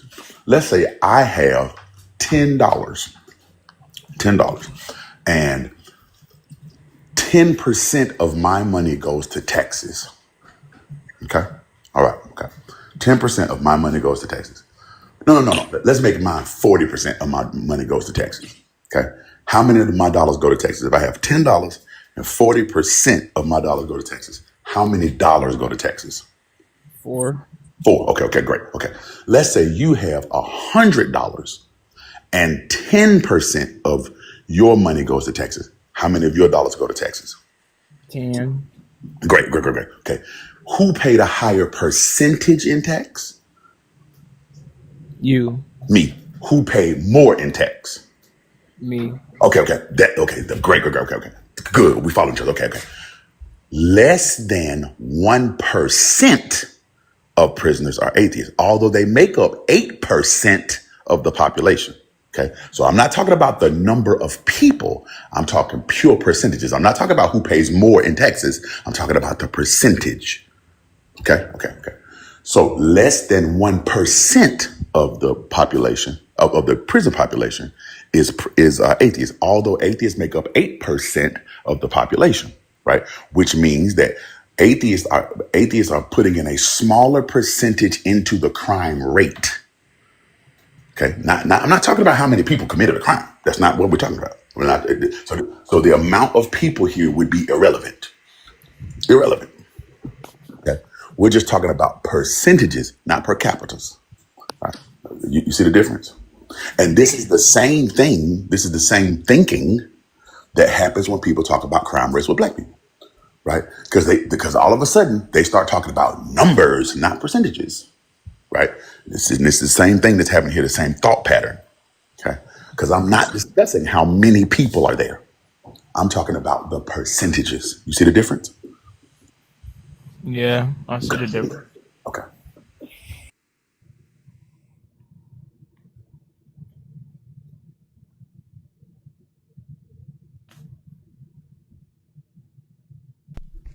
Is there something you're trying to show us? No, Did you turn your camera on? I don't know Why? why it's not showing my face, but I'm just I don't. turning. I don't allow cameras on my stage. Okay, Why did you just do that just now? What was the because purpose of that? I wanted to have my camera on. But why now? I'm just connecting with y'all. Mm. I don't remember why I brought. Oh, the going back to the fear factor thing. Okay, and getting past the whole percentage thing. The point of me bringing up the that less than 1% of the prison population do not believe in a God.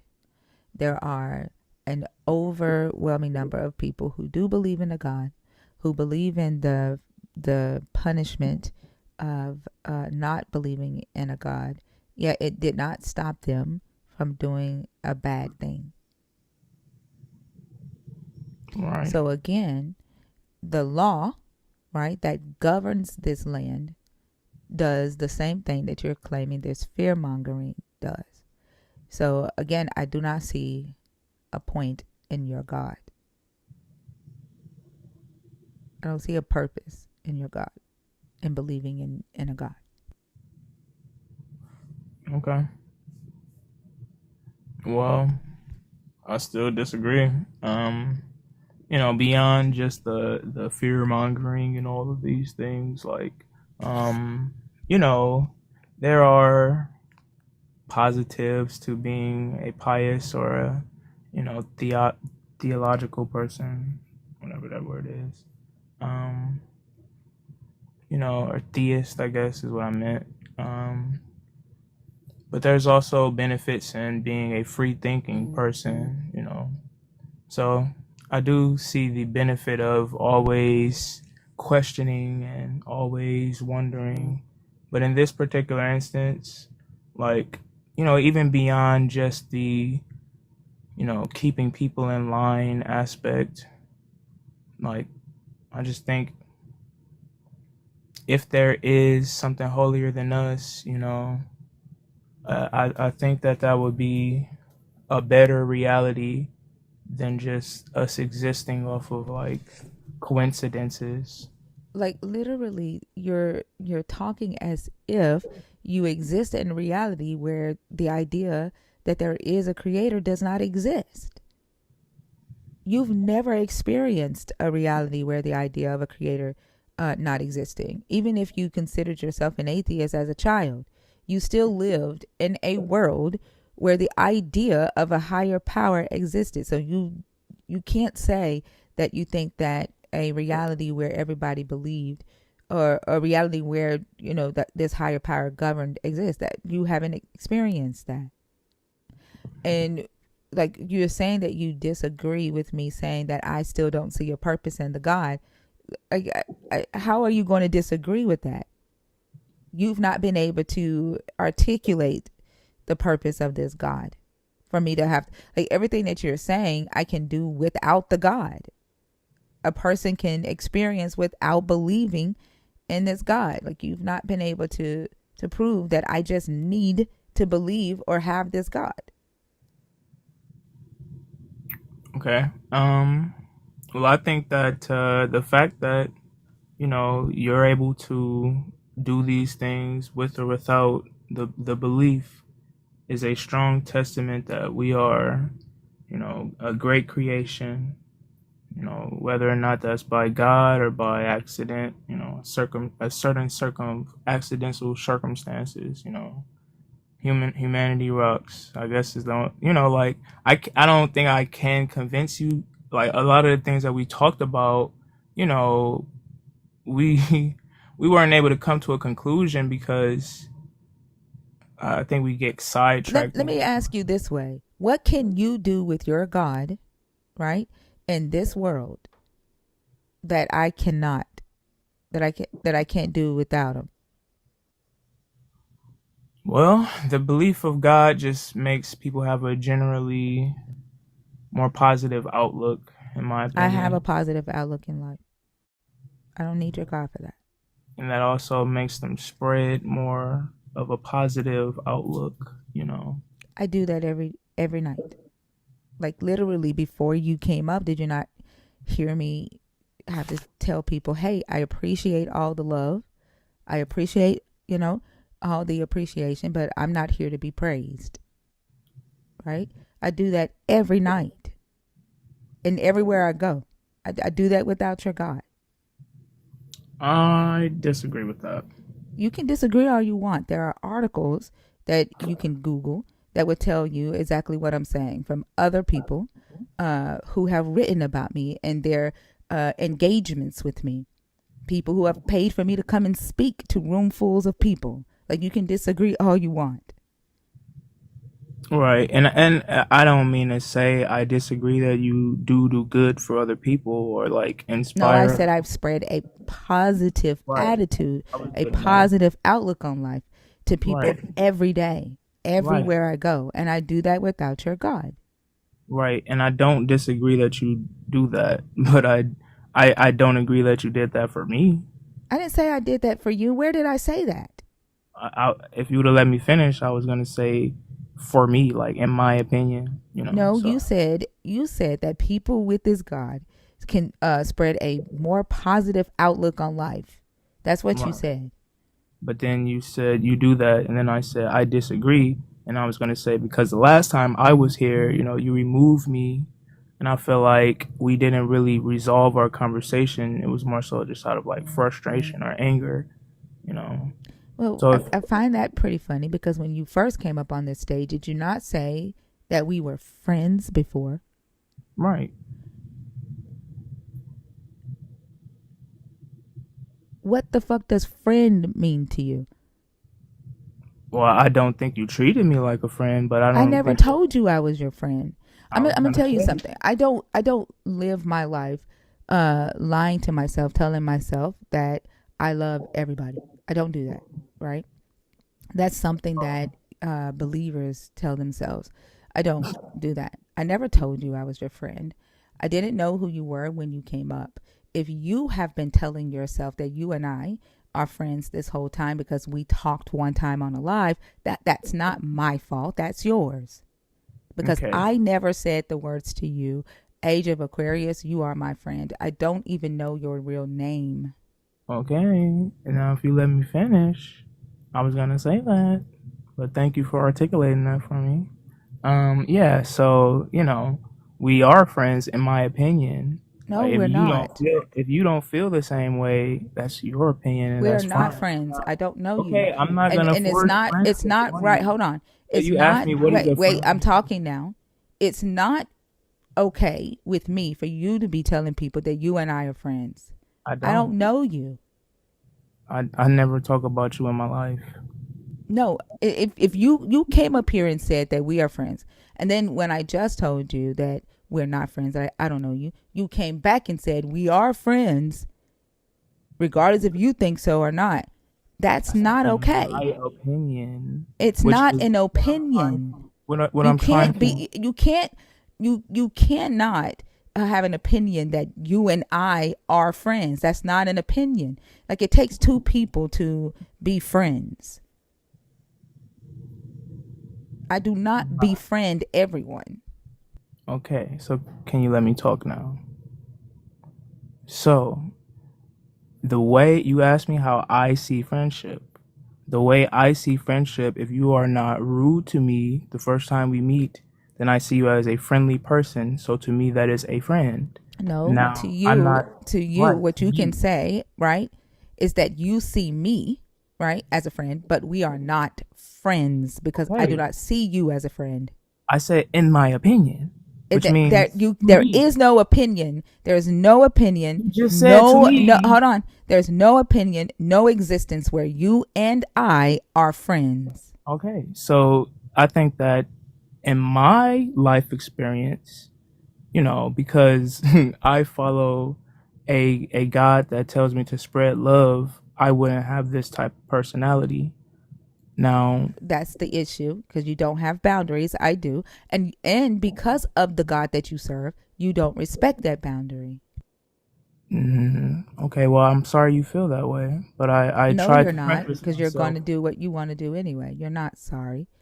No, I'm just trying to explain my reasoning. But we aren't friends. There you go. I hope you're happy. But like, we aren't friends. But I was seeing you as a friendly person. Now, I apologize for doing that. That's I a won't do different that. statement. That's a Right, but very I different said statement. no. It's not. I said It is a my very different statement definition. to say. It is a very different thing to say that I see Thinker as a friendly person than saying Thinker and I are friends. Those are two But different I just statements. said in my opinion, and then I said in my That opinion, is, it's someone not being your my opinion friend. that we are friends. That is a Okay. lie.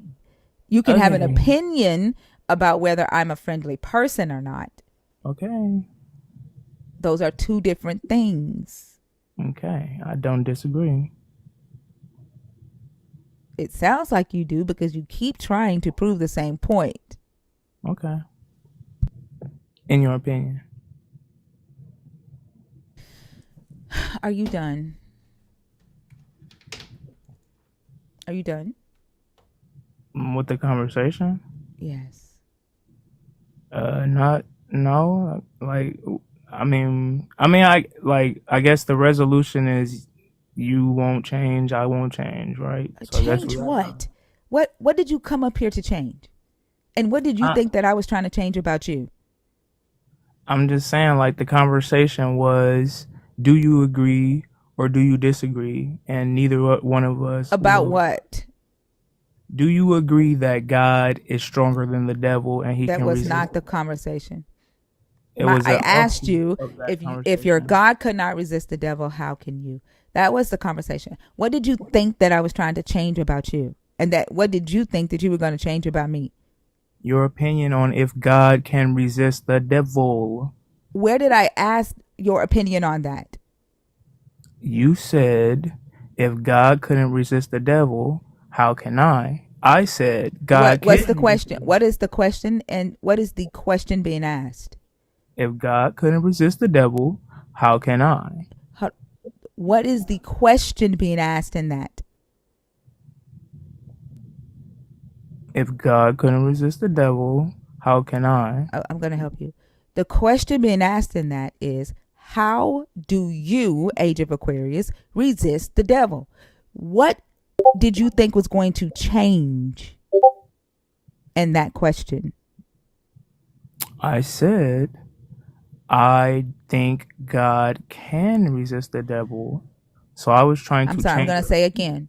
The question being asked is, how can you, Age of Aquarius, resist the devil? That is the question being asked. What did you think was going to change?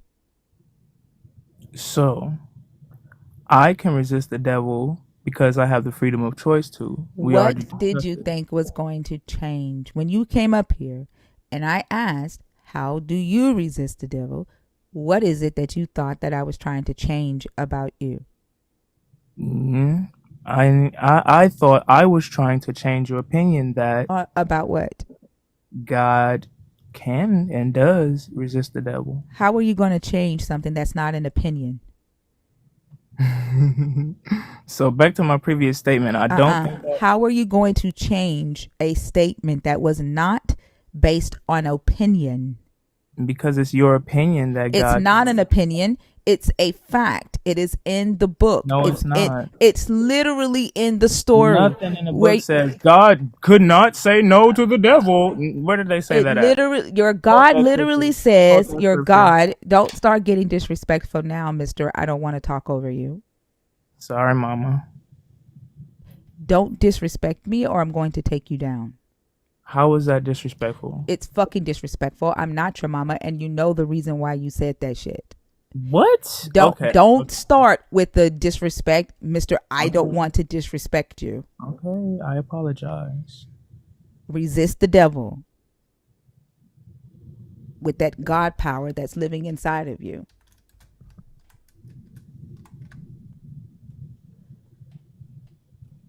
Wait.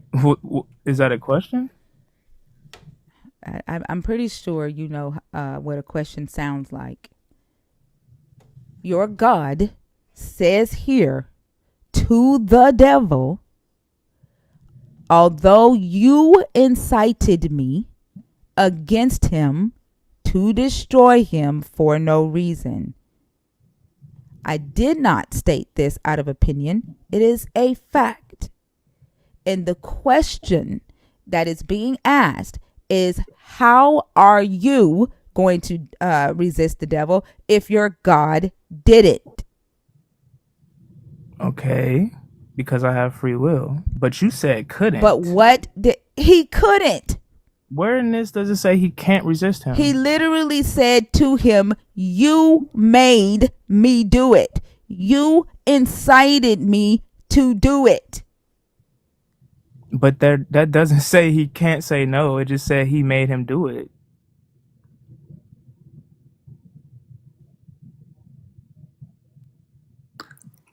Can we talk about what the word made means? Just for a quick second.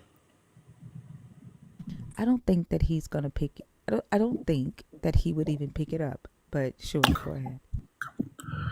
If a person asks you to do a thing, are they making you do the thing?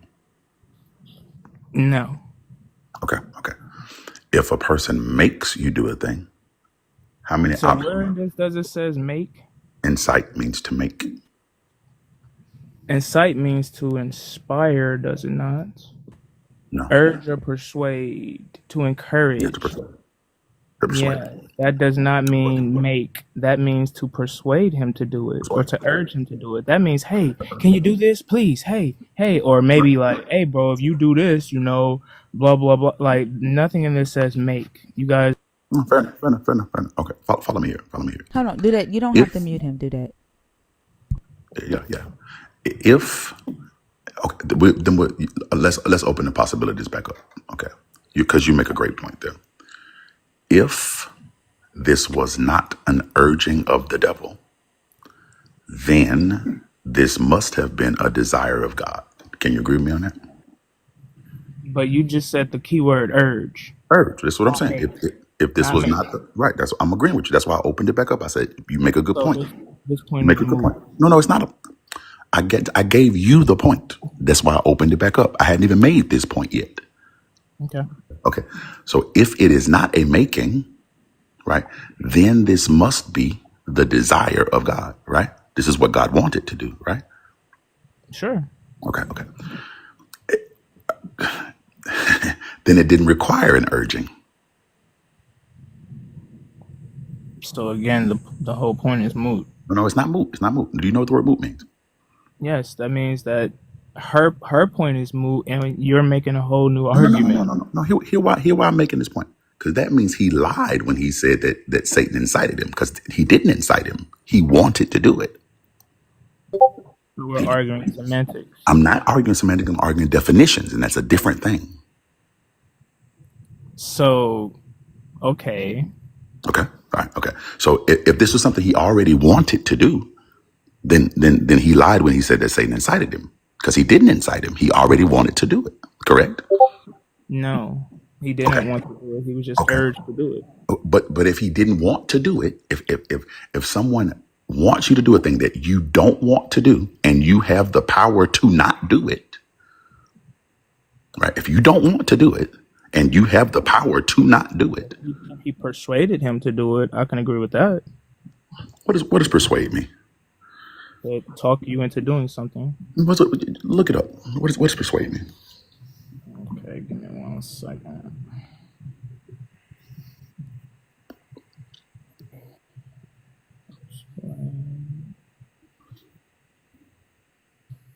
To do something through reasoning or argument. To believe something, especially after a sustained effort to convince. Okay. To So provide that, a go ahead. I'm sorry. My apologies. to provide a sound reason for someone to do something. Okay. Now we know it wasn't based on a sound reason because at the end of that sentence says for no reason at all. Right? Okay. Correct? The end of that sentence that we're reading on the screen says for no reason. Right. So it wasn't based on the sound reason, right? Because God said it was for no reason. Right. Okay. So he presented an argument. He convinced him to do a thing that either he did not want to do, because if he wanted to do it, wouldn't take any convincing. He already wanted to do it. Right. So you either want to do something or don't want to do it. Or Right. you were caused to believe you should do something. Okay. All right. Again, that means he didn't have that desire at first. Right. Right. Okay. So he either had the desire at first or he did not have the desire at first. Do we agree on that? Right. Okay. So let's say he had no desire to do whatever this was. Right. Because a desire, I could grant that a desire may be a reason. Right. And he said there was no reason. So I think it's fair for us to say he did not have the desire to do that thing. Right. Is that fair at least? Yes. Okay. He then left the situation with the desire to do that thing. Right? Right. He After was consent. persuaded. He was persuaded to do a thing. Right. Okay. Now, although he did not have the desire to do that thing, somehow the devil, Satan here, gave him a desire that he did not want, convinced him of a thing that he was not convinced of at first. And he could not hold his own lack of desire. Okay. He was convinced, okay? Because the thing about being convinced about a thing is you don't choose what convinces you. You're just convinced. Right. Okay, so in a situation where God was convinced to do a thing, he didn't have a choice to be convinced. He was just convinced. Right. Okay, all right, which means he could not withstand the argument. Right, he could not resist the argument. He could resist it. He just chose. You don't choose to be convinced. That's why I walked you through that. You don't choose what convinces you. You're either convinced or you aren't. You don't get to choose that.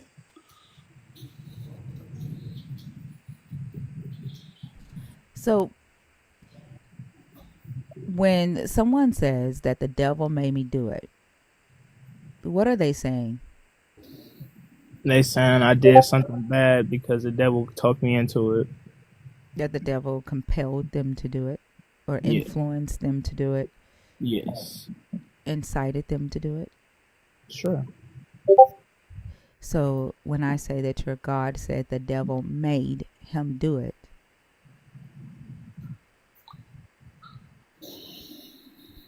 Okay.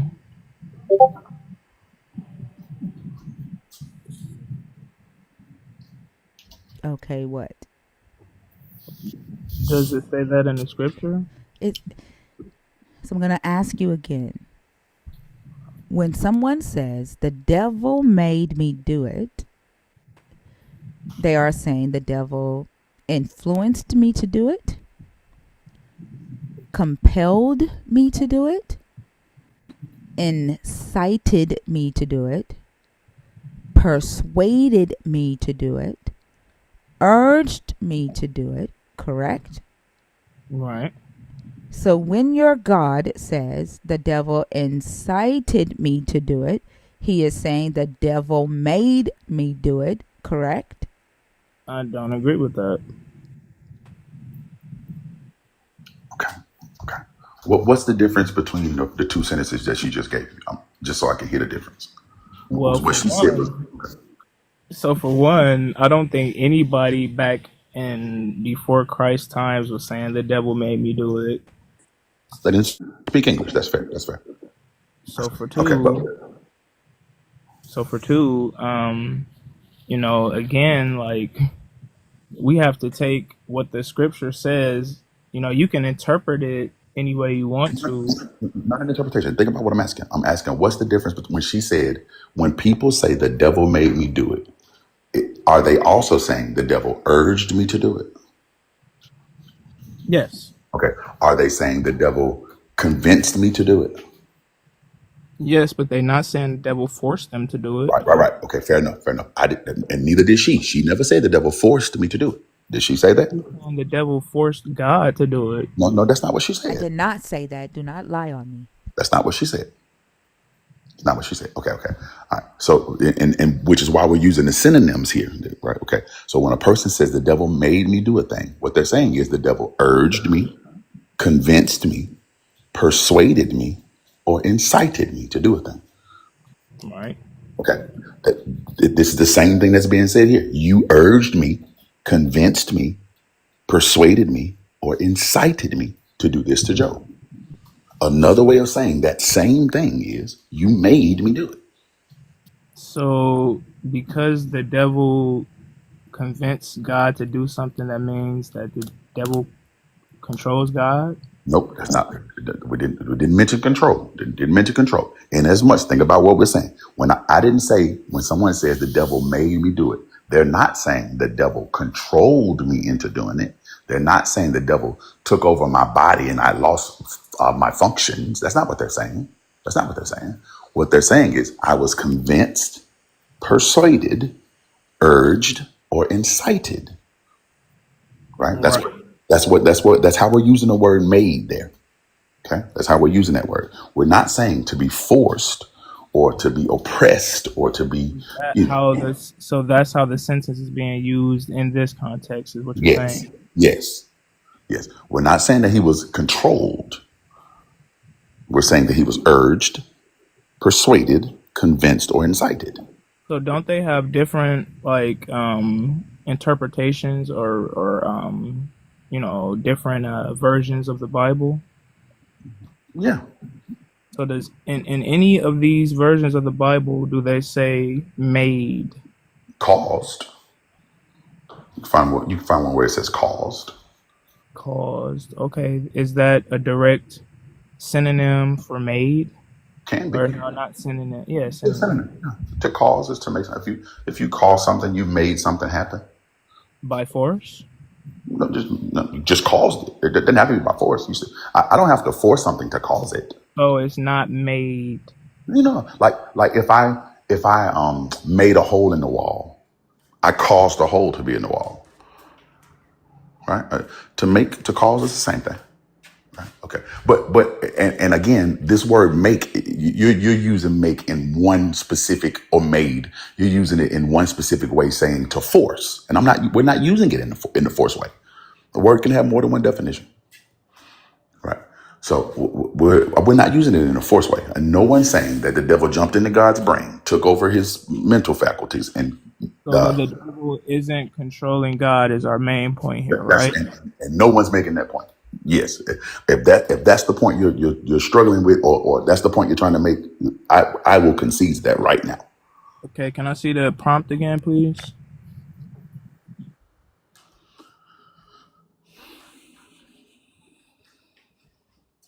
Okay, so we're saying that the devil didn't force God to do this, right? Right. And as much as the devil never And forced you how to do can it, you right? say God couldn't resist the devil? Well, Is what I'm getting at. He didn't resist him. That doesn't mean he couldn't. Okay, fair enough, fair enough, fair enough. Okay. Let's do it this way. Let's do it this way. Because could and not being able to, or not doing something and not being able to do something may be different. Right? Okay. This is why I asked you. If God had the desire to do it. Right? Think about what I'm asking. Okay. If God had the desire to do a thing and the power in which to keep that desire, right? He couldn't be convinced otherwise, because you cannot control when you are convinced, right? You don't have that power. Nothing has that power. You I are just don't. convinced when you I are don't. convinced. I don't. God does. How do you know Also, that? How do you know that? because God can do anything. God can make a square circle. Yes, he can. No, he can't. God God can. created the concept of a square and a circle. Right. If And God so by wanted to, definition, God he can't make could a square create the circle. concept in our brains No. of a God square can't. into a circle. If it was circular, it wouldn't be square. If it's square, it can't be circle. That's because we perceive it that way. But if the No, perception is changed, no. then Even if you yes, it perceived can. it differently, it wouldn't matter. Perception has nothing to do with that. So if we perceive water as being fire and fire as being water, You just named would it you something jump into a different. pool of water? Would you jump into a pool of water? Yeah. If I wanted to Then burn you would up, die. yeah, I would die. But that wouldn't stop me from doing it. Okay. So you would. So you would go and jump into a pool of fire right now. If I wanted to die, yeah. But what I'm asking you is, will you do that? If I wanted to die, yes. But just, if I named fire water and water fire, it wouldn't change what it is. Those are just words, right? Fire is still fire, right? The Because concept it's of not. fire is attributed to the word. So if the concept of water is attributed to the concept of fire, then that just is what it is. No, handsome. What? Water is water. H2O is H2O. I can call it agua or water Or you or can call blue. it fire. I can call it fire. I can call it whatever I want. It still exists the same way, right? No matter what I No, call because it. of our Okay. Square. perception. No, that's not a perception. It is what Yes, it it is. is. No, H2O Perception is is. reality. No, Perception is it's reality. not. No, So it's how do you not. explain Perception. fire to a blind person? Let them touch it. Okay, but how do you explain fire to a blind person? I tell them this hot stuff that you're about to touch is called fire. But how do you explain fire to a blind person? I could cause it a release of thermal energy. There's lots of ways to explain fire. Right, but if you go and you You say, "Hey, aren't this saying is," anything revolutionary, so yes, I there's no am. point for. No, you're not. No, you're not. You're saying a bunch of nothing right now. Like Okay, I haven't. I haven't you gotten know something. damn well if somebody put water in a bottle and titled it fire and your ass was thirsty, you still drank the shit because you know that it would still do the same thing. You're saying a bunch of nothing right now. No, I'm not. Because if you attribute the word of water to the word of fire, then you do change water to fire. So No, you if don't. God, Shut No, up. you so don't. if I'm sorry. God was to Somebody paid to change the drop me. perception, okay, No, that's you cool. don't. No, you don't. That's not how reality works. That's not how reality works. Somebody paid to drop me, brother. Okay, okay. I hope you have a good night, my man. Y'all too. The fuck? Is that how reality? No, that's not how reality works. That's not how reality works. Maybe for a child of God. That's a creepy way to think. G needs to add that to her game board things psychopaths say. Also, just because you don't perceive a pothole in the road doesn't mean that in reality it's not there. And when your car hits it, whether you perceived it or not, the pothole's still there. Perception is not reality. That whole friend thing was kind of creepy. Perception is not reality. Exactly. Right. Is Mr. Bay still in here? Mr. Bay, if you're still in here, can you resend your request?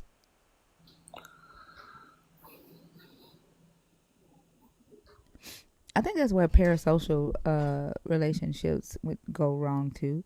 People think that just because you have a conversation with somebody online, you know them. Like, you don't know them just because you talk to them one time online. That's some scary shit for that to have gone that far in his mind. The crazy part is it probably didn't even go that far. He just didn't want to let go of the word friend for the word friendly. The LY was beating his ass. It happens like that sometimes. Bash, do you want to do this one? Sure. Ideas, what's going on? Hey, what's up? Y'all hear me? Okay. Yep. Cool, man. So I just been kind of just listening for a little bit, maybe about an hour and some change, just trying to see what's going on. What's the whole topic like? Just pick a topic. There are, what, 9 or 10 of them on your left? So just I pick mean, one like, of them. 11. Even the one at the oh, top the at the stuff top. over here. Yeah. Just All pick right, one of them and get on it. all right. So I mean, well, obviously we don't know like the majority of who's in here, so I don't know exactly how to present myself because normally if I talk with a lot of if you want to call us believers, I could go ahead and throw in a lot of verses. Just talk, please. But then when I Just please pick a topic, please. Yeah. Just pick a Yeah. topic. You'll be all right. topic, huh? Let's see what we got here. Well, one thing I do want to say starting off is the Can free you will just pick a thing. topic, please? Can you please just pick a topic? I'm getting on the free No, will no, one. no, no, no. Is that There a is topic? no topic up there that says free will. All right. Well, I'm trying to talk. I'm trying to No, get it pick a out. topic and then you can talk about that topic. Can you pick a topic? I ain't hear nobody else coming in with a topic. They was just talking about what we was just talking about. Hey. Pick a topic and then you can start talking about that topic. All right. Let me see here.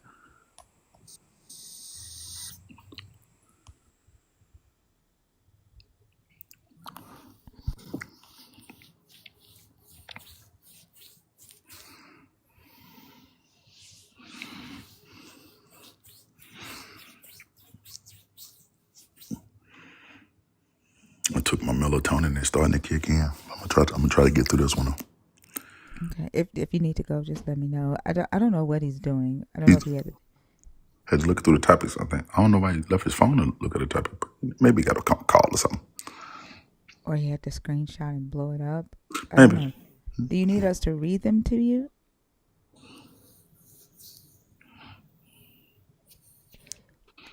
Can you come back to the live, or I'm going to move on to somebody else? Because we don't know what you're doing.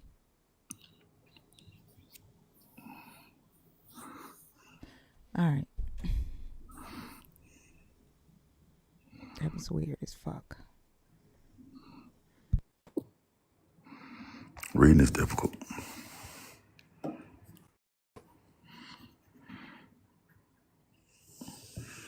Like, if y'all are patient for dumb shit, that's you. Like, y'all let dumb shit happen in your lives. That's why you pray to a God and I don't.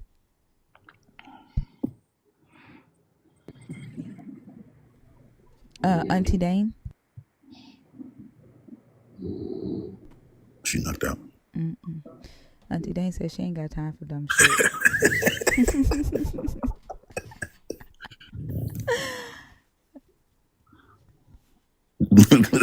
Thanks. Fuck that frail shit. I'm going to sleep.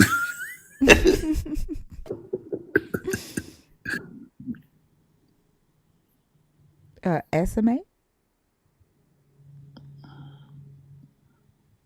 She's still connecting on my end, I see a but I box. Esme, I'm here. I'm here. Oh my gosh. Wait, how do I? Oh, you were here, darling. hi. I'm so excited. I really think that this is an absolutely fascinating conversation. And I wanted to ask about, um, unfortunately, though, I'm not a believer, but I did want to just discuss your topic about slavery because it really bothers me when people try to say that the civil rights movement was strictly by believers, and I think that that's contradicted by the Bible. Is this on me, darling? Or are you doing yes. it? Yeah. Hmm. Okay, no problem. Esme, when you say that last part again, you said that the civil rights movement was what, darling? Well, I that the people who try to apologize for or say that the reason that their Christianity is a positive thing is because it is one of the reasons that slavery was abolished is Oh, because of Christian. And there were many. I mean, I know Martin Luther King obviously was a believer, and he was. But it really bothers me when people say that Christianity is the reason that slavery was overturned. I disagree. I think that the Bible actually condones slavery. it does. It does. And I think fair to speak to that, there were definitely some Christians who were against slavery and who were against slavery and who were against the lack of civil rights and all that. And they were in contention with believers who were pro-slavery and who were not for civil rights, right? Which says ultimately leads kind of to this idea of, well, which does God prefer, right? And because believers don't necessarily have to agree with God, right? And I think that's why the question is God nor well the point was God nor Jesus were against slavery. Now there may be some Christians who are against slavery, right? But neither God nor Jesus were against it. Exactly. I'm really glad that I'm just going to listen now because you guys don't need me to. I just really wanted to thank you guys for having this conversation. I think it's important. Thank you, Donna. Thank you for coming up. Thank you for coming up. Have a good night. That's going to be my time for tonight, guys. Thank you, Detroit, and good night. Good night, Bash. Thank All you. right. If you're not following Pink Bye. Beard, make sure you go ahead and hit the follow button. He has an album that's about to drop. We don't know the date yet, I don't know that, but we but can. check out his music on his page and make sure you give him a follow. Thank you. Y'all be good. You're welcome. Have a good night. Yeah. Have a good night.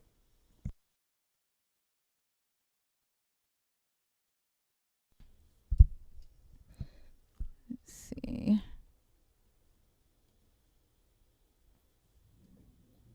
Hello. Hi, how are you? Pretty good, pretty good. How are you yourself? How are you yourself? I'm good. Can I get your age, please? 25. Are you a believer? Are you deconstructing? Or are you an atheist? Agnostic. All right. Now, these conversations are about the God of the Christian Bible. I'm not interested in talking about any other God, universe, nature, spirit, or anything like that. Okay. Sure thing. Sure thing. What topic did you come up to discuss? Oh, I wanted to discuss Leviticus 19:33 to 34. There are topics on the board. Which topic are you coming up to discuss from the board? Um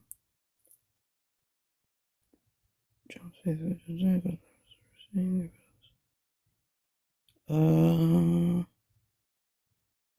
the middle left. God's plan was supremacy and capitalism. Okay, go ahead. What are your thoughts on that? I mean, my first thought is like the fact that this really isn't like a true thing in Christianity, and the fact that like even though I am agnostic and I grew up in Catholicism as like itself, which is part of the Abrahamic religions that believes in the same God as Christianity, um, as it's Christian itself, basically. Um, but to me, it's just so interesting how that is just it's not God's plan at all. It is an idea or an invention created by man, and it is interesting how like you will have Christian nationalists basically say that this is the case where it's God's plan, and it really isn't. Like they will love to ignore the fact that like we should have empathy or care about other people, or say like, oh, we should be taking care of ourselves first before other people. No, you commit sacrifices for other people. You don't even like in historical context, Jesus Christ was a socialist himself. Um, so I don't know what God you're talking about when you say it wasn't his plan. But if you look at his plan in Egypt when he sent Joseph into Egypt, are you familiar with that? Yeah, Tell me about that plan that Joseph had in Egypt. Joseph had in Egypt basically dismantled the whole like system that they had there for getting rid of slavery for the Israelites. Wait, Joseph did that? I think so. If not, I have No, you're poor talking about. historical First context. off, First off, you're talking about Moses, and Moses didn't Oh, sorry, dismantle. sorry about that. Yeah. Moses didn't dismantle anything in Egypt, but Joseph's plan in Egypt. What did your God help Joseph do in Egypt? Could you refresh my memory then? So Joseph uh, Mm-hmm. literally redesigned the economic framework in Egypt and launched a capitalistic society and forced all of the Egyptians into slavery. Your God had Joseph interpret a dream that the Pharaoh had 7 years of abundance, 7 years of famine. You remember that? Mm-hmm. And what happened during that time?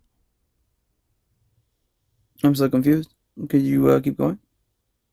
So you don't Are you remember giving that? rhetoricals or? When I ask, do you remember that, and you say yes, then I'm gonna think, okay, now he's caught up. Now he can tell me what he knows. If you don't remember that, just be like, no, I don't know what you're talking No, I about. don't know what you're And talking then about. Then okay, I don't know. Please explain. when Joseph interpreted the dream, when Joseph was in jail in Egypt in prison, the Pharaoh had a dream, and in that dream, he dreamt of seven healthy cows and seven sick cows. Joseph, your God gave Joseph the interpretation of the dream, which meant 7 years of abundance and then a 7 year famine. During that time, Joseph stored up all the grain in Egypt. He didn't tell the people that a famine was coming. He stored up all the grain in Egypt, redistributed it, and sold it back to the people at a higher price. Then waited for the people to have no food at all. Then, when the people came back to Joseph, he told them to sell all their cattle to him and the Pharaoh. So then Joseph controlled all the grain, he controlled all the cattle. Then the people was out of money and out of food. They sold their land to Joseph. So then the Pharaoh owned all the land, the cattle, and the food. And then the people eventually had to become slaves of Pharaoh.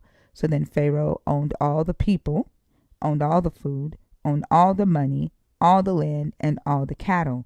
And that was your God's plan for Joseph in Egypt. And Joseph was the second in command. And outside of Pharaoh, like he said, by name only do I have more power than you in Egypt.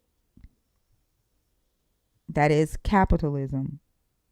Then, when Correct. Joseph's family came down to Egypt to buy grain, they came from Canaan to Egypt to buy grain during the famine. Joseph gave them grain for free.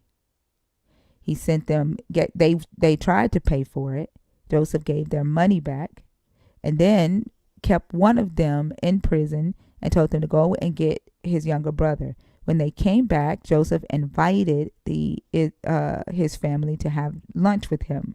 And it states in the Bible, at that time, Egyptians eating with Hebrews was an abomination to the Egyptian gods. But Joseph didn't care. Joseph showed favoritism to his family, and then he gave Benjamin a higher portion at the lunch to symbolize the favoritism, Mm-hmm. right? Yeah. And so during a time of economic downturn, your God helped Joseph establish a capitalistic society where the Pharaoh controlled all of the resources, Joseph was responsible for redistributing those resources. He enslaved the entire nation and then showed favoritism to the Hebrews, who was being set up to become God's chosen people. When your God sent Moses into Egypt to set his favorite people go, he then gave him laws. Those laws were, you are a holy people, right? You are to not engage with the heathens or the nations around you. You are to annihilate them, right? Then, in those very same laws, your God then made his favorite people become the slave masters. You are to enslave the nations around you. You do not enslave one another because you are mine. But you can enslave the heathens, the goyim, the foreigners, and you can keep them as your property for life and pass them down to your children.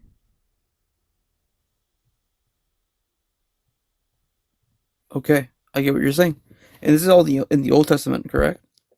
Mm-hmm.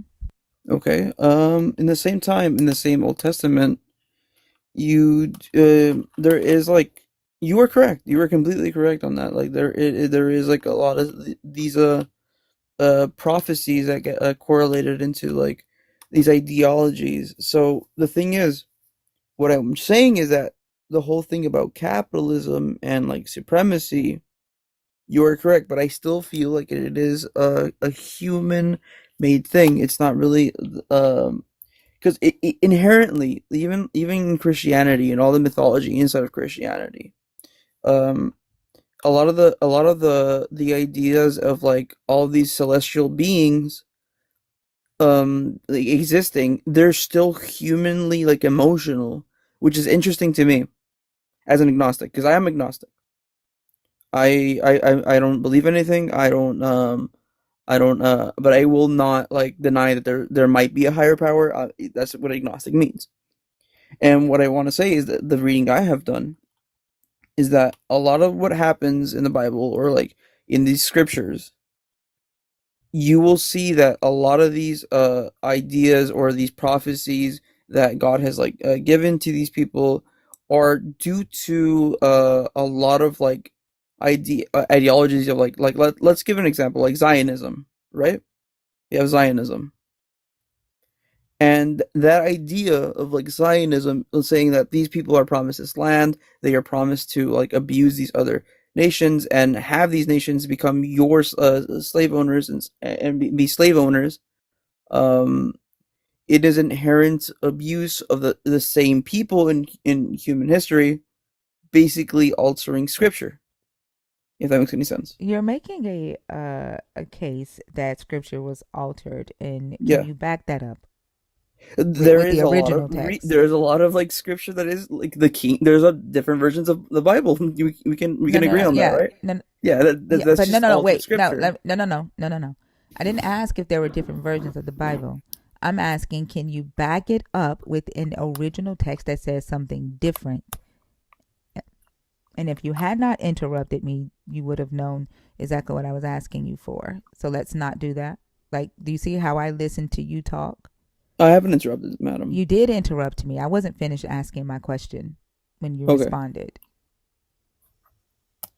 Do you have something that is an original text that says something different then what you are saying was altered I do not on me. I do not on me. on you. What is the name of the text that says something different? I don't have anything to back that up. I'm gonna be honest with you. So it's not that you don't have it on you, it's that you don't have anything to back up that claim, period. Exactly. No, no, you're correct. So You're it's correct on that. right. So it's a assumption that you are making, It's an assumption, right? yes, and that I And the would say that's what reality, religion like is. you are doing it again. Like you and I cannot both talk at the same time. Go ahead. Like that's what religion is. It is an assumption of like historical context. You didn't speak about religion. You spoke about text, and you made a statement as if it was factual that these people altered the text in order to support what they are doing. It's an example. It's an example. That's not an example. You stated it as if it was a fact.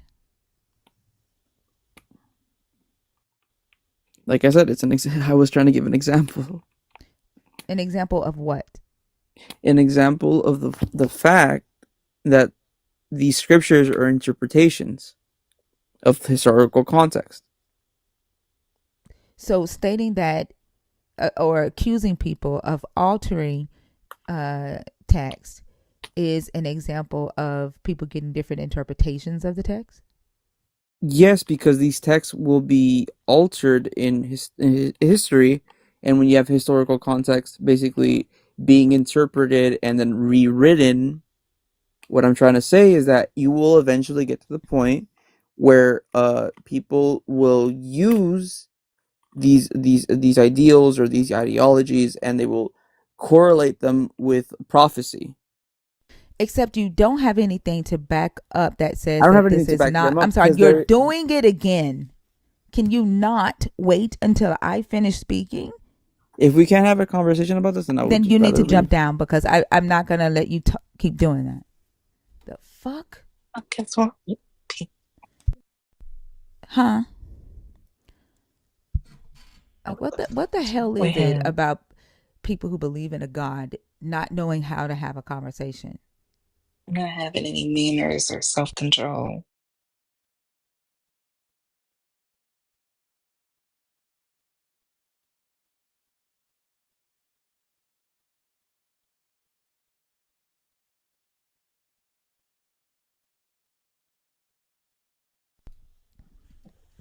Nurse Ratchet,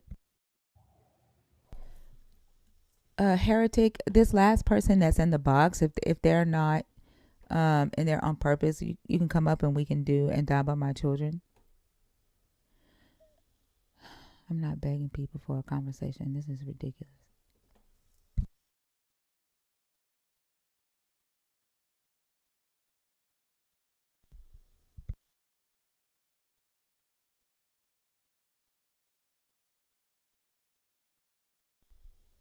So let's get these likes up to 200,000. And Picker has a gift goal of the blow bubbles. Jordan,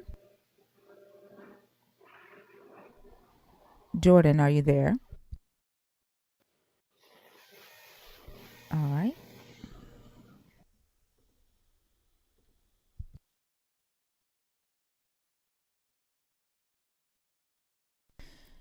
I think that's why a lot of people don't have an understanding because they think that they're they're trying to think ahead and they think they know what a person is going to say, so they start trying to answer before the person is done talking, and they think that's how you have a conversation.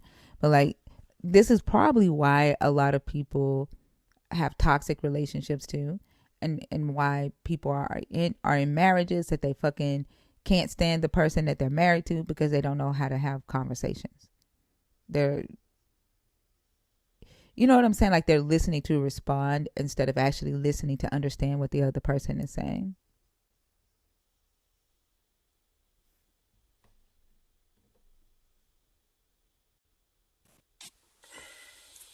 Hey, Hey, Heretic, how are you? I am wonderful. How are you? I mean, I've been listening and it sounds like it's been a little bit frustrating. Yeah. Every I'm, now and I'm very, then, it's a very frustrating night. Yeah, I can tell. It's like I'm as baffled and as interested to know what it is about believers that, or at least the believers that you seem to interact with, their ability to hold a conversation is sometimes very frustrating and childlike. Yeah, and then here's the crazy thing. They always tend to pay attention to the moments where we have to get them back on track or tell them to stop talking while we're talking or ask them for resources, right? They pay more attention to what the host does uh, in order to have their asses here at 4 o'clock in the morning than they do their fellow believers, right? So when their believers are on stage expressing horrible characteristics, they don't say shit. But the moment that they feel like a non believer does something, that's when they're like, let him talk, or you interrupt people too, right? Like they're so used to looking at other people and not looking at themselves, if that makes sense.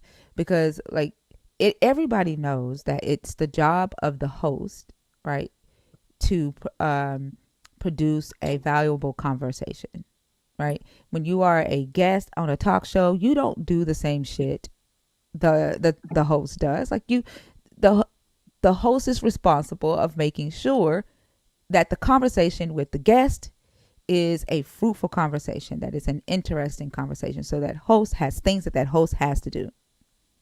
But for some odd fucking reason, when believers come on this stage, they think that they are the most important person on the stage, and they think that they can do what everybody else fucking does. Yeah, everything that you say seems to be in line with like what I guess what the God teaches them, that they see themselves as closer to God, therefore they see themselves as more important. It may not be in the forefront of their minds, but it seems like it's a subconscious thing. And you know, this thing where they say, "Can I speak?" I think that that's kind of a whatchamacallit, a subconscious technique to center themselves, to try and steer away from the conversation, I guess. I don't know, but that's at least something that I realize is whenever there's a an avoidance coming, they seem to do that first. Yeah, they have main character syndrome too, and they tend to think that, like, they think that we think that they're just as important as they tell themselves. Does that make sense? Like Yeah, that, exactly. yeah, like I'm the main character, and like they just don't realize that life goes on whether they are in this room or on stage or not. Exactly. And I think they think because they're just now like learning about us, I think they think that this live started to have conversations with them, right? But they don't realize that they are being uh, allowed to participate in the conversation because for one reason they won't go away. And that, you know, the live started with us having conversations with ourselves, and because a lot of them got in their feelings about the things that we were talking about in here, because it's an open platform, they started requesting. And when we told them that we did not want them here, they wouldn't go away. And so we decided to allow them to participate uh, in the conversations. And then they started whining about that, right? They started persecuting themselves and feeling like they were being persecuted. So we banned them from the conversations again. And then they started crying discrimination, that saying that we were discriminating because we Christian wouldn't persecution. allow, yeah, because we wouldn't allow Christians to participate. And then we opened it back up again. And now we're at this point to where they've convinced themselves that they are the most important thing in our lives. And they come here now to just fucking hayward. Oops. Do you think that they interact like this in their real life too, in their real life conversations, in their relationships at, do they just talk over each other like that all the time? I think so. I don't. They probably don't have a lot of friends, to be honest. Mm. Like if they act like this online, I'm pretty sure they act like this in their everyday life. And then they redefine shit, right? They make up shit because they think that it sounds good. Like, have you ever watched a talk show where the host just fucking sits there and lets the guest just talk and the host doesn't say shit? Have you ever seen a talk show that does that? Never, never, ever, ever. What about a podcast where the host just fucking sits there and just listens? Have you ever listened to a podcast where the host doesn't say shit? I mean, then just monologue on YouTube then if you want to say shit. Make videos then Exactly. if you want to say shit and not have a Yeah. conversation. Yeah. So, Julie, you just made that shit up. It doesn't even fucking make sense. Not at all. Interesting. Oh, I see what you mean.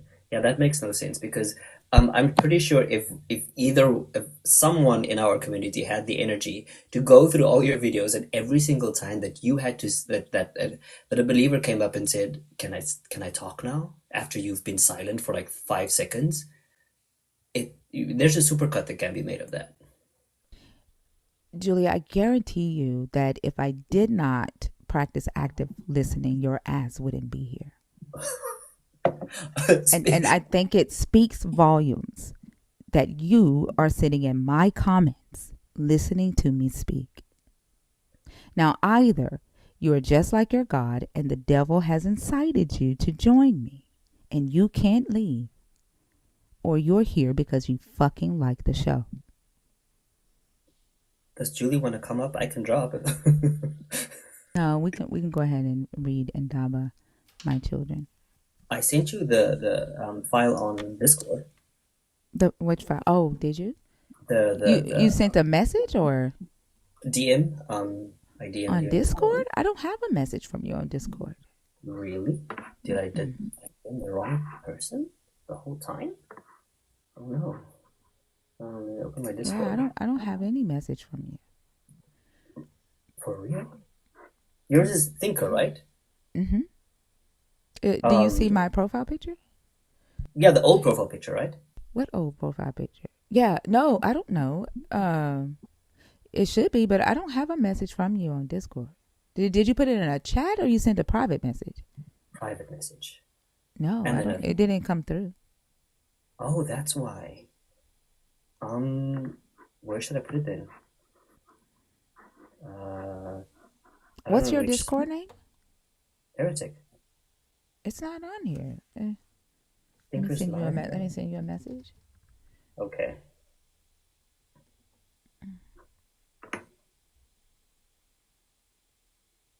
Here it is. Now I have to type your name in.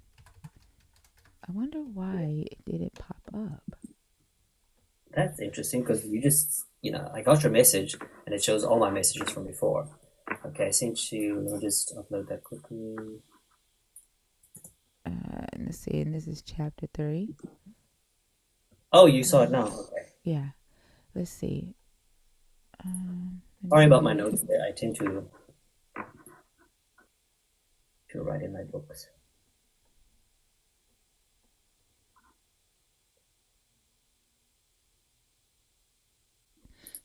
Okay.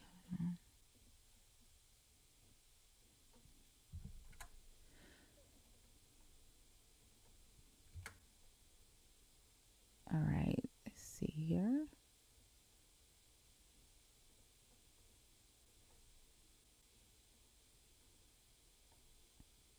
Yeah, again, sorry about those notes. I tend to write in my book. I didn't want to. I think this is as big as it's gonna let me make it. Oh, for real? I guess the next time I should probably try and make it closer or something. Like crop it a lot more. Okay. All right. Here we go. All right. This is chapter 3. To Indaba my children. This is the Zulu oral traditions about creation and the Zulu god, goddess Ma, and the tree of life, which is her husband that was created by the overall deity. And so these are stories that was passed down through the Zulu tribe that was written down by the keeper of histories in protest to uh, these were secret oral traditions. And so the last keeper of history put them in a book. He ended up getting excommunicated for doing that, but he felt like the world needed to know these stories. And so this is chapter 3. Just a quick recap: Goddess Ma is the creator of Earth. Um, she asked the supreme god for a mate. He made her a hideous male god, or I don't even think he's a god. Made her a hideous male partner who was the tree of life. That tree of life ended up graping her. She ended up having children, which were humans. The tree of life ended up giving birth, which was more trees and vegetation and things like that. And then the trees gave birth to the animals, and that's where we left off. Did I leave off anything? No, you're good. You're good. Everything is perfect. Okay. All right. So chapter 3, the race that died. The Holy Ones of Kariba, George, tells us that the first men to walk the earth were all of a similar kind. They looked exactly alike and were all similar height, and their color was red like Africa's plains. In those days there were no black-skinned or dark brown men, no pygmies and bushmen, no Hottentots either. The wise ones of the Bakongo agree with the holy ones of Kariba George, and they even go as far as to say that the first people had no hair on their bodies at all. All had the golden eyes of Ma, the goddess who launched them on earth with such pain.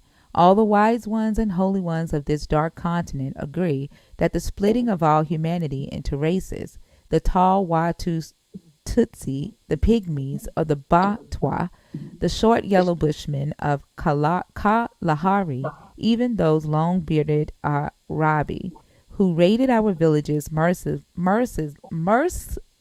oh my God, mercilessly for slaves, resulted from one great accident which occurred through the sinfulness of these first men.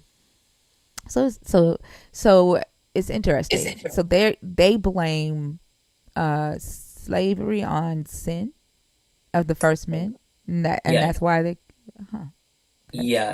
Are Because are they saying God is red, white? Is that white people? Huh? I th- I think no, I don't think so. At the first stanza, I think that there was no separation of the skin color between the tribes. Oh, they're saying there's no dark skin. No, Yeah, so exactly. like everybody. Okay.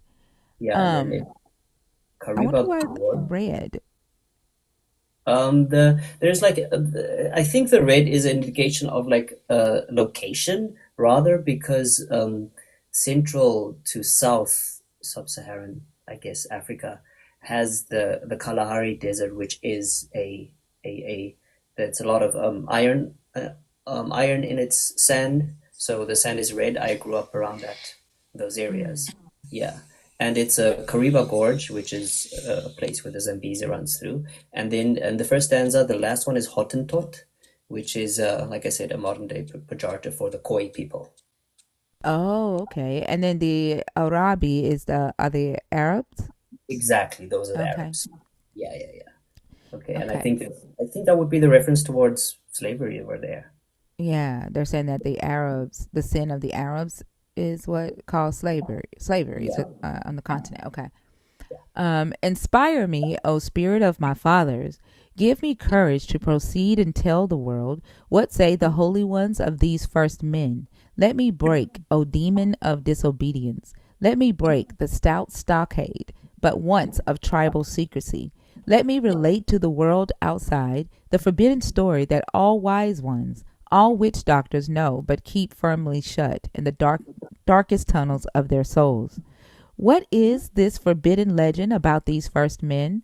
Tells of the Nguni, the Mambo, the Lunda, and the Bakongo, when the muted beat of the drum of sworn secrecy has sounded, and the holy ones gather to retell once again. the most secret tales to the young generation, tales that must never be told to strangers, and to the low-born peasant dogs. What say the holy ones of this first nation? Lo, I shall open my mouth, the mouth of a traitor most foul, who, for what he believes to be good for his people, here betrays the secrets of his land. I shall open my mouth and tell you, so gather around me, and Daba, my children. It is said that more than 1,000 times 10 years went by, in which there was peace on this virgin earth, peace in the sky, peace on the forest-veiled plains, on the scented valleys and timeless hills. Only certain beasts were permitted to kill, by the laws of the Great Spirit. In accordance with their victoral needs, there was none of this savage and wanton destruction of life, such as men today indulge in to gratify their warped and evil souls. Men against man forged no evil spear, with secret and murderous intent. There were no such things as anger and hate, and nothing of this is mine and that is yours, no contention and rivalry. Man breathed peace on the cheek of his brother men. Man walked in peace without fear of wild beasts, man, in which turn had no reason to fear him. Men in those days did not suffer from our emotional curses. They knew no worry like our sin-laden selves. Death they welcomed with open arms and a smile on the face, because unlike our degenerate selves, they knew death for what it was, life's ultimate friend. But the evil star of self-righteousness was emerging from yonder horizon, and man's undoing was nigh. Once in a shady recess of vine-screened cave, a beautiful woman, whom some call Nelesi, but whom many more call Kelesi, gave birth to the first deformed child. Deformed not in flesh alone, but also in his soul. His shrunken body supported a big flat head containing one short-sighted cyclopean eye. His arms and his legs were shrunken stiff and were twisted like a sun-dried impala, while his mouth was completely despaced to one side in a perpetual obscene leer. His scrawny neck was wrinkled like a starved old vulture 2 days dead, and his round little paunch protruded neath his chest in a most revolting way. Strings of crystallized saliva drooled continuously from his sagging lips. He breathed through only one nostril with a sickening hissing sound. The name of this very unpleasant monstrosity, tribal narrators tell today, was Zaraleli? Zarelli? Is it Zaraleli? Zaraleli. Zaraleli or Yes. Zaharel, the wicked. This was the man, no rather the thing that introduced all evil to this earth. Whenever a child was born to these first men, the mother would take it straight for a blessing to the two-headed talking Ka-Ula birds, and also to ask them to give it a name. Thus it came about that when Nalesi, let us rather abide by Kalesi, for this is her proper and uncorrupted name. Damn, it's a she? Yeah, Why Khaleesi. the evil? Why is the evil thing always a she in these No, no, stories? no. Zaharalel is the wicked, the child, her child. She's Oh, Khaleesi. okay. Took her okay. Took her terrible offspring to the big old Ka-Ula bird, which nested not far from her cave. It gave one glance at her and shuddered at what she carried. In the half-dead, deformed thing that the girl had aloft, the Ka-Ula bird could see evil so great and so utterly monstrous that if unchecked, there and then it would definitely overrun the universe outright with its bad influence. And what it saw beyond the veil of tomorrow made it screech with unrestrained horror and pain. Cock, O woman, what have you there? Destroy it, kill it without delay. What, but this is my baby, my child, cried the mother in utter despair. But the bird's voice rang like metal and echoed o'er the valleys and mountains. Female of the human race, I appeal to thee. Destroy thy offspring before it's too late. But where have you ever seen mothers kill babies? The poor mother pleaded, now on her knees. For the sake of mankind and that of the stars, And for all those as yet unborn, I command thee, O female of thy race, destroy that thing in your arms. No baby is that which you're holding there, but naked evil, devouring impure, a bloody future it spells for the human race. My baby evil, he is the dearest baby on earth, my loveliest baby. Destroy it, not on your life. I command thee. But Kalesi screamed. She turned and ran like a buck through the bush, her baby clutching her heaving breast. The Ka'ula immediately took off in pursuit, by telepathy, calling all others to join in the hunt for the fugitive girl. Only once she paused for a gasp of breath, and on the grassy slope of a hill, and on looking around she saw a black flock, hordes of the two-headed six-winged rainbow birds. It struck her that these birds rarely flew, and did so only when the need was great. "Ay, my baby, they seek you, but they will not get you as long as I live." And with this she turned and sped up the hill. But as she descended the other side, the great birds were on her and diving at her, ripping and with talons deep furrows on her back. She reached the dark depths of the forest anon, and the birds in their tireless pursuit uprooted trees and moved the rocks and divided with a roar of air. Again and again they appealed to her to surrender her child for humanity's sake.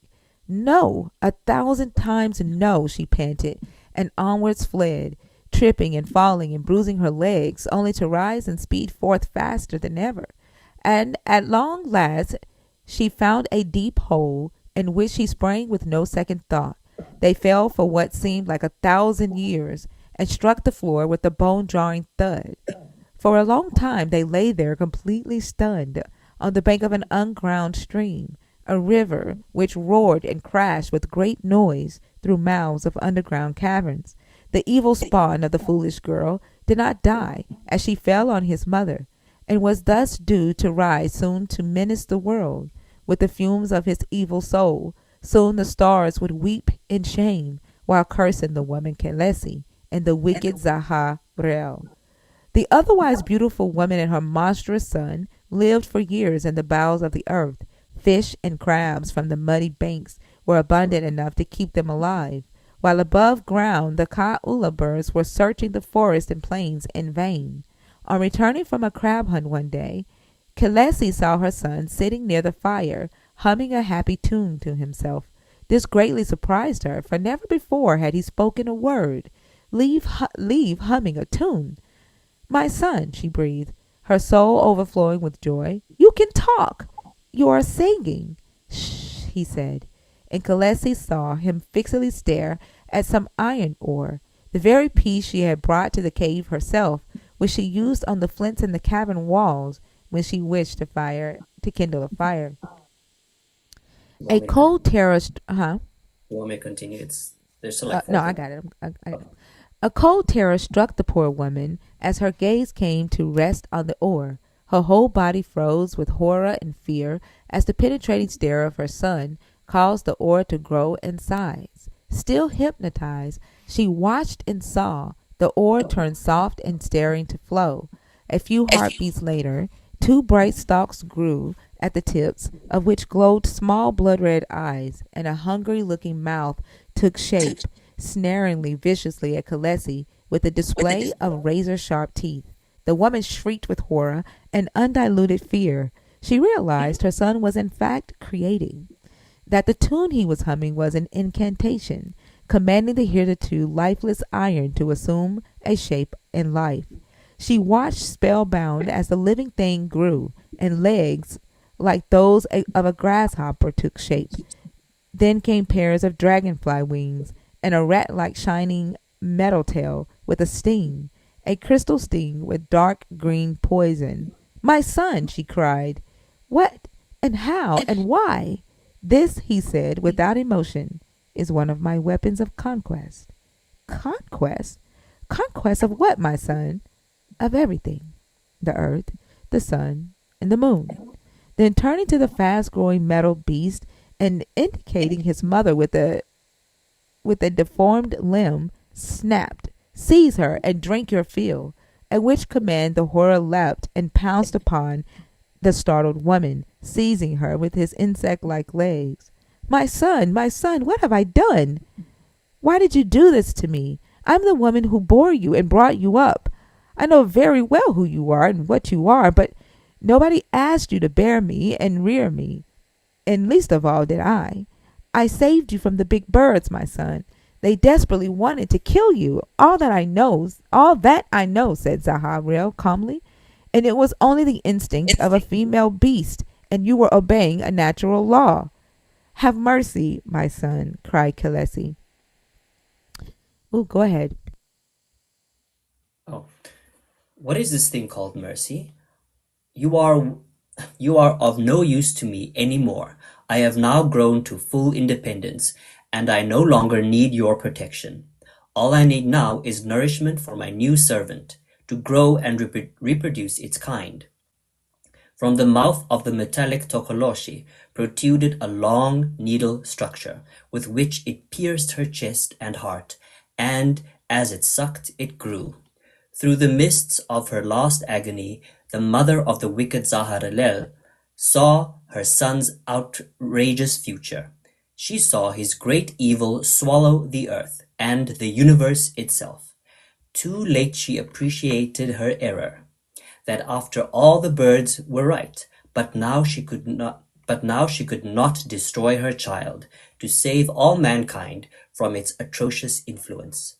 Through eyes that were slowly glazing in death, she saw the object withdraw its cruel probe. She saw it lay some hundreds of silvery eggs, and her son's express command, and they all exploded into hundreds of fast-growing winged things like itself. The last thing she saw was how a litter of four bore her son aloft in triumph. Farewell, mother, he said as he glanced back at her, with a last contemptuous look in his eyes. They carried him forth from the lighted cave into the darker parts of the caverns, and slowly the glow from all the luminous eyes faded in darkness in the echoing distance, while with a last soft sigh, Kelesi died, alone and utterly forgotten for all time to come, in the maze of underground tunnels. The fantastic reign of the first chief on earth, that of Zaharlel, was about to begin, today known as Tsarel. Oh, this is hard, I forgot. Tsareleli or Sareli. He was the deformed incarnation of naked evil, and was about to burst upon the world like a glittering poisonous flower. Woe, oh woe to all mankind, woe to all those as yet unborn. Zaharlel the wicked emerged from the tunnels, borne aloft by a litter of four of these metal things, while all the rest of the metal Tokoloshis came swarming behind in a vast and glittering cloud, awaiting his word to enslave and to kill. The first the first that this airborne metallic army engaged in a battle of complete extermination was the holy two-headed Ka'ula birds. From miles away they came the sacred birds, in hundreds upon thousands to stem the tide of evil in a final most desperate endeavor. A mighty aerial battle took place that lasted more than 100 days without pause, watched in amazement by all men and beasts. The birds inflicted a great deal of damage, tearing and ripping with talons and beaks, but the poisonous stings of these metal things caused havoc among the attackers. In their hundreds they fell down to earth, followed to be sucked out of their blood. And as fast as these metal things nourished themselves, they produced more and more of their metal kind. For each one destroyed by the holy birds, 1,000 took its place, and thus the birds were soon heavily defeated, and the remnant fled to the ends of the earth. All is lost, cried one as it flew away in the sunset. Woe to mankind, woe to the world. But the millions of red-skinned first people who heard this last agonizing cry and did not understand its meaning, they did not interpret it this way till many centuries later, when together with Zaharalel the wicked, they died in agony, they who were later to be known as the race that died. And so to the Zulu. Oh, go ahead, Allah. Real quick, Thinker has just a few minutes left to meet her gift goal of the blow bubbles, and she needs 4 of them. So please help her out with her gift goal. Thank you. And so the race that died, are they saying that that's the Khoi or the Bushmen?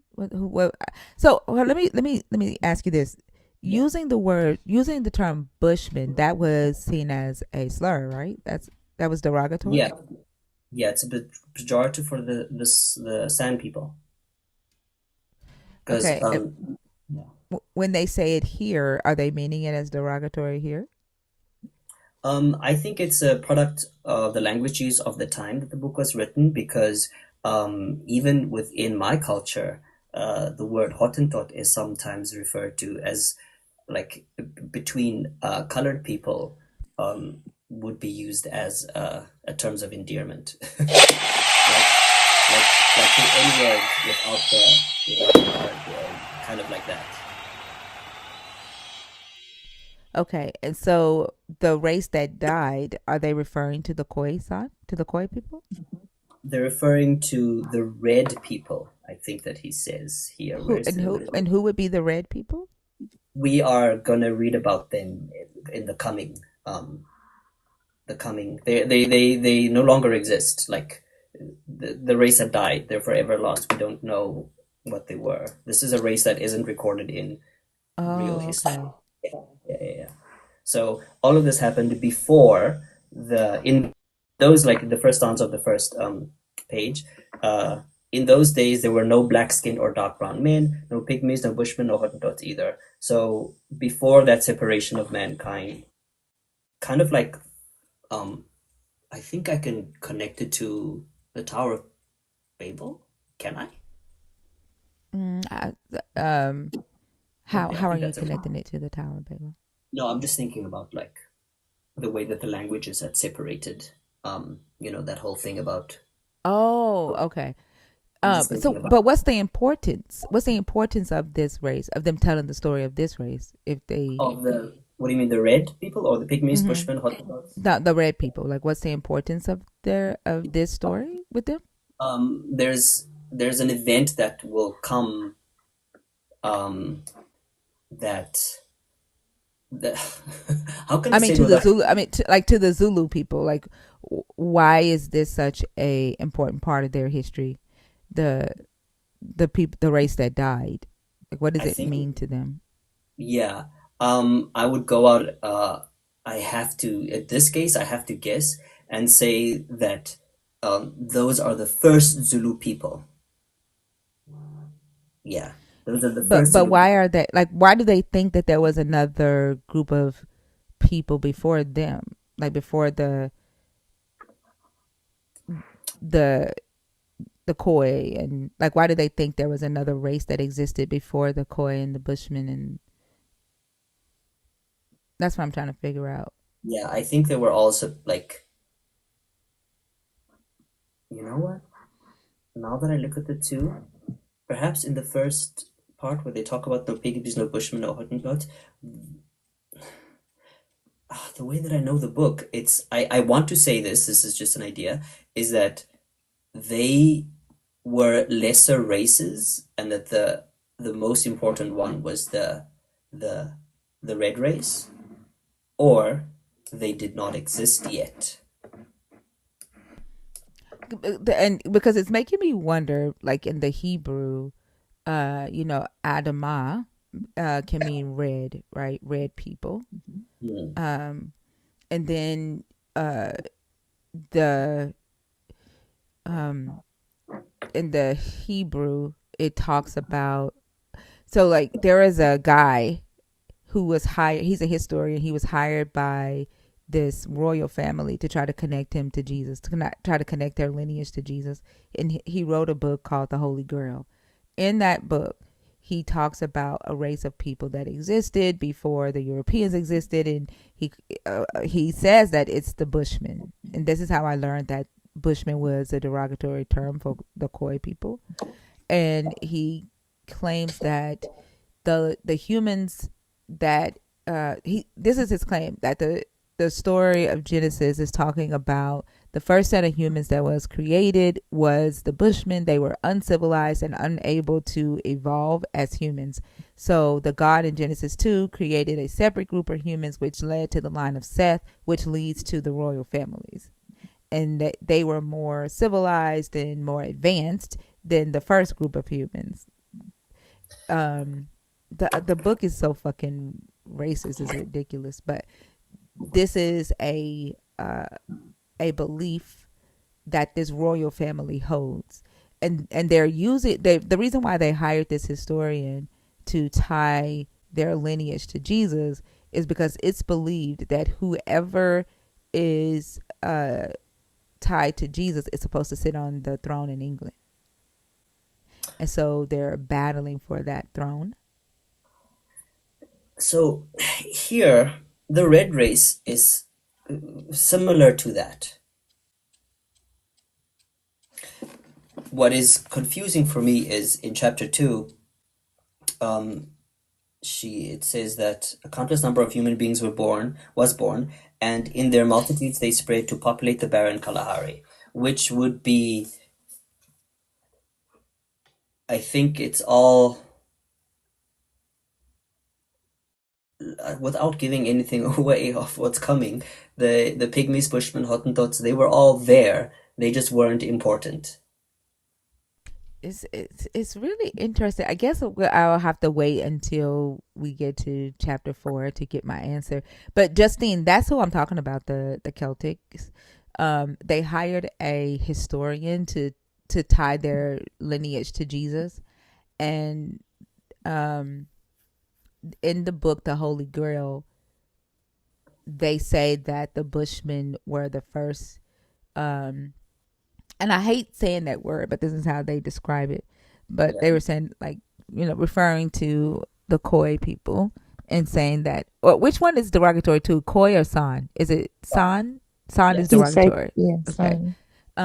That and why is San? What does San mean? And why is it Son derogatory? So that people know.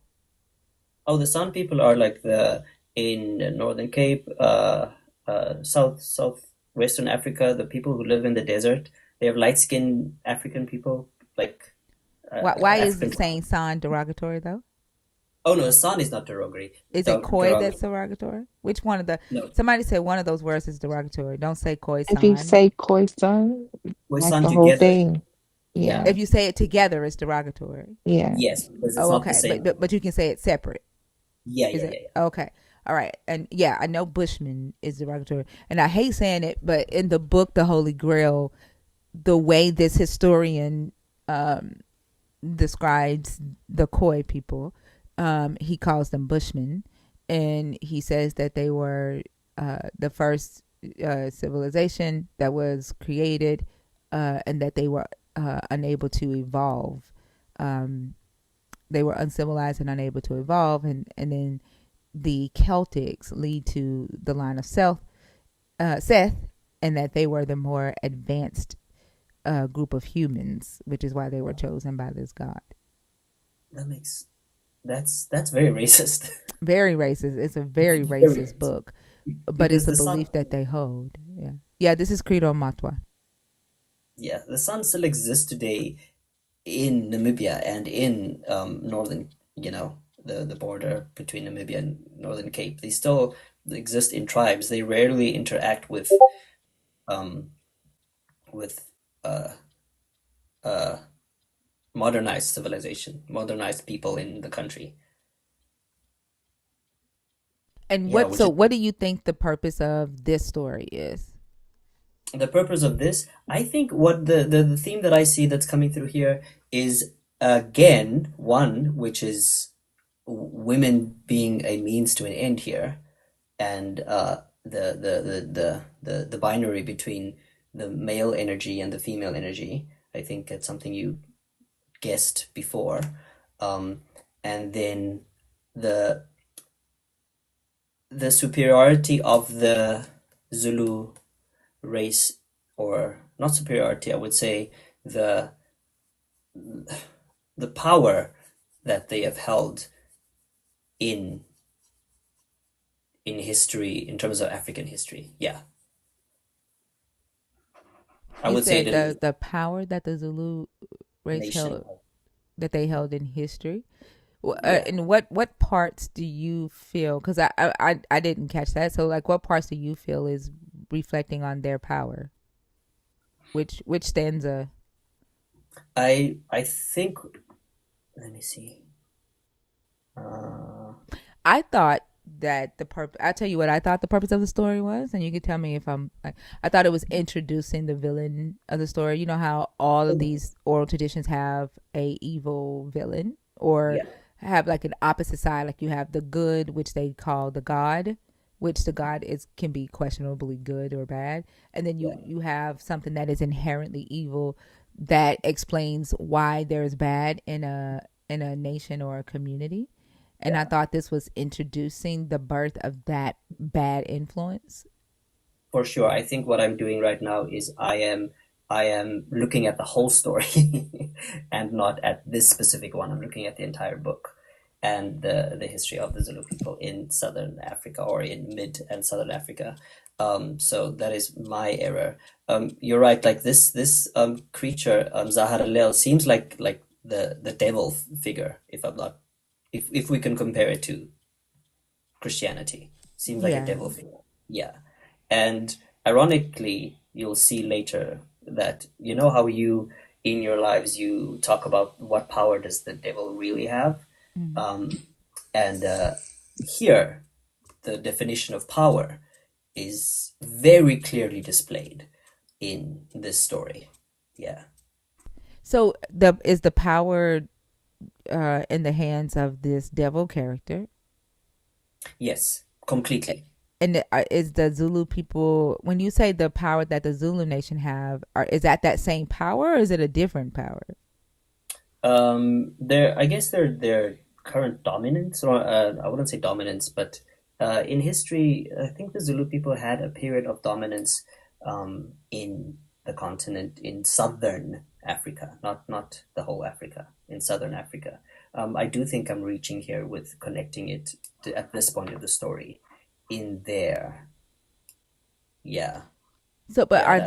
are they comparing their power and influence to the same power and influence that this evil creature has? Ooh, I wouldn't go so far as to say that, but what I would say is that their dominance over the Pygmies, Bushmen, and the Pygmies, Khoi, and San people, because Oh, okay. those are smaller tribes, in very smaller tribes that are not adversarial. They are just herders, hunter gatherers. They're not adversarial at all. Yeah. And have you ever heard that the characters in Willy Wonka's chocolate factory is representative of? And I've heard that calling them pygmies as well is derogatory. Yeah, Burundi from the, yeah, I think so. I don't What know. is what are they called? What is their tribe name for real? I don't know actually. I know that they're from Burundi, right? And Burundi. Rwanda. Yeah, Rwanda, Uganda, Burundi, they're from those that area of countries. That Pygmies. that also I hate using words that I've learned that are derogatory, and it's crazy because these are the so this is the Congo people, and so that is what is representative. And Willy Wonka's chocolate factory is the people that was taken from Congo. From Uganda, Rwanda, Burundi. Not, yeah, yeah, Oh yeah. my So that, fucking yeah, gosh, are you serious? exactly. That's where we got them from. Let So me just. the train, so the ship ride, so the boat ride Was a slave ship. when they go, when they go into the and they have that feeling of uh Are you fucking kidding me? I'm also seeing here that the problem is like in the context of this story, that word PYGMIY is in Africa, but it's also a umbrella term for Southeast Asia and Australo Melanesia. So Australia, Malaysia. I don't know what that means, but it seems to be more African because they have their ethnic names called Mbuti, Efe, Aka, Asua, Bayaka. Yeah, so it feels like it's Central African. That's what I can see here. Yeah, Central African So with an average of I less than guess I 4 11 inches. so I guess like I think what's like tripping me out is that I had no idea that that was you know it's still crazy like when I first learned that the characters in Willy Wonka were African. Um, that was representative of that. I didn't know that it was representative of Congolese people and Ugandans, and that it was representing the slave trade. Like I didn't know that, and that when I think about the ship, like the boat ride, and them getting hypnotized, Mm, um, when they were remember when they went into the tunnel on the yeah, boat ride, yeah, yeah, yeah, and them yeah. getting hypnotized, like what the fuck? And the fact that they love to work, they don't get paid, that weird trope. Interesting how you drew the connection there with Charlie and the Chocolate Factory. This is cool. Because of the word pygmies. Yeah, Like because of the that, word pig. yeah. Right. Because I learned that I had learned that the characters were pygmies, and then I'm sorry, y'all. Like it's like really bothering me to say this word.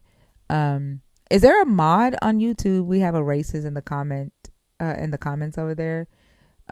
Just want to let you know that calling me a nigger does not bother me. Okay, it tells me more about yourself. Obviously, sitting here learning and doing something productive with our time, it fucks you up on the inside. Like you are seeing black people do shit that you were told black people don't do, and you're acting out in my comments. But you also are making me happy to see you do that shit. So it does not bother me that you call me a nigger. Just want to let you know that, okay? But if there is a mod over there, I don't want people to feel uncomfortable in the comments. If we can get them blocked, I would appreciate it. I don't know if Maven or Ryan or anybody is there. Or And Dudette, are you up? Yeah, on YouTube. They're in the YouTube comments. It, It's God's wrath. I've oddly been enough, his name is God's Wrath. Like God's that. wrath. Yeah. Yeah, like it's so funny. Like I ask black Christians all the time, like when you see white racist Christians respond that way in the name of their God, like how is it that you think the same God that they worship, the same God that was brought to you through racism, right, is the same God that's going to save you? It just doesn't make sense to me. I still haven't gotten a coherent answer to that, but it's funny to see how they act out when they see over 900 people of uh, together doing something productive. How their defense in that is to be racist. What's up, Fee? Hey y'all, good morning. Good morning. Thank y'all Hey, so much for yesterday. I just wanted to pop up and say that y'all really you're do know so how to make a girl welcome. feel special. It was amazing. Yay. You're welcome. You deserve it. Thank you so Every much. minute. Y'all had me crying yesterday, like literally from early in the morning. It was super, super sweet. Thank you so much. Was there anything else? Like what? No, what I was saying about the pygmies. Oof. Um, I know I feel the same way. yeah. But the reason why I was able to draw the correlation is because what I was told about the characters in Willy Wonka. But that's Yeah. interesting. Um, I just had where at the top it says the first stanza. It says, I mean, the first page, first stanza. It says the Hottentots, which are the what we know as the Khoi people, and I think last time I told you about Sarki Bartman, which was a uh, Khoi woman, born in 1789, if I'm not mistaken, and she had a shape that was very different from what people were used to back then. She had like apparently huge hips, and Oh, yeah. I know who you're talking about. I did a report on her one time. Oh, right, and she's one of the first uh, like indentured servants taken Hmm. to Europe to be exhibited, and yeah, When she died, they put her body on display, right? yes, indeed. Yeah. Yep. So That's some wild shit. yeah, and the reason that I have that means so much to me is because that is where, at least my mom said that we're from. We're from the Khoi people. Um, yeah, very close. They still live in Namibia, the Khoi people. Well, this is a very interesting story. Was there anything that we didn't catch in the story that you think we should have caught? No, the part about the race I think is important. The red race. We did touch on the women being a means to an end here again, and it's annoying because just throughout history and even here, women seem to save the day, or yeah, in some way, which is so annoying. Yeah, I'm still convinced that these stories are telling the capture of the mother goddess, like the power that women hold in society, which Mm. is represented as the mother goddess in these stories. I'm still convinced that all of these stories have that same motif, as well as their man's fear of death. Like they And need the mother, they need their mother, right? They need that female companionship. Um, they insert their godlike dominance mhm. through violence, and then they're scared to die. That's what I feel like I see. You just kind of foretold what's gonna happen. Oh, really? Yeah, They basically. all they're all the same. Like from one culture to the next, reading their traditions, like you can see the same Right. freaking things. Yeah. What do you? Why do you think that the male energy is? I mean, the way that the Zaharel was described, he's also like the tree of life, disgustingly grotesque. Why do you think that is? I thought that it was because they were introducing the evil influence in the world. Right. I just saw the connection between how the goddess Ma was beautiful, and Khaleesi is beautiful, and then the tree of life is so horrible, and so is Zaharalel, the wicked, And they're both male. and they're So both like male. whether I wonder whether the Zulu stories originally created by women.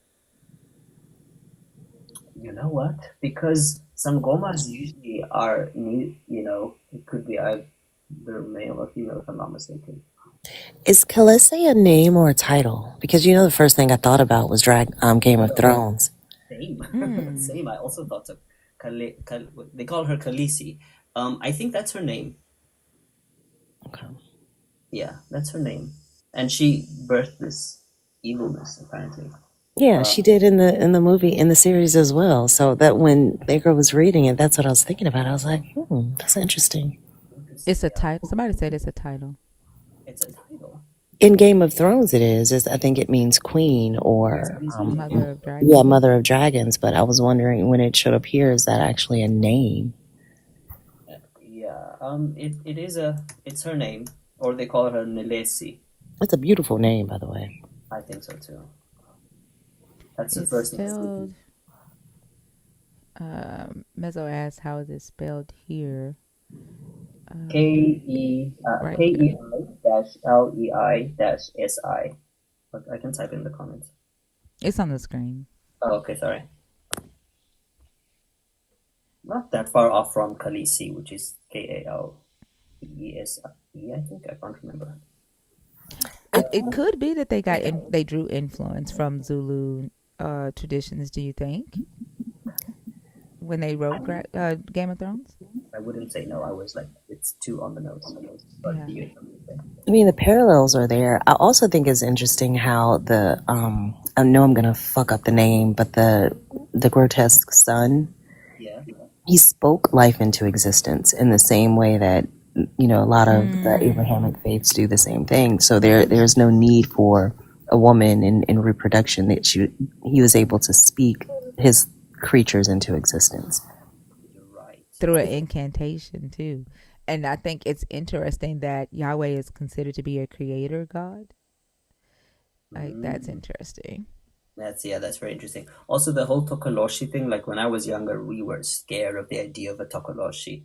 Like there's this thing where you put all your beds have to be on like bricks to be higher because the Tokoloshi is said to come at night and they're short and they come and like they're just vile creatures that come and cause a ruckus or danger or can even kidnap you. And so we grew up putting our beds on, two or three bricks so that it's higher. Kind of weird. Do they still believe in this creature today? Yeah, it's still very much a thing, especially in more rural, out of the city areas, especially there. Yeah. And even in the city, it still happens within different tribes. They believe strong. I But it's also, not exactly the same Tokoshi. Sorry, Pete. oh, I didn't mean to interrupt you, Heretic. I also noticed a parallel with evil being underground, like the existence of the evil thing sprouting out was underground in this cave. It wasn't necessarily hell, but it was under the ground. Under the ground, you're right. I didn't think about that, but it's kind of like a hell theme or motif or something. Anyway, yeah, that's interesting. Mezzo, did you say your wife's name is Kalesi? What? Right. Your wife's name is Kalesi? For real? I He think said it it. was similar. It was real close to his wife's name. I mean, I saw Mezu's message. He typed exactly the same. Yeah, he typed the same thing. Oh, Oh, okay. wow. Well, he said not quite. When he typed the spelling out, with a little differently, I thought he was saying that's how his wife's name. That was his wife's name. Oh, Okay. Yeah, the story is starting to pick up speed, and I still think the red race is the. I think I don't know if you know the one last thing. I don't know if you know the tribe called the Ovahimba tribe. I thought you was going to say a tribe called Quest. No, I've not. I just saw it, Mezzo. It is very similar. Very similar. No, I've not heard of that tribe. They live in Southwest Africa, so Namibia, and they basically use the mud and water that makes this red clay, and they put the clay all over themselves and their hair, and they usually also live apart from developed parts of the country. They live in the desert or in the semi-arid desert, and yeah, it's a beautiful tribe. I think you should check that out. I So just have they been? They've not been colonized by Christianity yet. Do they still hold their Zulu traditions? As far as I know, they're not Zulu, Oh, but okay. What are they? they are called the Ovahimba tribe. I'll type it in here. Oh, okay. Ovahimba tribe. You can see they even have a little cameo in Black Panther. Oh, really? And the part with the first Black Panther where the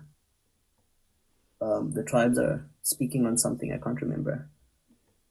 No, wait, no, don't show that because You don't said don't show it. I wanted to it might show breasts, so I don't want that to cause you to Oh no. It's, oh, the with TikTok. You know, there's a whole page dedicated to African women with their breasts out Oh, on okay, TikTok. okay. Yeah. Yeah. So they've not been colonized by Christianity at all. Okay. So here's another tribe that has not been colonized by Christianity that is living well without the Christian God.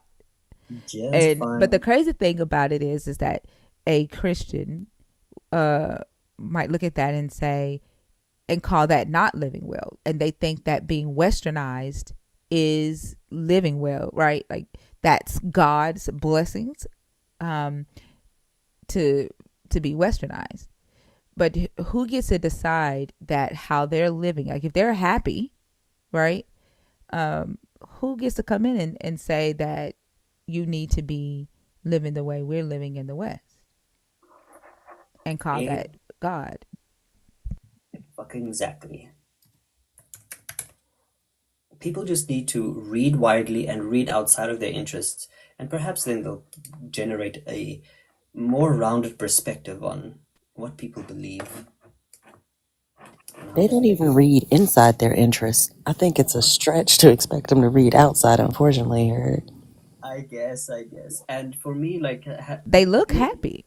they look happy, and for me, having grown up in this the extremely diverse cultural space, is so fucking magical. I don't know how to express to you, like living in Korea where it's extremely like the one it's one race, and like when I was young, I stood on one of the biggest asteroids that has ever fallen on Earth. It's in Namibia. I was like 6 years old, and we went to go see it. And to actually, touch something, to be so young, and to touch something from space like that. I didn't realize what a magical country I had grown up in until I, grew up and moved out. It's like it's wild. I bet. Yeah. Right. Anyway. Seven Lemons. So like when I hear Rhea talk, it's like my mind can't help but to wonder, you know, or to think about the fact that although my lineage goes back to Nigeria and the Igbo people, I won't ever have that tongue, right? I won't ever be able to um, speak the language the way Rhea does when she gets mad. Like it's a different it's a different language altogether. And I'm not just talking about the the dialect. It's like when she sucks her teeth. You know what I'm saying? Like Oh yeah. Yeah, yeah, yeah, yeah. yeah. Yeah, And that it's thing. yeah, and my mind sometimes just thinks how how much we were robbed of our culture and our history and our lineage. And then not only robbed of it, but then brainwashed to see it in a very specific way. Like Yeah. Harriet was saying, like if it's not a westernized culture, then it's seen as inferior or it's seen as primitive or it's seen as pagan. All of these labels that have been attached to people's culture, which was just their culture. It was our culture. But we've been so far removed from it and forced to see it through the lens of westernized society. It's heartbreaking. Yeah, even to the point to where a lot of us don't even want to know where we come from, and we refuse to look because we're afraid of what we're gonna find. Um, and because some of us want that proximity to whiteness, we want what we think is success, and so we tell ourselves that this was ours first, and um, that's what makes us great. Instead of focusing on the fact that when our ancestors came over here, they did work hard to build this land, right? Although they were enslaved, they worked hard. They built this land. They created shit, even while they were under in enslavement. They continued to create, you know, Yeah. and even just seeing greatness in that and being proud of that. We see it as a as something that's bad and something to shy away from or run away from, and try to adopt somebody else's identity in place of that.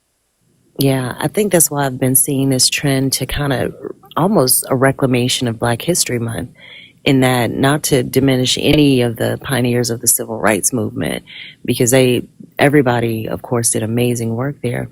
There's so much more history to our people than that. So when we're talking about the other things that they were able to accomplish, the things that they were able to build, it's insane that I was a full ass adult before I knew what Central Park used to be in New York. The community, the cross cultural community that it was. I had no idea. None of that is ever talked about. The fact that when enslaved people were brought over here, they weren't slaves. They were doctors. They were people that had professions in their own countries, and that's a lot of the things that are completely overlooked. And as this very specific narrative is spun to Black people about who our people were and where we came from.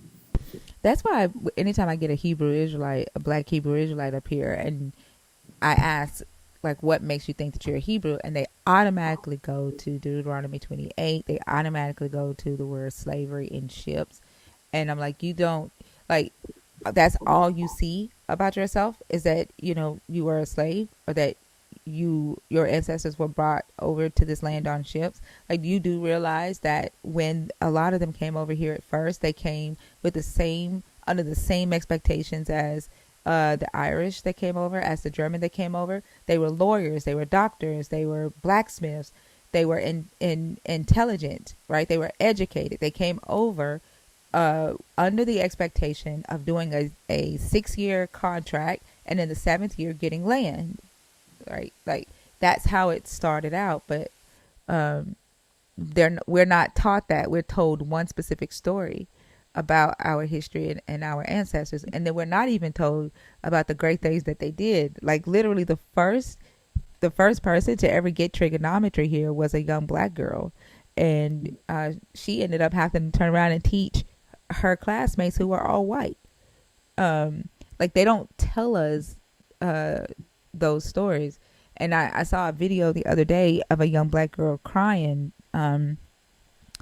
uh, because she just learned what the real Jim Crow was. Like, she didn't know that there was a real person named Jim Crow, and she didn't know that white people used to make fun of him, and you know that they sold postcards with his picture on it. They used to dress up as him, and she didn't know this stuff, so she's crying, and like, I wanted to, like, show empathy, but I couldn't. Like, my eyes rolled instead. She's an older lady, like, she's I not saw a that. kid. Yes. I saw that. And my eyes rolled because I'm like, there isn't a reason why at this big age you don't know, right? Because the information has been out there. But I'm glad more people are willing to look into that history and learn a little bit more. But like, I don't know, like, not knowing today really isn't it isn't an excuse.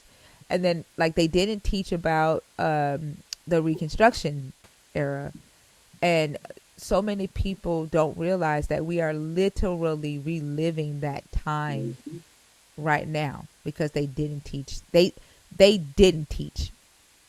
about the Reconstruction era in school. Yeah, it's heartbreaking. And like you said, I think there's no excuse that you can feel however you want to feel about yourself for not knowing at whatever age that you are, but continuing to not know by not doing the work and just spewing these narratives or just accepting the narratives that have been handed to you. That becomes a choice at that point. So none of us know what we don't know. We can't craft the American educational system. They're not going to include it in there, even if they wanted to, right? They just wouldn't because of the implications of it. But like, I agree with you, Thinker. Like, not knowing now or not educating yourself now is absolutely a choice because the information is out there. Yeah, and I feel that same way when we talk about, like, Christianity. I feel like there's going to be a day where a lot of Christians, specifically Black Christians, wake up and they're going to be like, somebody's going to be crying, and somebody's going to say, "I didn't know that this blah blah," and it's going to be like, Mm-hmm. like, the information has been there this whole entire time. I heard about the resort, the all black resort that was made in the early 1900s in Idlewild, Michigan. Idlewild. Like, yeah, like everybody was there. Like Lena Horne, Sammy Davis Jr. would Hmm. go and perform there. And it was an all black resort, beaches, nightclubs, everything. And they built that themselves. But like everything else, you know what happened. And you know what's crazy, Lala, is that we hear about Black Wall Street, we hear about Tulsa, now we do, but there are so many more instances of things like that happening in Yeah. America that aren't talked about. It's wild. Like even the first airplane that flew uh over 25 miles was created by a black man who they let him in the aviation show as a joke. They didn't think that he was actually going to have an airplane that he built himself, right, from spare parts. Took him 18 months. He built it and he flew 350 miles at the show and he ended up winning. And they made him take his picture by himself. Um, he couldn't take his picture with the other contestants that were there, the other uh, air manufacturers that were there. But his family still owns his airplane manufacturing company to this day. They changed the name of it, but they're, uh, on the low. But that the very first airplane that flew long distance was created by a black man. But all we hear are about the Wright brothers. Like we're not told that the Wright brothers airplane only flew, I think 25 miles, maybe 75 miles. I think they got their plane to fly like 25 miles, and then somebody bought it from them, and that person got to 75 miles, and then it was a black man that invented the long distance airplane. We're not told that, you know, and I think that's if we knew more of this stuff, uh, then we wouldn't be so. Well, I mean, I'm not like I don't want to say we, but I think as a community where we hear so the whole we would still be in Africa hugging trees. Like no, our ancestors were in Africa building shit, creating shit, and that's why they wanted to bring us over here. You know what I'm saying? Like we would see it differently, I think. Absolutely. I even think we would see the idea of being in Africa hugging trees differently if we knew what life in Africa was That like. part. Yeah. Yeah. That part. I follow this lady here on TikTok. She lives in Uganda and she makes TikToks about just everyday life, like community life, like communal living, the way they make their money, like the way they cook their food. It's fascinating. But it's a very different lifestyle than what we have here in the States. Like there's not Does she have an afro? sometimes she does. Like she switches her hair. Her skin looks like It's fucking yeah, I a know who it you're. is Oh my so, gosh, she's gorgeous. isn't she? And she has like just this, it's almost like this lightness of going through her day. And I'm pretty sure, like, just like everything else, it may be she's got life and stuff that happens when she's not filming. But the reality is like just the pace of life. They talk about, you live in mud huts. And then she talks about the benefits of them and how they don't tear up the environment. They are sustainable. They do provide like just natural cooling because of the way that they're built. Even the hottest days in Uganda, they would be cool inside those huts. So it's really a very jaded and myopic perspective that we have in the States about what life is like in Africa. That's a whole ass continent. And people talk about it like it's a country, which is insane to me. Cause that's how they taught it to us, right? Like they talked about it like all it was a country, and it was very poor, and um, they didn't have any Hunger food. kids. Yes, like the poverty porn that they always had on TV. America is helping Africa, but like literally the amount of money that Africa has helped America with, like the resources and stuff, like they didn't teach that to us growing up at all.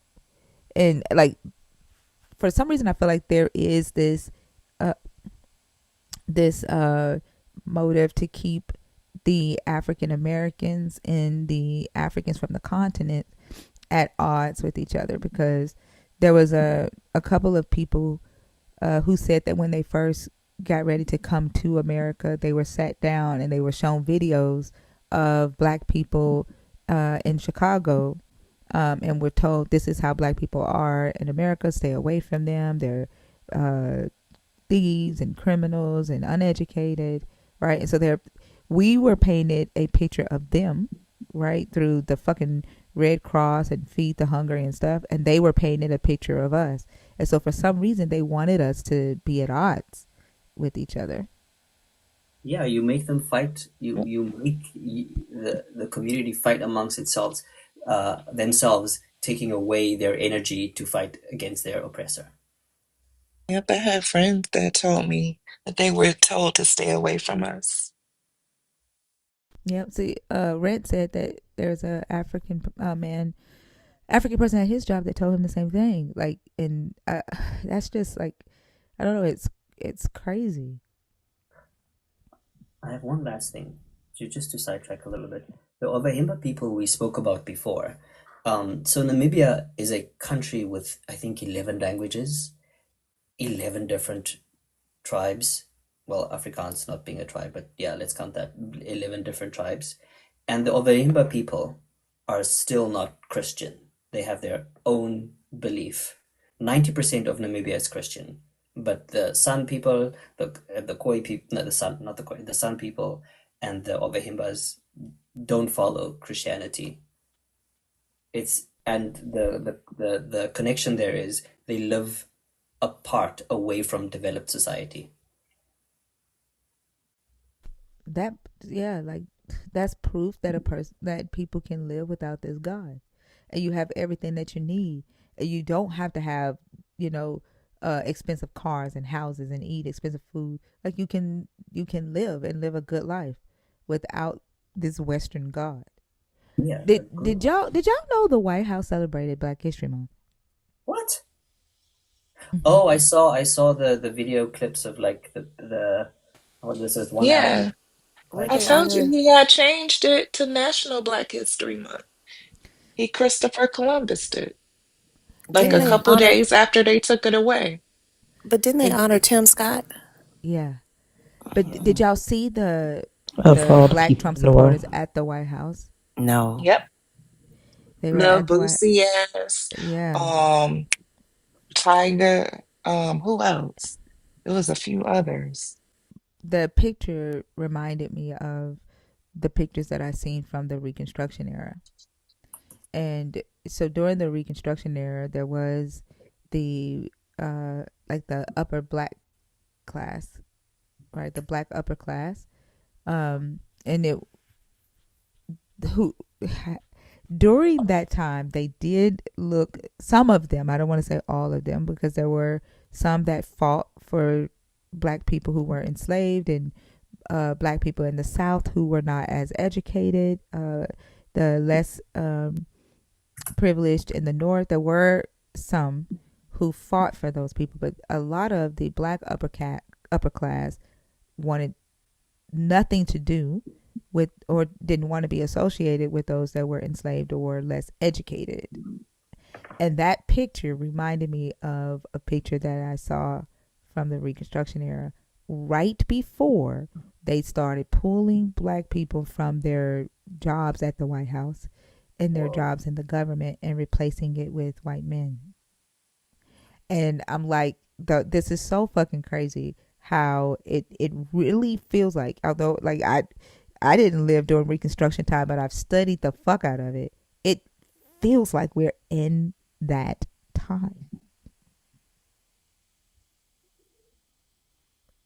It's so crazy. That's It's terrifying. Like, Very.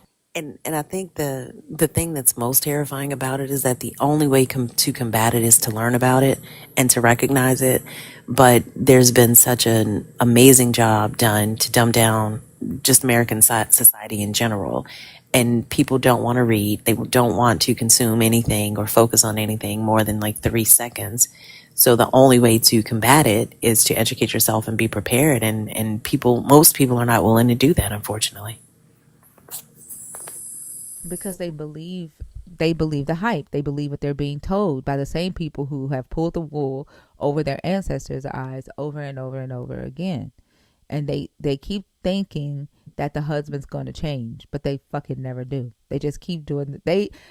When you're in a toxic relationship, they know how to keep you there, right? Like they have strategies that they use, and as long as you keep falling victim to the strategies, they're just gonna keep using them, and it feels like that's what America is. The citizens of America are in this toxic ass relationship with the leaders of America. And there's always this group that's like, oh, he's good this time. He's learned from the past because I hurt him a little bit. Like he was hurt when I left the last time, so he's changed, he's learned. But they're not realizing that he hasn't learned. Like that's what it feels like. And there's always a group that's just gonna keep putting us back in the same damn cycle. It feels like. Very toxic indeed. Like, did you all see the video of Jasmine Crockett, where an interview asked her, if Elon Musk was here right now, what would you say? And Oh she, yeah, fuck off. And I yeah. I think I saw that. love her. I love that's Jasmine Crockett. Absolutely. She's amazing. She really is. I didn't see that video though. I saw the one where somebody tried to, but it was in line with what Thinker was just saying because she was saying something about a clip of her was kind of specifically edited in a way to spin a narrative. And a black woman was saying posted a video saying this is why I don't like her and blah, blah, blah. And so Jasmine came on and made a video. She was like, let me just clarify. This is what I said. But if you're going to listen to what a clip of me said, a woman on a clip of me, and she was like, and a black educator at that. So to Thinker's point, I think the strategy is the same, like divide and conquer, sow seeds of doubt, ensure that one group doesn't trust the other group, make sure that these black folks don't like these black folks, or these people in this part of town don't like these people in this part of town. But in reality, the issue is a class war. And then you have that perpetuates the same thing. Folks on the upper echelon don't like the ones on the lower echelon. They're not good representation of X, Y, and Z. And it's just a rinse and repeat of the same thing. But a unified people is difficult to control. So all of this is definitely by design because it's a system that has worked consistently over centuries. So if it ain't broke, don't fix it, especially when it keeps the wheel of capitalism rolling. Yep, because there's always going to be somebody that wants to, be where they are, and they know that, and they know how to use that shit as a weapon like a motherfucker. It's so frustrating because it's right there in the history books. It's right there in your past. It's not even that long ago. Why can't you see what's happening? Because they make it look long ago. That's why stuff that happened 20, 30, not 20, but 40, 50 years ago is in black and white. They know that I cannot say this fucking word, imagery. They know that that is a tactic. So make it look like it was long ago. Like the very fact that they can talk about the Holocaust as Mm-hmm. and then tell you that Jim Crow that was so long ago. Like Jim Crow literally was what 70 some years ago. That and slavery was 187 years ago. That's Mhm. That's two grandparents, It's right? not that long ago. Not that long ago. I mean, look at Ruby Bridges. Whenever I've seen pictures of Yes. Ruby Bridges, it's always black and white. She is still alive. Like she's in her Mm-hmm. Like 60s, right? Is 70. she 70? I think she might about to be turned 70 or she just turned 70. And it's like, come on. It's even. Yeah, I'm And seeing. something, Oh, I'm sorry. Go ahead. First, Dorothy. no, something you said that made me think about the Sneetches. If y'all have never read that book, it's a kid's book, Dr. Seuss. And they had starbelly Sneetches and they had Sneetches without stars. And this dude rolled into town to be able to he built a machine that gave the Sneetches without stars. So now everybody's the same. And then the ones that originally had stars went to get theirs removed because it was a class system, because everybody wanted to be above the other person. And a, it shows you what society looks like right now. So even though, Dr. Seuss was problematic, I've learned, God, we can't have anything. But that book was really, really, really good in teaching about class and or racism on a child's level. Maybe that's what they need to read again. If anybody even, they probably would ban Dr. Seuss' book uh, today. But it was something else that I was gonna say. Oh my gosh. Damn. Can I say something? Yeah. I can't The remember. Ruby Bridges thing reminds me of an apartheid. I was born when apartheid was still in effect, and I was one of the first kids to integrate into my specific school. And even though not, I don't even like saying this, it makes me feel uncomfortable. I'm light skinned, but you would the experience that I had growing up amongst my people who range from light to dark skin, and the different tribes that I grew up until I was like 5, 6, and no, that's a lie, until I was like 7, 8, sorry, and then integrated into the white school. And the first time walking in there, and people asking you questions like, "Why is your hair like that? Why do you look like that? Why is your nose like that?" These things that you've never had to like, no one's ever asked you why you look like that. And then as a kid you walk into a space where people like want answers about why you look a certain way. Like, for me to be able to still remember that means that the history is, it's not, it feels like it's, if people are still living it, then is it that far, that is it that long ago? Right. And they know it's not that long ago. That's the crazy thing. But they try to make convince us, like there's a tactic that they use to try to convince us that it was long ago and that we shouldn't be talking about it or caring about it. Right. But it's okay. They'll honor, the victims of the Holocaust. Right. They'll talk about the so-called victories that their ancestors um, did here in North America, and honor that. But don't you bring up what they did to your people, because that was so long ago. Why are you even bringing that up? And that's what I was getting ready to say. My grandmother died 2 years ago. She was 93. She would have been 95 this year. She lived the majority of her life under Jim Crow.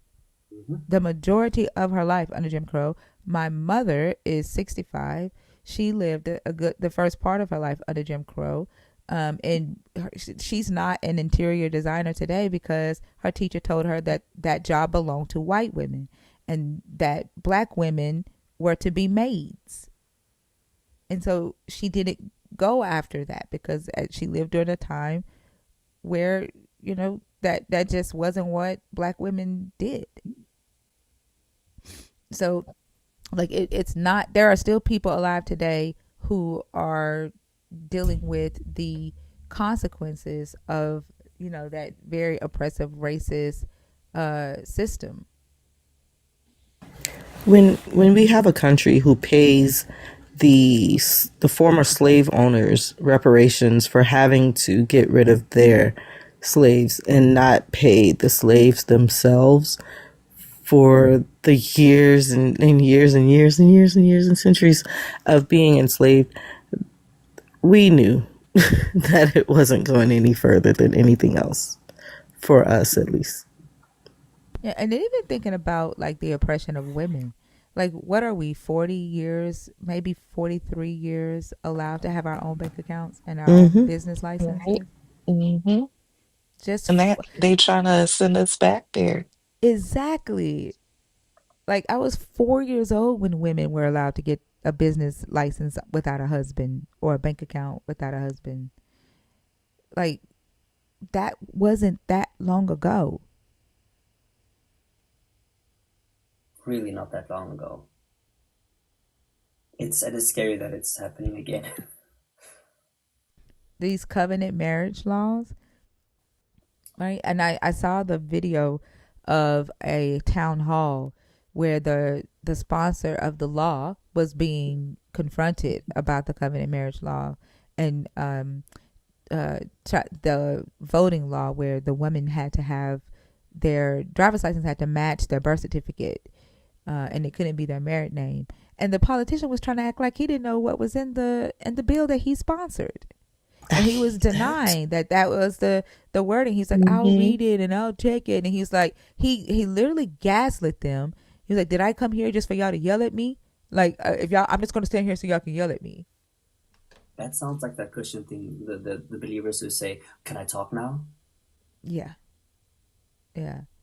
But like they try to play in our faces, and a lot of times they succeed because we have been trained as a people to look the other way, depend on God. God's going to get them. They're going to get theirs in the end, right? And then we don't lean on our own understanding, so we're not clocking. Like if we're not leaning on our own understanding, and we've been trained to lean on their understanding because they're the ones that's giving us the damn understanding, then we are not intelligent enough to catch them in their lies, to see their strategies. These so-called prophets that y'all call yourselves, you can't see the signs because you don't know shit. Like, you can't see the signs that they're not showing you because they haven't trained you to see them. That's And exactly how you're it is. behaving, you're staying in line, and you're just following what they taught you to follow, and they know that. And it's a design that's been used so many times, and it's so frustrating that people can't or choose not to see it. Ah, okay, well, Because the plan is in your Bible, Mr. Bay. And I called for you. I called for you. Are you ready? oh Are yeah, you ready? yeah, Because I'm ready to get back to the conversations. yeah. Are you ready to come up? You were gone by the time I called for you.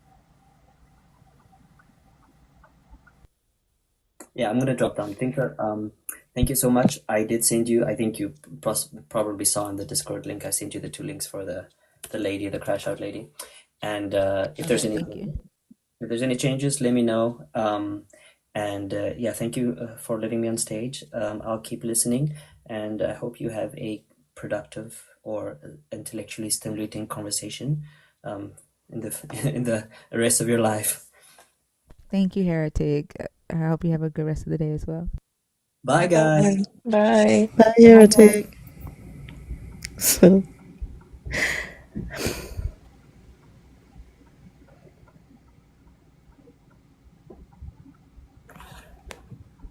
I think it's interesting that when we started reading Endowed by My Children, and the topic switched to this, um, our viewership increased. But for some reason, mhm. Christians tend to think that they are uh, the main character. Mr. Bay, are you going to come on stage or not?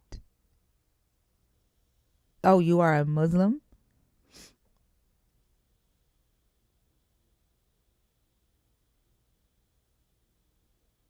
You were a Muslim defending the Bible? I'm sorry, I just read I'm a Muslim. A Muslim. That's what you said. Like, why did you put that? What the fuck is a Muslim? What's a Muslim? Ain't that the same thing? Never. I don't know. He says I'm not a Muslim. He's a Muslim. What's a Muslim? God bless. What is it? Telling me it's a cultural difference, it's nothing. And why aren't you coming on stage? Like, you were asking to come on stage earlier. When I called for you, you were not here. Now you're back. Come up here, like, instead of me talking to you through the comments.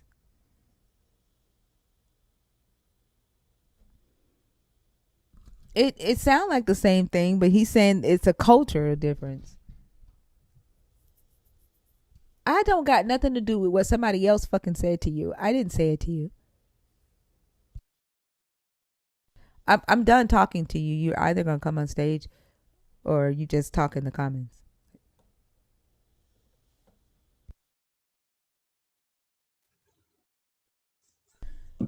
Hi, good I morning. don't I don't. Good morning. I don't have anything to do with what somebody else said to you. My apologies. I thought that was one of your moderators. But even if she is a moderator, I'm not responsible for what she says to you. Well, I was being prompt in the comments, so because I To was told I kick was the supposed to Bible? do Like that. what her telling you to kick the Bible, what does that have to do with me? No, I said sticking to the Bible itself. No, you said she told me to kick the Bible. Did Excuse you me, that mean was a she told me typo. to stick to the Bible? Yes, Yeah, the yes. conversations are about the Bible. Right, What that's is why I it? said What is a this? You were in the comments arguing with me about the Bible earlier tonight. no. So I was under the impression that we could speak freely from a philosophical position of it. I didn't Why think do that y'all you need to was only. speak philosophically about this God? Do you go to church or to the uh a mosque? I don't attend a mosque or a church. I attend my meetings. What is a meeting? A meeting is where we have at the Moorish Science Temple of America. The Moorish Science Temple of America? Moorish.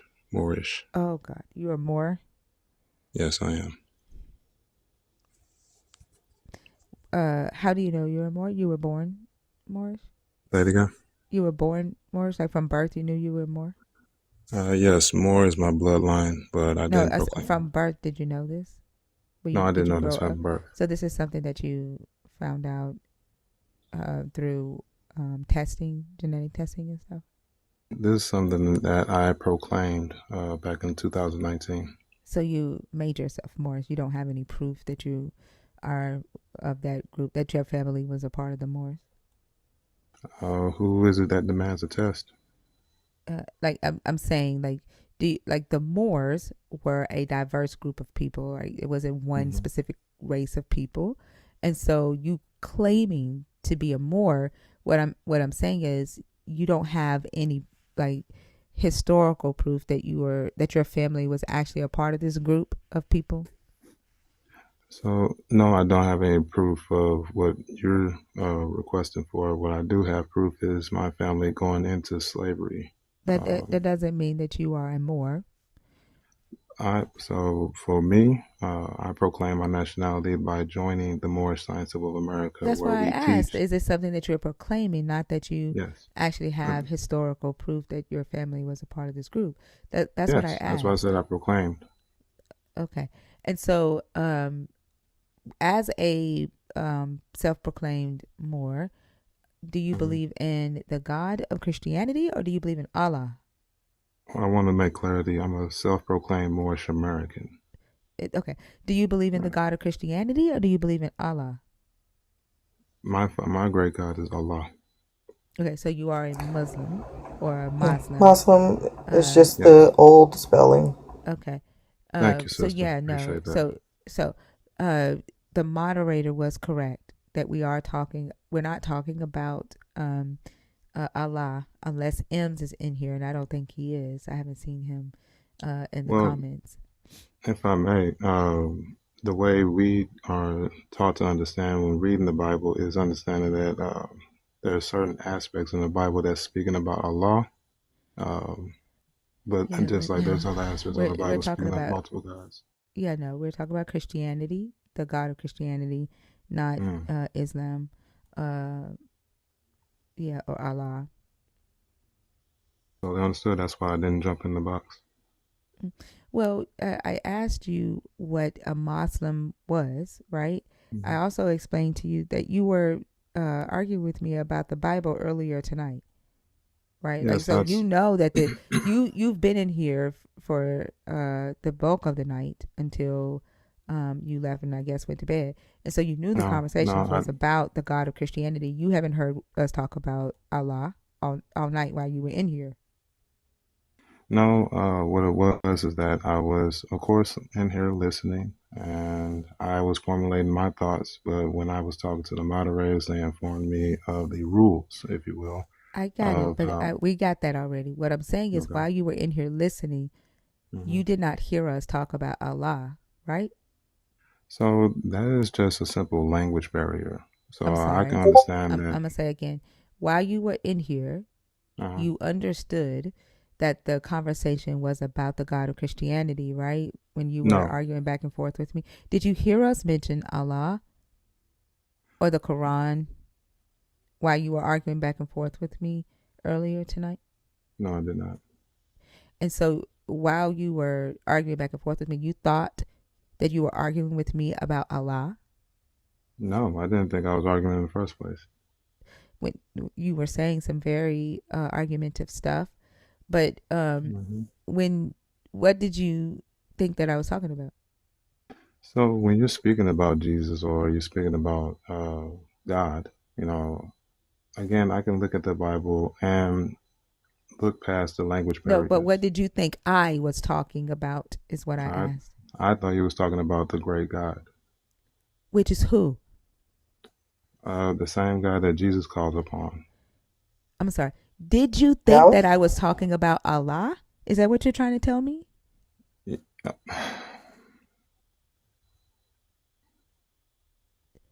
Why can't y'all ever be honest? Did you think that I was talking about Allah? Yes. You When I did. heard, That's yes, I interesting. did. Yes, I did. That's interesting. Well, I'm Will you not show talking your? about Allah, okay? I'm not. Okay, We're not talking about Allah in here. So I'm gonna go ahead and drop you back down, okay? thank you. All right. I just wonder why they all have the same cadence, the same intonation, I don't know. They the lie so same fucking much. monotone voices. Because I'm a Phil bro. I come from a philosophical. It's like, shut up. You making me go to sleep. He was like in here, like saying all kind of shit, and ain't no way he thought I was talking about Allah. Like they lie so much. I don't know. Like, just tell the truth. Ted, how are you?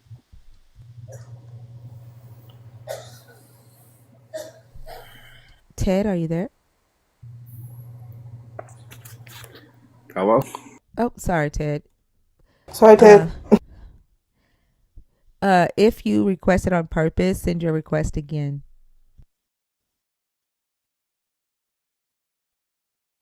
He said, "Yes, I do." What? Yes, you do. What? Lie a lot?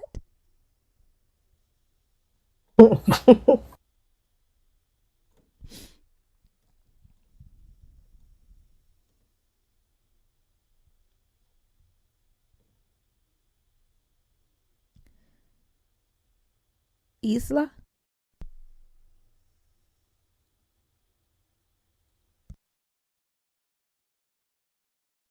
Is it Isla or Isla?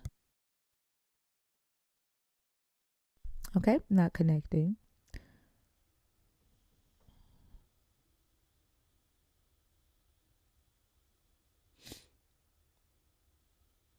There's a guy on YouTube who's talking about how big my balls are. So I was typing on YouTube earlier because my phone, I could not find it. The whole No, time I Bashful know was saying, I know what he was saying, J Pure, but like what how they see it is not like there's no way that he thought I was talking about that.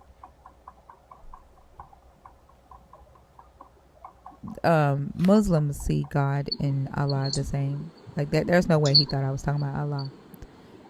Eddie, how are you? Oh, sorry, this is a accident. No worries. Have a good day.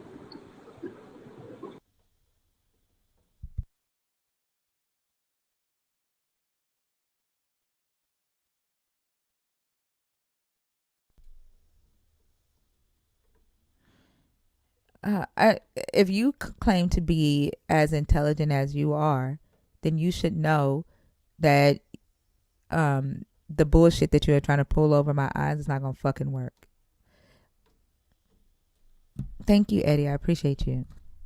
Like it doesn't matter to me, right? That you hear God and you think Allah. You know goddamn well that we are talking about Christianity in here. If you sat in here and you listened to the conversations, you know damn well we were not talking about Allah.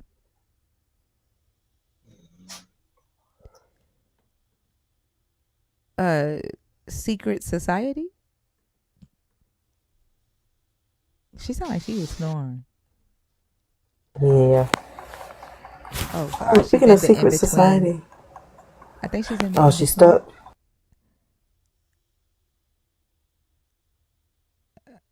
I don't know. I think she's gone. She's gone. Okay. But oh my gosh, who was it up here earlier that was talking about the Society of Death or something like that? Either way, I found it's called the Order of the Good Death. Um, and it helps you. It teaches you about why the death industry is so prevalent and why funeral homes came to be and stuff like that. I just wanted to. I'm gonna put the link in the Discord because this is very interesting.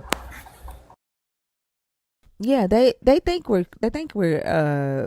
we're stupid in here, Lizzie. Like they can try that bullshit manipulating, gaslighting tactic somewhere else.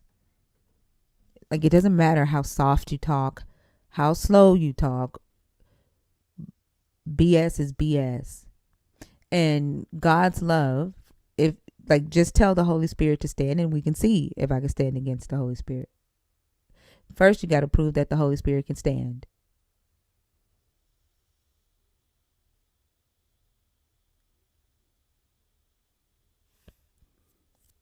If you are a believer, if you are deconstructing, or if you're an atheist, the guest box is open. Dana, are you in the box on purpose? Like the fact that you think that you yourself are the Holy Spirit, you're the self-proclaimed more and a self-proclaimed Holy Spirit. Herb, are you in the guest box on purpose?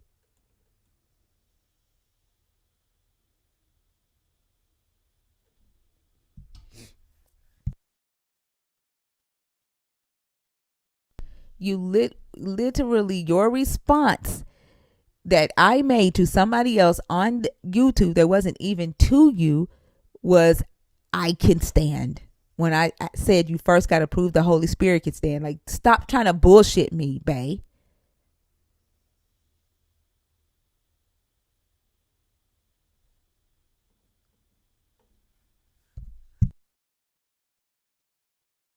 Y'all, there's almost 900 people in the room. No reason that there shouldn't be conversations happening. There's 900 people here, almost 100 on YouTube. So that means there's almost 1,000 people watching the stream right now. If you are a believer, if you are deconstructing, if you are an atheist, then the guest box is open.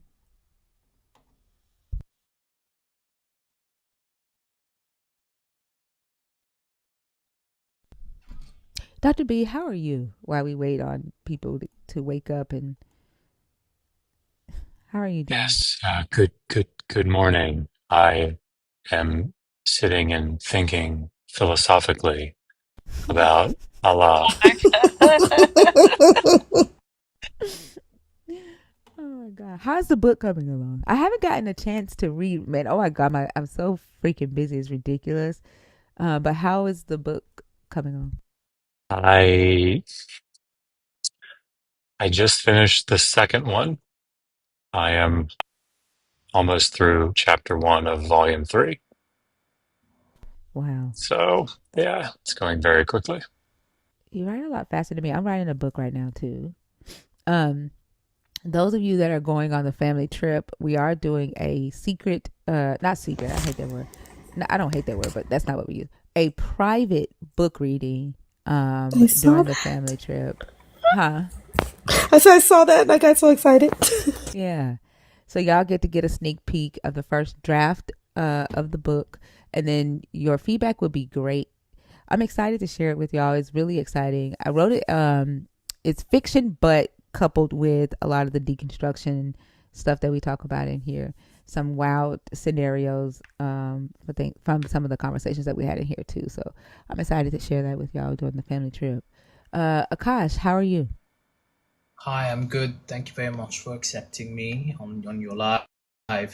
I've always thought about this Holy Spirit concept, and people, even where I live, they say they have the Holy Spirit. They've been graced by the Holy Spirit. I have a very, I would say, childlike solution to test whether someone has the Holy Spirit or they don't have the Holy Spirit. So not my question, my solution is around mathematics. The Holy Spirit is in Christianity is considered to be God, and most certainly they have all knowledge and all power. If one is speaking the truth and they really have the Holy Spirit, they shouldn't have any issues whatsoever resolving complex mathematics problem, because for the Holy Spirit that should be an easy one. I know it's very childlike, but to say something like that. But I think if someone is claiming to have the Holy Spirit, then they should be able to execute and answer complex mathematics problems as well. Do you see what I mean? Yeah, like one time there was a person on stage who was claiming to have the Holy Spirit there with them, and we pulled up a math problem and asked them to solve it, and they couldn't. So I agree with you. Uh, Yeah, yeah, they don't like that's what their I Holy want. Spirit tested, although it says the book says to try the Spirit to see whether the Spirit be of God. So they think that it's blasphemous for us to be testing their gangster. But That is I wouldn't runaway. care if they think that it was blasphemous anyway. But yeah, it says test their gangster. I think there is somewhere in the Bible, in the New Testament, where Jesus says that if you give them poison, they are not going to die, or they will speak in various tongues or whatever.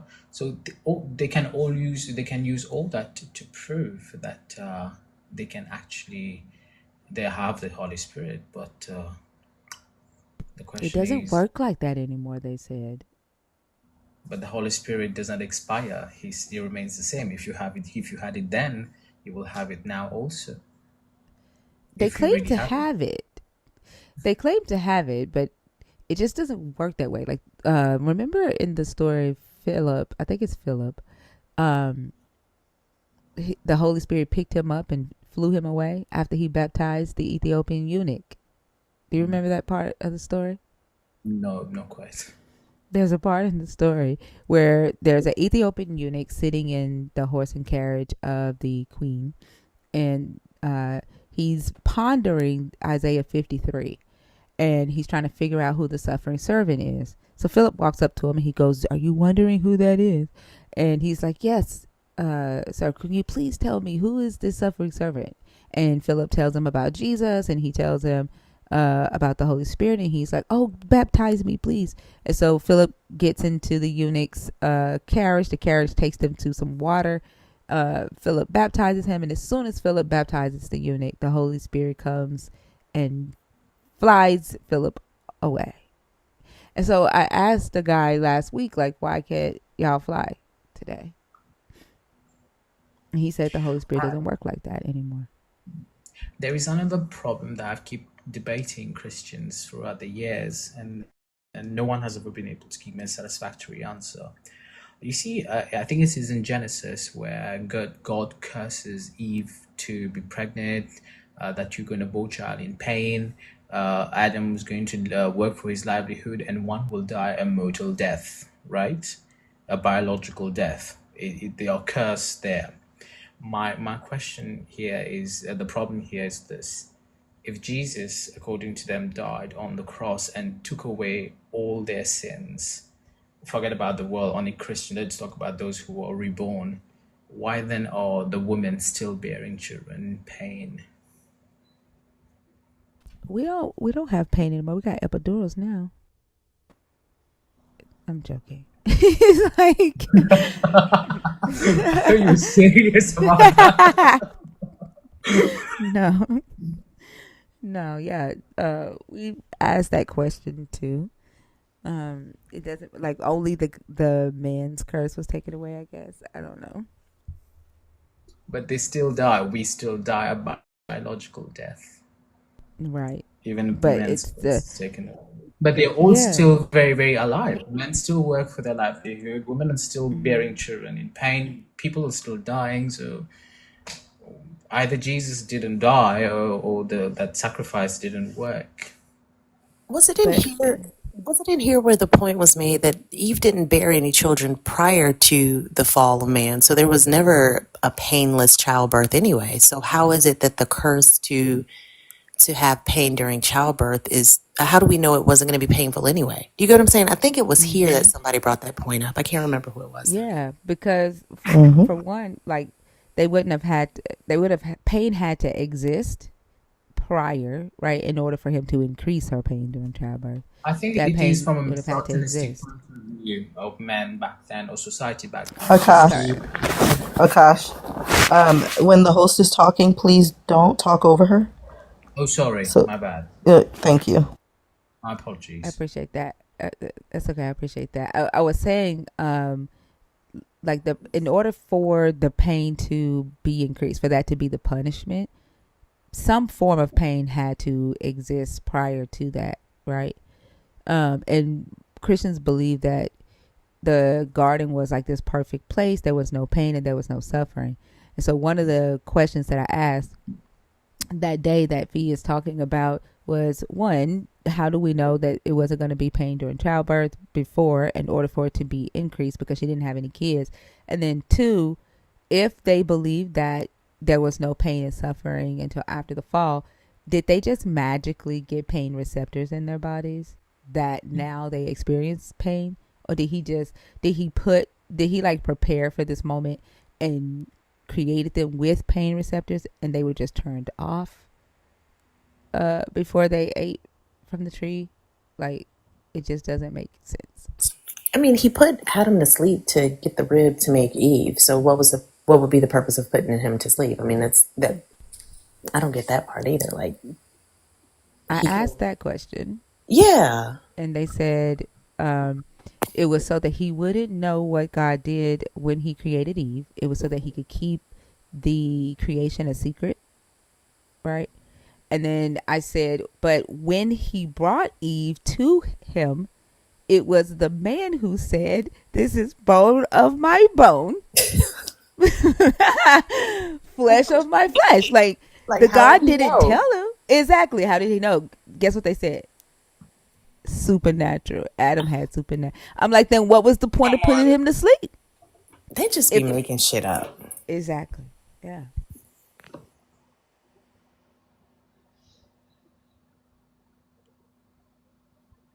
Akash, did you have anything else you wanted to add, or were you done? No, from that point, I think that was it was a misogynistic society who constructed that story, where women have been bearing children in pain is actually seen as a curse. I think that comes from a misogynistic mindset of Mm-hmm. society, maybe back then. Yeah, most definitely. I was telling Heretic earlier that I'm convinced that a lot of these stories are telling the time period where this dominant patriarchal society took over, and it's representing the the power of the woman, because we know that it used to be matriarchal societies, and there was this mother goddess worship back then where people believed in the mother goddess.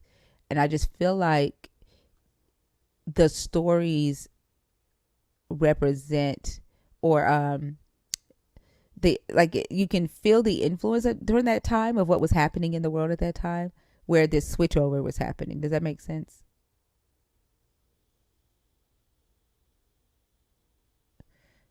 He went on teacup. It does to me. Yeah, I think he got a phone call, but yeah, that's what I feel like. We'll give him a couple of seconds and see if he comes back, and then if not, I'll bring up the next person. Hi, sorry, it's just my mom texting my mom.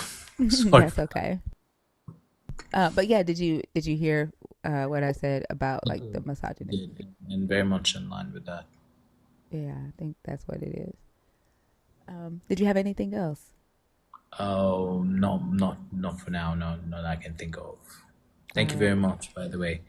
You're very welcome. Thank you so much for coming up. I hope you have a good one. Thank you. All right. To the other ones that are in the guest request box, I normally do not allow people to come up and go off topic.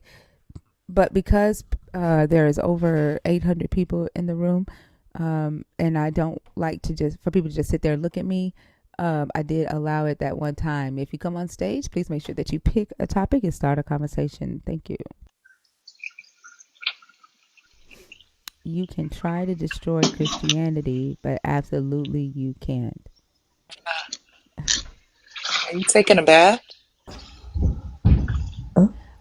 Well, Rod, did you come Oh, up I'm on sorry. I'm accident? sorry. I'm sorry. I'm so sorry. That's I didn't know it okay. was my turn. Yeah, I was washing dishes. Not taking a bath. All right. So yes, I'm 39. I'm deconstructing. Okay. And what topic did you come up to discuss? I came up to discuss the topic of if God couldn't resist the devil, how can you? Okay, go ahead. Um, so I was listening to this like the other night. Excuse me, let me cough.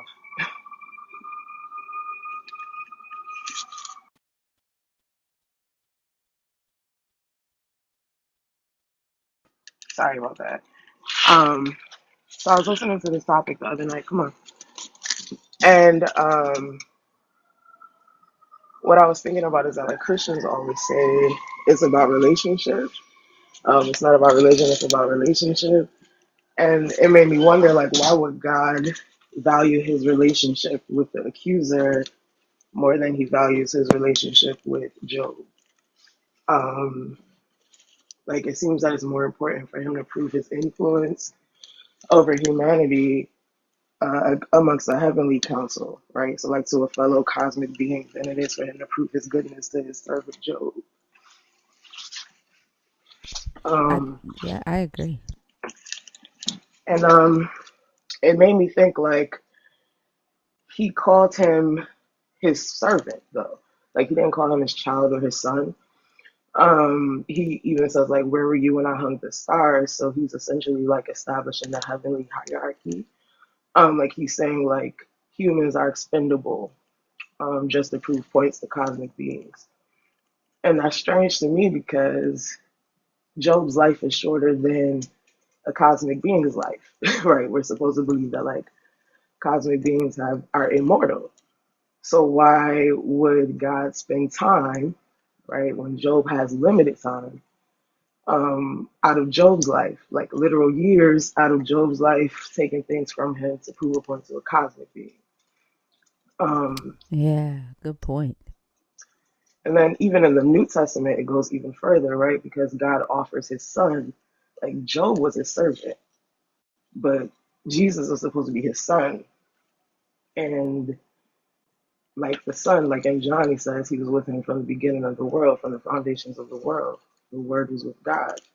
So he had a long time to establish a relationship with his son, but that relationship didn't save his son from being sacrificed. Like his son cried, like, "Why have you forsaken me?" I don't know if he was crying to himself or to God, however people want to view the Trinity. But whatever the case, we're not told in the scripture that God answered back. Um, so that makes me think, like, why does God ignore or basically sun the people who are already on his side, but he gives answers to like evil? And that's it. Yeah, that's actually what Job says to this God when he's like, asking the God why he allowed this to happen. But I think you brought up a good point. Why would he need to show his power to a cosmic being and not necessarily the human who he's trying to build a relationship with? It doesn't make sense. But the reason why he wouldn't is because of the other thing that you said is because he see humans as slaves. They're his servants. They're not necessarily his children. And if he has to have children, it's the Israelites, right? And everybody else are expendable. And even they are expendable in this book, right? Like he in a heartbeat he wanted to kill them off and start a new race of people with Moses. Yeah, I agree with that, and that's so it's just so confusing because often, right? I grew up in church, I heavily indoctrinated. I'm also gay, so I've had to do a lot of deconstructing with that, like literally just to this point, starting to like be able to free myself, like in therapy and things like that. But like it's just realizing that there were things like presuppositions that I held because I learned them so young, right? So it was difficult to think away from those things, right? Like because the I learned that like God is the creator at the same time. Like I learned what my name is, right? So it's difficult to learn to separate those things. And so like thinking about like God punishing the Israelites was always like, well, my answer came automatically. Well, that's because they rebelled against him, right? Because that's what's been how I've been indoctrinated. But then when you start to think about it, well, why does God have like if God operates, which is what they tell us, that he operates outside of time, then why does he not why does he not take into account the fact that I mean he says like life is a vapor, right? The scripture, all of it is God breathed, right? Life is a vapor, so you know that this person doesn't have very long on the earth to for you to build this relationship with so that you can have a relationship with them in eternity, then why spend the time um, why waste their time? I guess is the biggest thing for me. Like the eternity versus time debate. It doesn't make sense. Have you ever asked yourself why did the Israelites consistently leave this God? Like if the God was so good, right, and the Israelites were blessed and had, you know, everything that they need, like did it ever like what you say, Lala? I said I've asked myself that plenty of times. Like, why did they keep leaving? Yeah. Like If have it you ever was asked everything yourself was that, so Lala? good. Yeah, I thought about that more recently. I did not think about that when I was younger. There was lots of questions that I had, but those questions were met with, oil on my pillow. Um, so like my mother would literally put holy oil on my pillow and things like that. So in going up for prayer, so like I learned like a minute ago, not the question, but like out loud.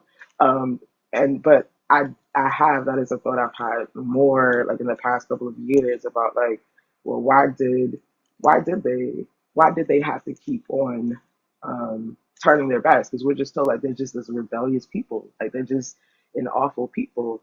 But if God has like led them, oh, and I'm sorry, so that's the answer that I received, right? I did ask the question in the Bible study that the reason that they continue to not follow God is because they're rebellious people. Um, they don't, basically, they don't learn. They're hard hearted. So, like, God has to keep trying to get their attention. But as you say, right, it doesn't make sense because why would God have to keep getting their attention if he just provided manna from heaven?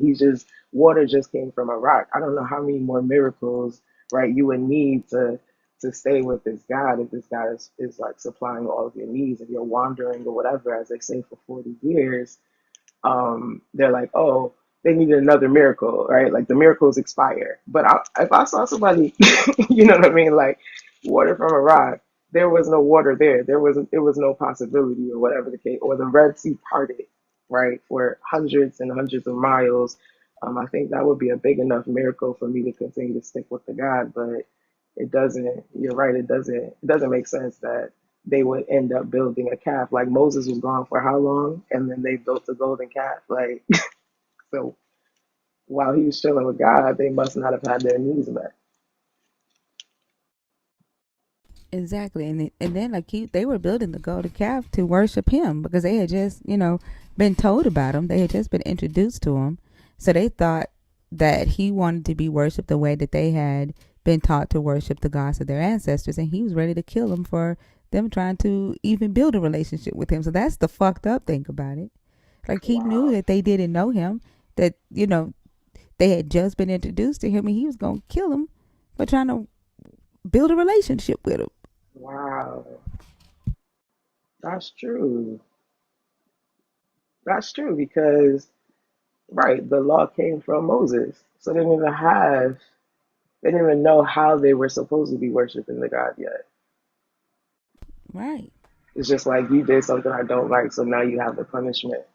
And it's crazy because I be trying to like, the way that like led me to the deconstruction was basically like trying to prove that I deserve to exist and be happy and love my wife and things like that, which I shouldn't have to do. But like just because I had to deprogram my mind, that's like the route it took me on. But like one of the arguments that I have basically come up with is like I have a dog, and my dog likes to go into the bathroom if someone is on their cycle and get some, the napkins out of the trash, right?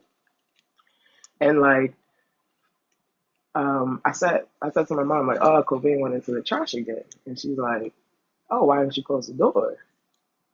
I'm like, yeah, I forgot to close the door. I usually do, but I forgot. But if I forget to close the door, I can't come home and like, I'm not beating her, but I can't, in case Peter's listening, but I can't come home and like just yell at her and like put her outside. She's got to be outside in the cold and all of that because she went into the trash to do something that was of her nature.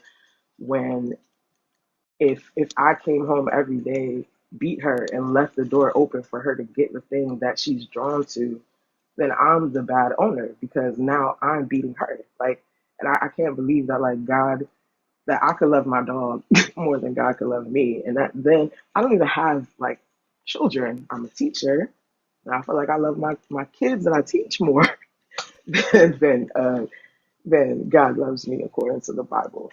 But I can't. It's very difficult for me to understand how a parent who birthed a child can't kind of see this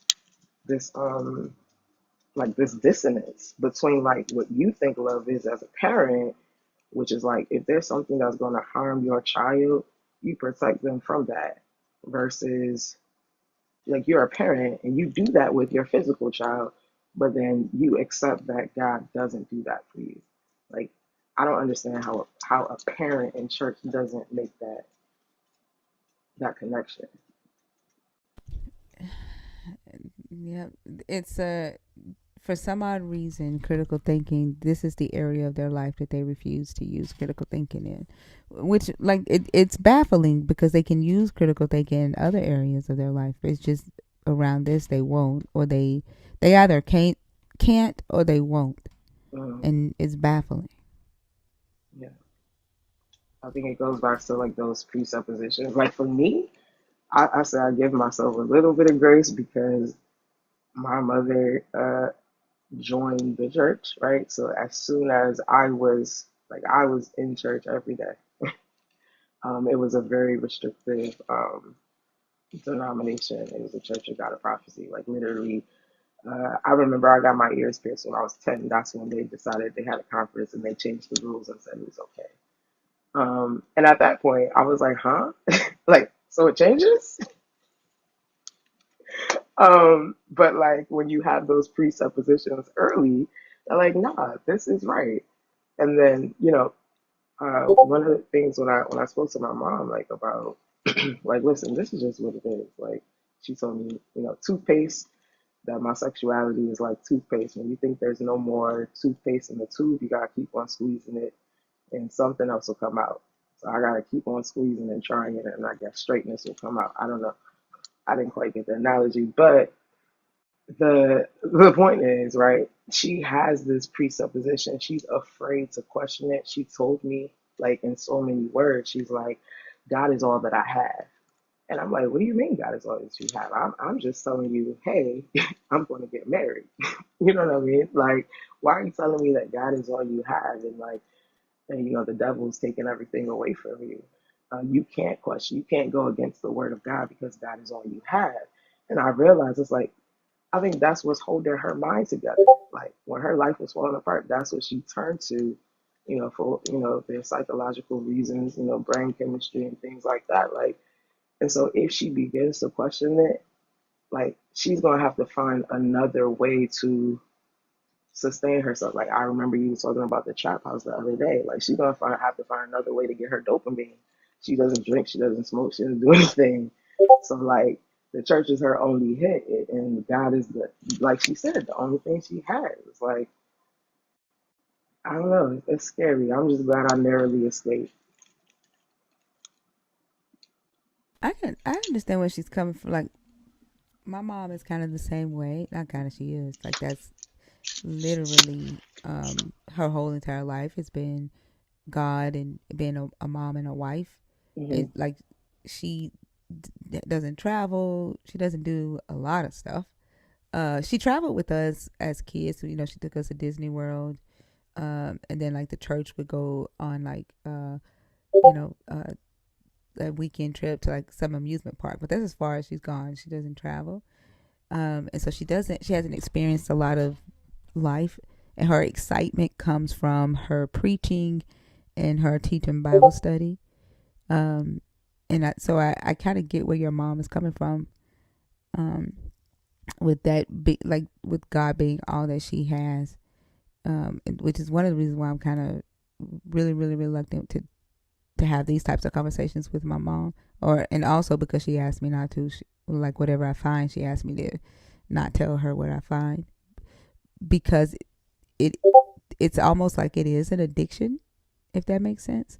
Um, and they're afraid of losing that feeling um, that they've grown accustomed to. Yeah, 1,000%, 1,000%. Yeah, Yeah. my mom is a minister as well, and that validation too, right? Like Mm-hmm. that, like as a woman, you're a black woman, like you're fighting in your workplace, and all of that. But you go into the church and like, yes, sure, you can't pass the pastor. You know, he's the main man there, but you do have these. You're able to get some positions of leadership. You're able to be like validated. You're able to be like regarded. Like my mom's, it's all she's a prophetess, right?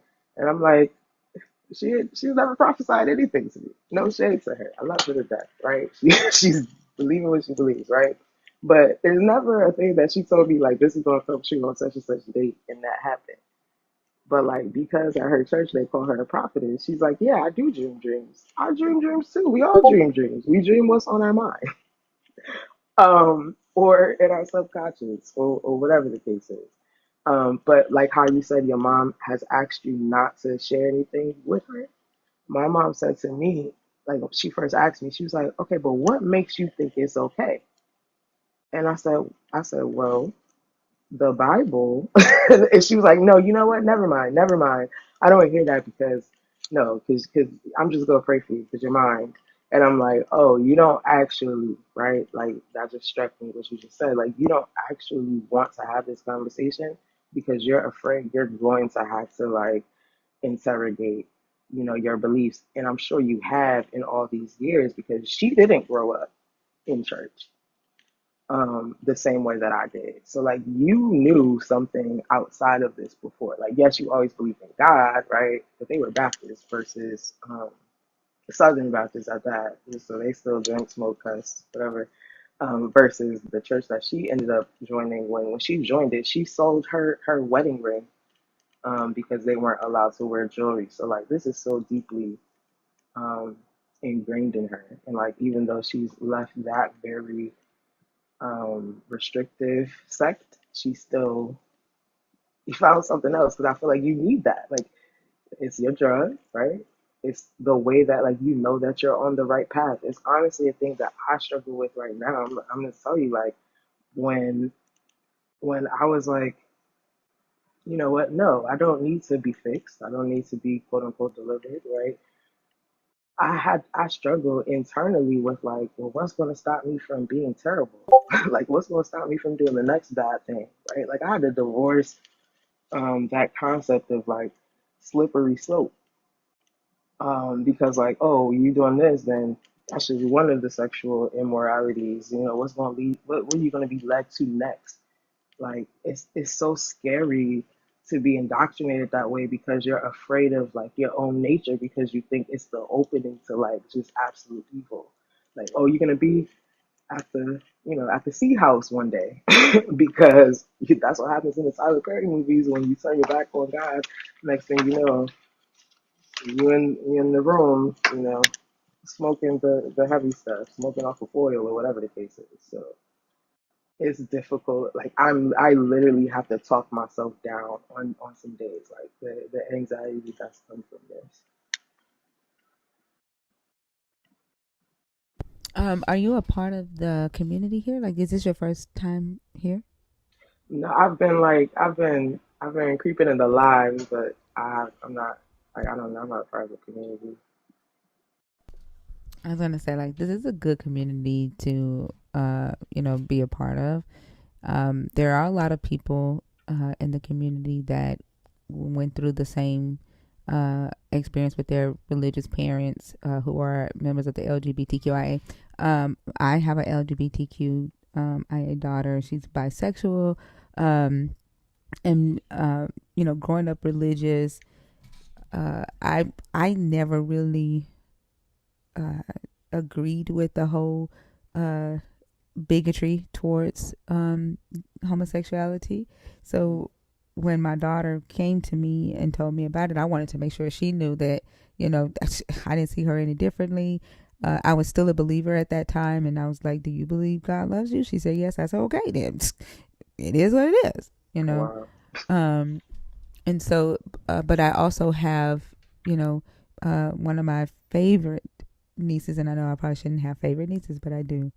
One of my favorite nieces, and I think the reason why she's my favorite is because she's older. She's like 27 now, so, and I'm 40. So like I grew up, I was still a teenager when she was born, like in my early years. And so she's kind of like a sister to me, but she's also gay, and I knew that she was gay when she said to me that she thought it was gross that women let men stick their things in them. And I was like, oh yeah, she gonna be gay. Right. And still to this day, she's like that. I don't understand it. She's like that. She's like that is gross. But I like making sure that she's able to be mentally healthy. Right, it's also a big goal of mine as well. And so building this community, um, like for me, it's been to make sure that you know people who are of the LGBTQIA, trans, non-gender conforming, have a safe place. Does that make sense? Like, who have very religious families, and have somewhere that they can talk to other people who are going through the same thing, or who have gone through the same thing. They know that there are people who support them and love them, and just have a family. Because a lot of times, like when my mom found out that my daughter was gay, she wanted to talk to her, and I was like, nope. And she's like, Mm, that's my granddaughter. I said, and that's my daughter. Like, her mind matters more than anything you about to say to her. Like, she will always be your granddaughter, but she's my daughter first, and this is my responsibility to make sure that she loves herself. That she doesn't start hating herself and trying to live and be something that somebody else wants her to be. And I told her, I was like, I'm not losing my daughter to this bullshit. Like, I'm not. And so, like, I want to you know make sure that people know that this is that place. Like, we go hard for the mentality of humans, like making sure that humans are able to feel healthy mentally in their own skin. And I have a really soft heart for members of the LGBTQIA community and the trans community, and non-binary community here. So I say that to say, stick around the community, get to know people, and share your experiences, and maybe someone here can help you as you have those conversations with yourself and with your mom. I appreciate that. I do. I really appreciate this live. Like, I'm not always. I don't get to catch it all the time, but like I listen on my way to work, and then like I've like called myself. I found the YouTube, and so like just like playing it like while I clean up, which is hence me taking a bath this morning. slash washing dishes. Um, but like because I like feel the need, so like we were taught like faith comes by hearing and hearing by the word of God, right? So like that has always I had there's times that like I just spam scripture, right, all the time. So like literally in order to undo that, I had to like continually be in a place of questioning. And this really helps with that. And aside from that, you've also helped me with my conversations, right? Like I've heard maybe a couple of lives that I'm like, what they interrupted her. You know what? I do interrupt people sometimes. Like because sometimes we be excited or whatever and jump in. But I'm like literally like you saying that a couple times. I heard like in my conversations with people, you know, I'm like, hold up, let me listen all the way through, see what they're gonna say, and then respond. So like even on a small level like that, it's been beneficial. So I appreciate it. You're very welcome. Can I ask, have you seen a difference in how you communicate with people versus trying to guess what they're going to say? Like, have you seen that maybe what you thought they were going to say, it turned out to be something different, and that allowing them to finish was beneficial? 1,000%. Um, I think that I like, you know, whatever. So you be called, you be put in the gifted and talented programs or whatever. So you just think you know everything. So like, I'm like, you know, I understand these patterns, and you know, I'm a little bit narrow spicy too. So I try to pick up on patterns about what people are going to say and things like that. And sometimes I'm right, but sometimes I'm wrong. And it's like we can save time if you listen all the way through and then respond. Like whatever popped up for me. Like I think people sometimes think like I need to say what's in my mind right now or I'm gonna forget it. But maybe you don't need to say that thing because the person is about to say something else that clarifies the point, right? So listening all the way through lets you give a more thoughtful answer and you know practice attention because that's something that we're missing in this age, like with you know, of technology, which is great, but we lose the attention aspect of it, of things. Yeah, absolutely. And I think it helps with even just getting closer, right, to the person that you're talking to. Because sometimes people just need to be heard and they need to know that they're being heard. Even if you don't agree with their points, sometimes they just need to be heard Hmm. and allowing them to finish. I think one of the most abusive things that my ex husband used to do, and he still does to this damn day, is he will cut me off while I'm talking or he will hang up in my face in the middle of me speaking. And I remember saying, like, to me, like, I don't hang up in people's face because to me, it's like spitting in someone's face. Hmm. It's one of the most disrespectful things that you can do to let somebody know that you are intentionally trying to disrespect them. And I think that, like, it, if you are able to just, you know, hear the person out, that they would appreciate it. And it could, you know, make your relationships with other humans just that much more valuable, you know? Yeah. Yeah, but you can't be afraid to hear something that they say. So I think that whole like be prepared to give a defense when it goes back to the religion thing. That's why folks can't hear all the way through on that. But just even in regular conversation, I think it's important to practice it, and that's translating to my life. And I think my fiance is going to be very happy about that. So I'll tell her thank you. You are very welcome. Thank you so much for coming up. I appreciate you. Looking forward to you engaging in the community much more. All right, thank you. Bye You're bye. welcome. Have a good one. You too.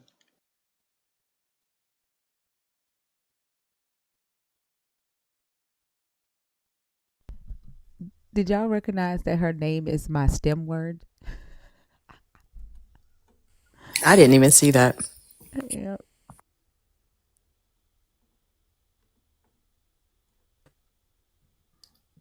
Hello, hello, hello. Hi, how are you? Hi, I'm good. How are you guys all doing?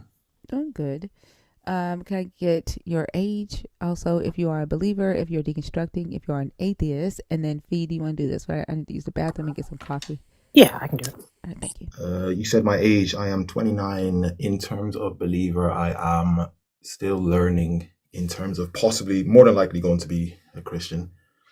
an Orthodox Christian, so that's where I'm at the moment. In terms of the question I have, let's say that everything So you're saying here is hang, true. hang on a second, Yinka. The way the show works is you pick a topic off of the board, start a conversation about that. If the question that you're thinking about can be worked into the conversation, that's fine, but we do want to start with one of the topics. Okay. God is a bad planner. If it's the case that that's true, what would be wrong with that? What was is what now? God is a bad planner. If it's the case that that's true, what would be wrong with that? And I guess my question would be, what would be the purpose of the God? Like, I can come up with a plan much better than the one that the God of the Bible came up with. So if he's positioning himself as the all-knowing, all-powerful, all everything, shouldn't his plans be infallible? Like, if you're going to position yourself in a space of authority and giving directions, you should give good directions. You should devise good plans. So to me, that would be the problem, especially when you're hinging all of humanity's existence or eternal salvation or damnation on it. uh, so yeah, so when you say you would be a better planner, what do you mean by a better planner? Planning in terms of what, towards what? Well, I mean, if you look at the story of the Bible, Adam and Eve's story, if that were even remotely true, it was just a stupid plan. Like, as a person of authority, I wouldn't put my new creation in a space, an enclosed garden, if you will, and then let an enemy come in to deceive them, knowing that they don't know the difference between good and evil. That doesn't make any sense. Okay, you keep saying it's a stupid plan. You could do better. What do you mean by stupid? That's what I'm trying to understand. You keep saying stupid plan, bad plan. What do you mean by bad? What do you mean by bear? That's what I'm asking. Well, that's what I just said to me was an indication of being bad. Like, if you were a parent and you had two children, would you allow someone to come in and tempt those children to do something that would not only hurt them, but every single member of their offspring, not tell them about that repercussion, not prepare them about this enemy coming in to tempt them? That's the badness of God's plan. That's just simply one example, but it's many in the Bible. I don't think you're understanding what I'm asking. You're presupposing a lot of things. You keep saying bad. What does bad mean? Not good, harmful, inefficient, ineffective, unwise, like any adjective you can think of for bad would work there. Or any, I'm sorry, what's the word I'm looking for? Simile that you can think of for bad would work there. Okay. Simile is what I was looking for. It's too early in Okay. the morning. How am I misunderstanding your question? Maybe Because so you're misunderstanding my question because you're presupposing. So you said let's replace bad with other adjectives like let's say harmful. You're still not answering the question. You're basically it's circular reasoning. You're saying it's bad because it's harmful. Okay, what does harmful mean? That's what I'm asking. You're not really answering what the meaning is. You're presupposing bad, but you're not telling me what bad or harmful is. So regardless of whether you put it with another adjective, you're not telling me why we should even follow that adjective. Let's say harmful. Why is that a bad thing to do? do you want to be harmed? Whether I want to be harmed is irrelevant. There are many situations where people actually enjoy harm because if someone enjoys This is something, why I don't do Phil bro bullshit. Are you a Phil bro? Yeah, I think this is where it's going, and I didn't even Yeah. realize it was going that way. But when he said presupposition, I'm like, what am I presupposing in the Adam and Eve story? Like, I wasn't following that at all. Yeah. Yeah, Yeah. it's going to. They're a waste of time. Have a good day, I don't know what Philbro. you mean by Philbro, to be honest with you. Yeah, your argument that you have is bullshit. You know what the fuck harmful is. Yeah, like, I You don't stupid understand why shit. we get to this semantic point of, well, what is bad? What is good? Like, do you want me to come punch you in your fucking mouth? Then no, I'm sure you know that's bad. This doesn't take a level of, PhD level philosophy to understand things that are harmful and things that are not harmful, things that are effective and things that are not effective. If there's a goal, if this God had a goal of human beings being on this earth living in peace forever, then his plan was bad because it did not accomplish that goal. I don't know why they're trying to make this more complicated than what it actually is.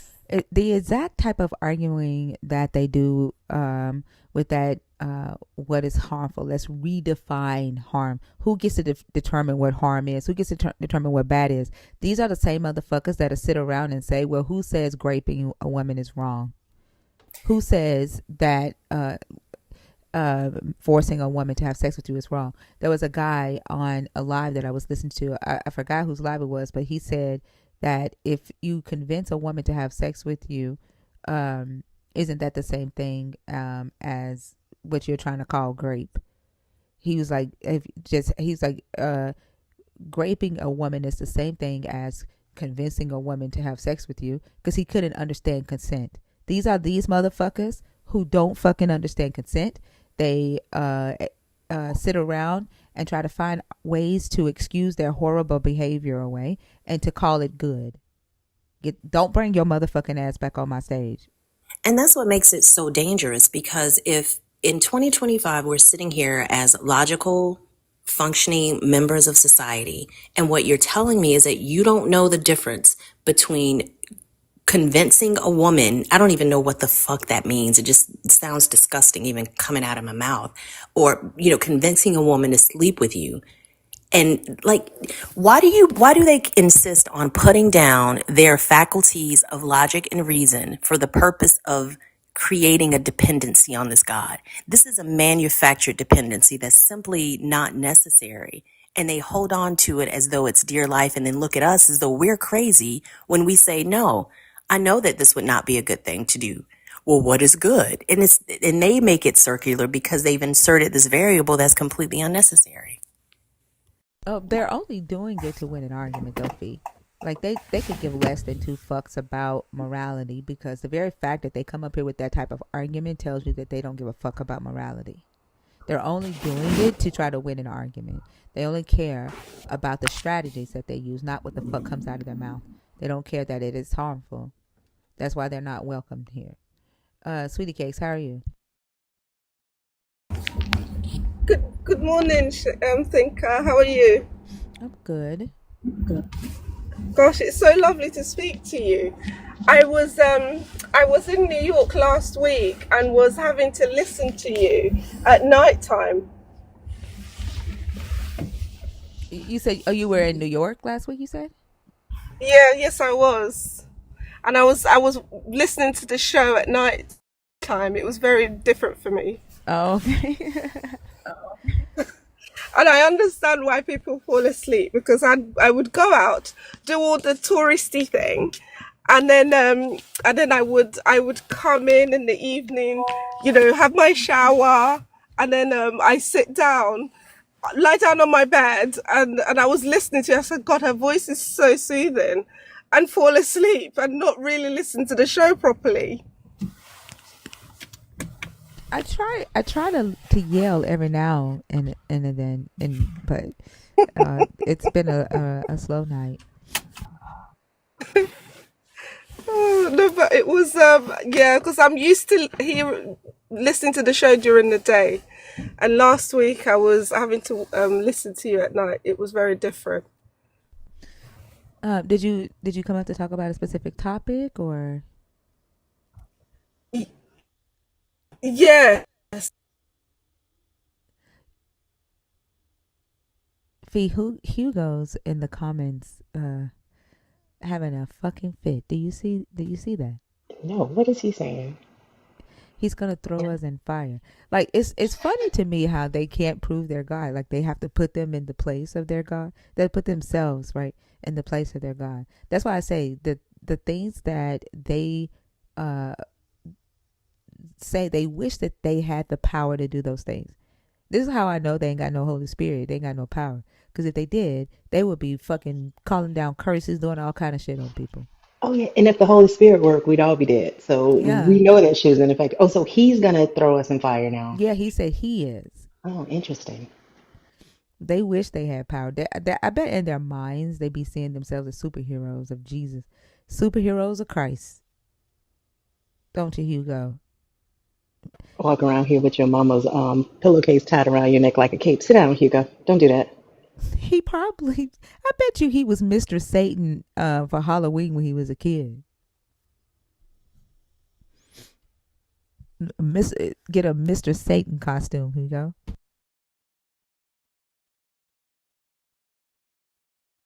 And then it's so crazy. Like, they don't even realize too that, like, when they come in here like that, it's like y'all are so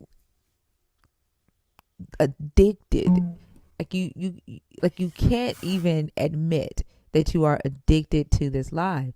And there is this power, right, that you're not recognizing. And it's called influence, right? It's called influence. It's called charisma. It's called knowledge. Um, that keeps drawing you back. And you don't know how to get yourself out from under that, do you? And you think that we're the devil, right? Like you think that you're going to put us in the fire. And so did your God. That's why I asked you yesterday, if your God cannot resist the devil, how the fuck can you? Because you think we're the devil, and here you are in the devil's den. You came back for day 2, Hugo. Go ahead, sweetie cakes.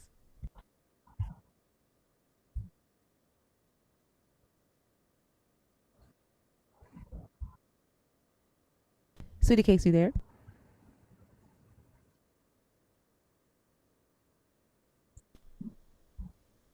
I'm gonna take you down and then submit again because I think your connection is bad. Hey, Firebrand Atheist. I'm addicted too. I'm addicted to y'all.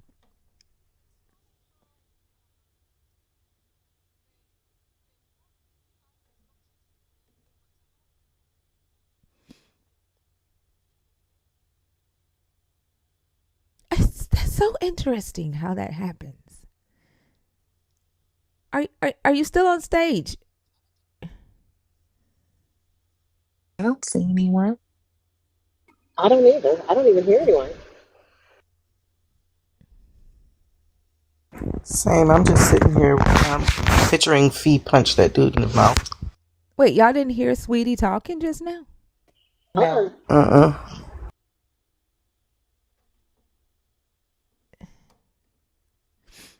Okay, the audience heard her. I'm like, I know I ain't going crazy. Sweetie, if you're there, can you send your request again?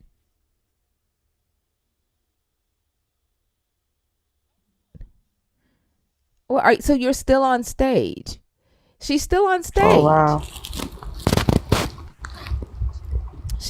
You're in the in All right. between, Tell sweetie. her to comment so I Can you can can you block her and then unblock her. okay. Sweetie, if you can you comment so that Lala's gonna block you temporarily and then unblock you so that we can fix this? If you can still hear me.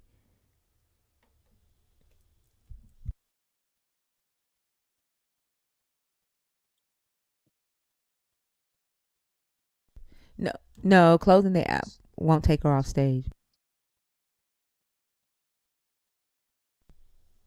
I don't know if she's still on stage or not. Let's see.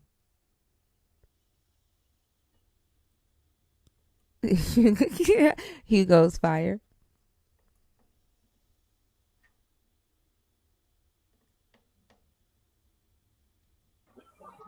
The Sandman. The Sandman. Oh, yes. Hi, how are you? I'm good. Thank you. I'm surprised that I got on. Yeah, I'm 60 years old. I'm an atheist. I just have a question. I know, I'm gonna, So, one um, second. To ask a question, you have to be in your second month as a nerd. One second. Wait. So to come up and ask an off-topic question, you have to be in your second month as a nerd. I do see that you are a new nerd. Did you subscribe recently? yes, this month. Okay.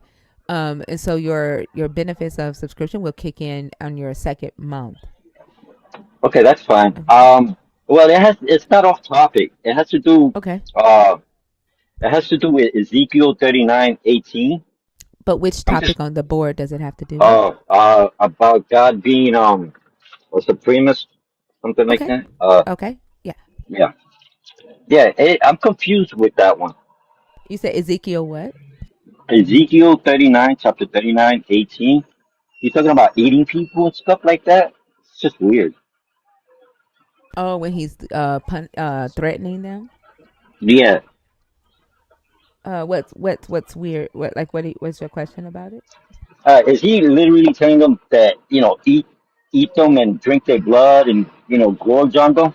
Or is that a parable? No, he's talking to the animals here. Um, let's see. Let's read it together. Hold on. Let's start at the beginning. Um, He says, "On that day I will give to Gog a place for burial in Israel, the valley of the travelers. East of the sea it shall block the path of the travelers. For there Gog and all his horde will be buried. It shall be called the valley of Haman Gog. 7 months the house of Israel shall spend burying them in order to cleanse the land. All the people of the land shall bury them, and it will bring them honor. On the day that I show my glory, says the Lord God, they will set apart men to pass through the land regularly and bury any invaders who remain on the face of the land, so as to cleanse it. For 7 months they shall make their search. As the searchers pass through the land, anyone who sees a human bone shall set up a sign by it until the buriers have buried it in the valley of Hamon-Gog. A city, Hamanah, is there also. Thus they shall cleanse the land. As for you, mortal, thus say the Lord God, speak to the birds of every kind and up to all the wild animals. Assemble and come gather from all around to the sacrificial feast that I am preparing for you, a great sacrificial feast on the mountains of Israel, and you shall eat flesh and drink blood. You shall eat the flesh of the mighty and drink the blood of the princes of the earth, of rams, of lambs, and of goats, of bulls, all of them fatted cows of Bashan. You shall eat until you are filled and drink blood until you are drunk at the sacrificial feast that I am preparing for you, and you shall be filled at my table with horses and chariots, with warriors and all kinds of soldiers, says the Lord God. So he's talking to the animals. This passage is also in Revelations, right? No, I really don't read the Bible. I just never believed in it. My family's, hardcore religion. I'm like the rebel because I always had questions, and then I was like, yeah, this is not really adding up. So I have refused to read the Bible because to me, it's garbage. And then I just on TikTok I found you guys, and by the way, I just love you guys. I drive a truck for a living, so sometimes I'm parked for hours waiting for them to unload me. So I just sit in my truck listening to you guys, and I love all you guys. You guys are awesome. I follow you from one place to another, and it seems like I'm being a stalker, but I'm not. You guys say follow me here or follow this person, so I follow the other person that you recommended. So like that's why when I started reading some of these, passages, it's like this is weird. What are they trying to tell me here? So this one really caught my attention. So I didn't know that he was talking to animals. I thought he was talking to a person. Oh yeah. But it's the way the God cleans up after he like defeats people, and this is what he's saying that he's gonna do in the end times after the day of the Lord. So I think it's let's see.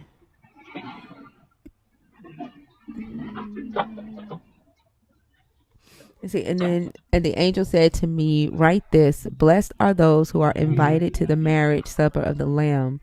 And he said to me, "These are true words of God." Then I fell down at his feet to worship him, but he said to me, "You must not do that." Though, hold on, I think it's down further. From his, the be. Let's see. Then I saw the angel standing. Yeah, here we go. Then I saw an angel standing in the sun. With a loud voice, he called to all the birds that fly in mid heaven, "Come gather for the great supper of God, to eat the flesh of kings, the flesh of captains, the flesh of the mighty, the flesh of horses and their riders, flesh of all, both free and slave, both small and great." Then I saw the beasts and the kings of the earth with their armies gathered to wage war against the rider on the horse and against his army. And so basically this is the God's way of cleaning up after war. And so he's Okay, I saying, got. yeah, yeah. All right, thanks for clearing that up for me because I'm like, what's going on here? Like I'm skipping through. I should have read the whole thing, but it's just like some certain things catch my attention, and sometimes some um somebody says, "Oh, read this passage." God, you tell people to eat, human flesh. I was like, "What the hell?" So I mean, that's why I was. there is passages in here where he threatens that they're going to eat their own sons and daughters as a punishment. Yeah, I had heard you say that many times. Like I said, I follow you. I've been following you guys for about a month now, and like as an atheist, I never had people believe. Some people like in my family be like, "Oh, but why you don't believe this?" And I was like, and I couldn't back it up. Like I have trouble understanding what the Bible says because of the way it's worded. And so I was like, I could never back it up. So now listening to you guys, I'd be like, yeah, what about this? What about that? And they stay, they'd be like, oh, you need to, have more faith. And I was like, I grew up in the religion and I've never believed it. So what makes you so sure at 60 years old I'm gonna believe it now? It's just Hmm. difficult for me to, and it's sad because like I said, I listen to you guys a lot, and I have trouble with relationships now because I live in New York City, so it's like a lot of people here are basically Christians, and usually when I date and I tell they sometimes the conversation comes up about oh, so what are you? Are you Muslim or are you this? And I'll be like, no, I don't believe in none of that stuff. That just messes up the whole relationship right there. They're like, this guy's a weirdo. I'm not weird. I'm a good person. So how, why are you judging me because I'm not religious? It's just weird the way this religion just like messes people up. You know. Yeah. So I'm just venting, I guess, in a way, but it's just it's a hey, I don't want to apologize to Christians, but to me it's a fucked up religion. Excuse my language, because I just that's the way I talk, but it's just fucked up. But anyway, I just wanted to ask that question and maybe vent a little, and I really appreciate you guys. It's this one lady there. She always cracks me up. I think she changed her name to Whole One, something like that. She's an older lady. Yeah, that's And my whole Rupert's whole number. number. I'm sorry. Whole number. Yeah, she spelled it with a H, WH, like whole, like entire whole. She's an older lady. Hmm. She comes in Yeah. once in a while. She's fucking hilarious. I love her. Y'all really make my day, especially when you get mad and you start burning these people. I'm like, yeah, they deserve that shit. So anyway, let me let you guys go because you got probably people that you'd rather talk to about this stuff, and I want to be entertained by you burning them as always. So thank you for taking me up. I appreciate it. you're, you're very Uh, welcome. Thank you so much for joining the community and welcome to the nerds. Make sure you reach out to Ahmad so you can get access to the Discord, okay?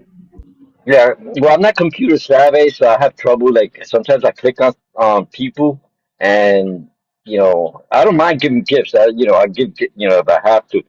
Another thing too, I had when there was no Apple thing going on that you could pay. I went on my computer and I added money, and it doesn't show up. I had to redo it once the app came back. So I have money floating around on TikTok, and it's like, what the hell? Um, so I really don't know. But I guess what I was trying to get at is that I don't know how to do that. I don't even know what Discord is. I looked it up, the word. I was like, what the hell is Discord? So Oh, I'm kind of like, it's another app. So it's outside of TikTok. It's a private app where we have a private group where we talk about other stuff on there. And so if once a mod sends you a DM with the link, if you just click on that link, it'll open up your app store and you just download it and it'll take you straight to our private server. Okay. So all right, it's cool. real easy to sign up for. There's not a lot of steps or anything. Signing up is not the problem. It's like, how do I find Discord? Where, what do I, it's like all that searching stuff that gets me confused. But Oh, okay. yeah, if somebody, The invite link that you get from the mod, it'll take you straight to it. So all right, cool. yeah. I'm sorry. Yeah, that'll help a lot if somebody just DMs me, and that way I could follow, the trail, because like me looking for it by myself, I'll be like, where the hell am I? So it'll help. Yeah. All right, once again, thanks a lot. I appreciate you guys, and keep doing what you're doing. Thank you so much, and safe travels while you are driving. And I hope you have a great rest of the day. Thank you. You too. Bye. I just sent it. So check Bye. check your TikTok messages. She just sent the Discord link for you. All right, cool. How do I get off? I don't know how to. I'll take you down. All right, thank you. You're All right, bye, welcome. guys. That's why I said only a nerd will we disconnect.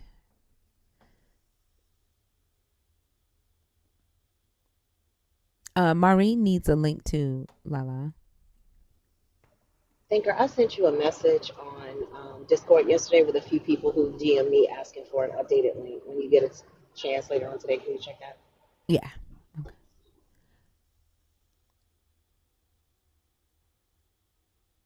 If you need a link to the Discord, just message one of the mods. Any mod in here has access to the link. Sweetie Cakes, you're not connecting.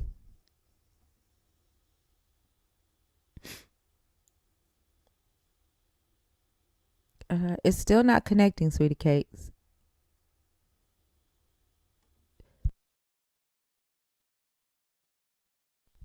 Hugo, you are not well. You are not well.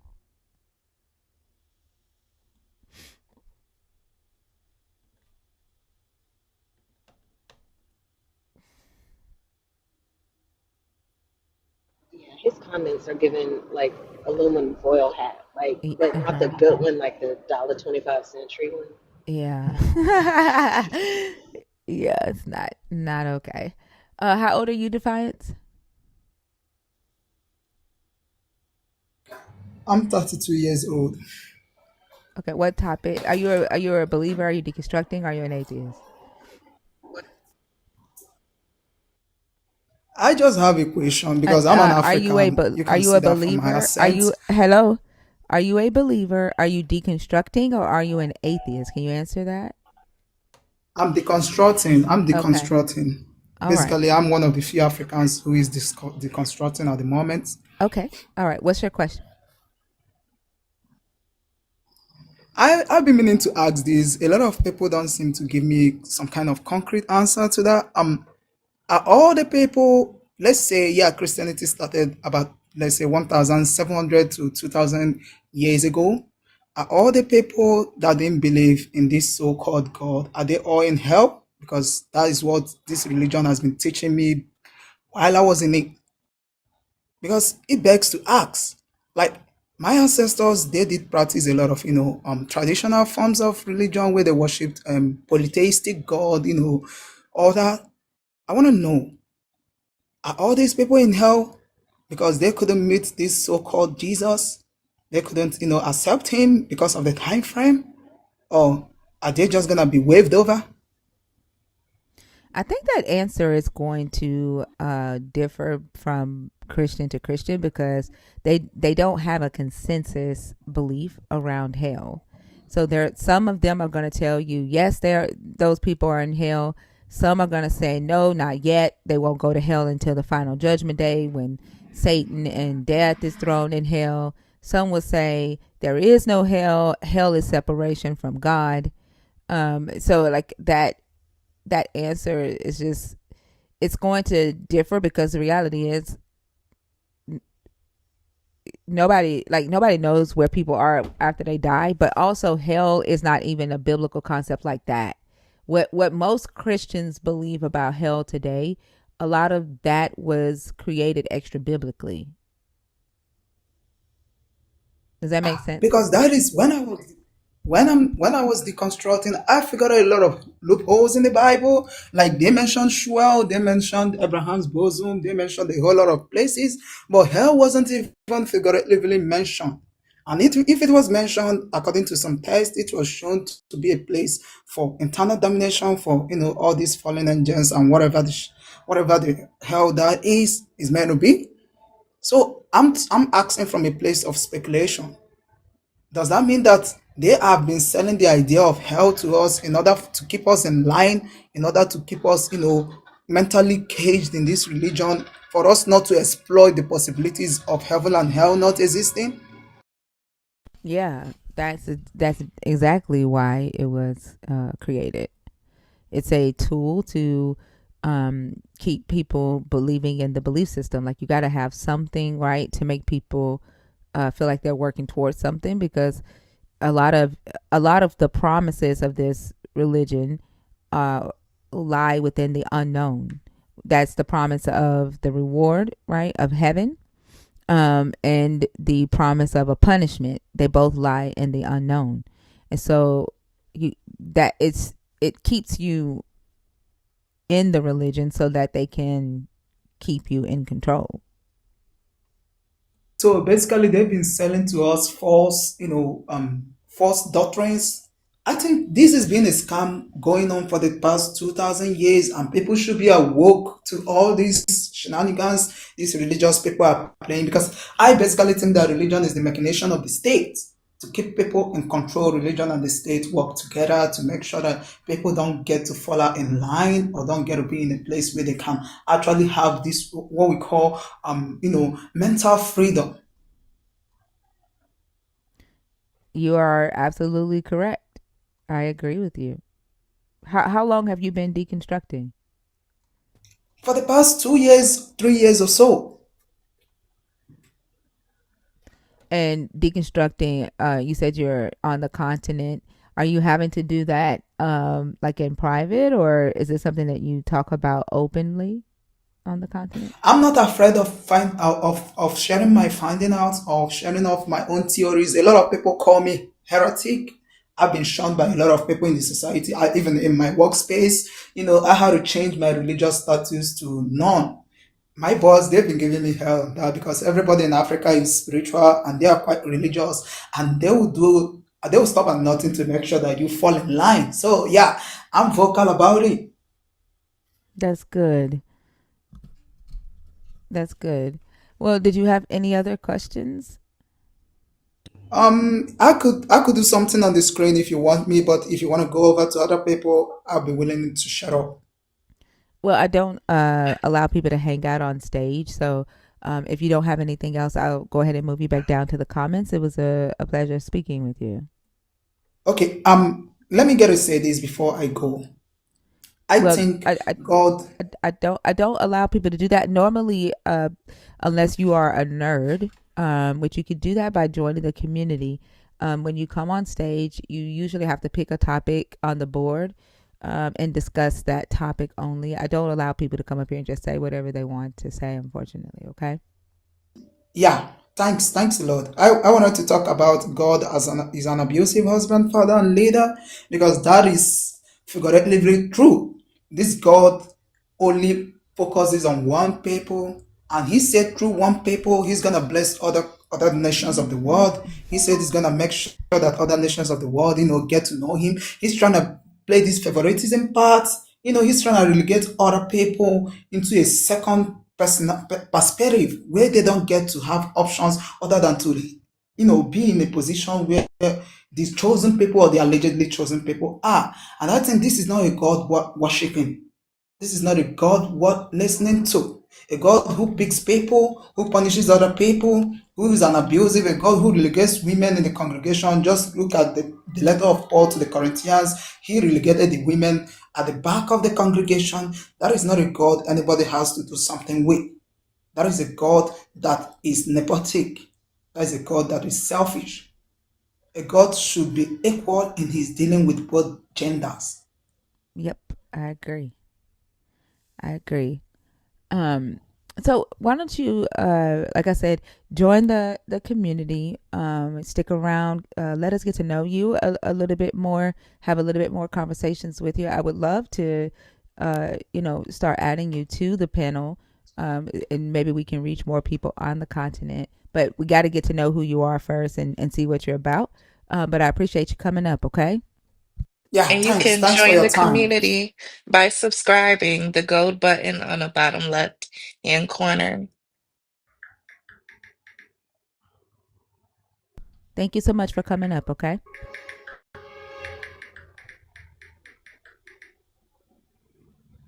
I think his connection went out. You know what else these conversations remind me to not lose sight of, thinker, and that's the fact that deconstructing is a privileged position because we don't. There are some people for whom it's not safe to deconstruct. It's not physically safe for them to have these conversations. It's not economically safe for them to have these conversations. It's not even emotionally safe for them to have these conversations. So I think as we go through, believer after believer that makes us want to pull our hair out one strand at a time, there are those who may be on the fence or on the cusp of deconstructing, but they can't because of their actual environment. Yep, absolutely. That's why when he was on stage, I was like, okay, it may be beneficial to have a voice on the continent. I know Rhea is from the continent, but she's here in the U.S. And a lot of times, I don't even think they recognize that she's from the continent. Um, but I think it would be beneficial. Somebody in Until the the comments just said you will be able to deconstruct Africa, and then he said, "Good luck, tribe." There are a lot of Africans. Just to let you know, Max Digger, that there are a lot of Africans, people from the continent already deconstructing. They're already holding their own lives. Sometimes I just sit in the hallway and listen to their lives, and they're doing an amazing job already. So it wouldn't be me uh, deconstructing. That work is already being done from the continent. So there's and that. exactly. And you know what's crazy? I think even that comment is a very Christian perspective because it's a colonial mindset. Nobody talked about decolonizing or deconstructing the entire continent. We're talking about individual people. But when you come from a place where you don't see individuals, you see collective groups and collective groups that are supposed to move in unison, that again is a very Abrahamic faith and Christian based perspective. Like, see the people. One person that we have a conversation with is a deconstructed person from the continent of Africa. Like, why does it have to be the whole thing? But you do see that that all or nothing and that black and white thinking permeates so many areas of thoughts for believers. Yep. And then they have so much faith in the indoctrination and the entrapment, but they have no faith whatsoever for their God to actually show up and do shit. Like their faith and their surety is always in the thing that causes other people harm. You know what I'm saying? But when Yep. it has to do with relief or protection or you know, rescuing or providing, they have no expectation of that whatsoever. None whatsoever. They want to talk about what their God is capable of doing, but never point to what it's actually done, especially when it talks about anything, when it comes to anything beneficial or productive or good. Like you can point to the damnation. Oh, he destroyed this city. He did that. And it's never anything positive or tangible, really. Yep. Yep, exactly. Lorenzo, how are you?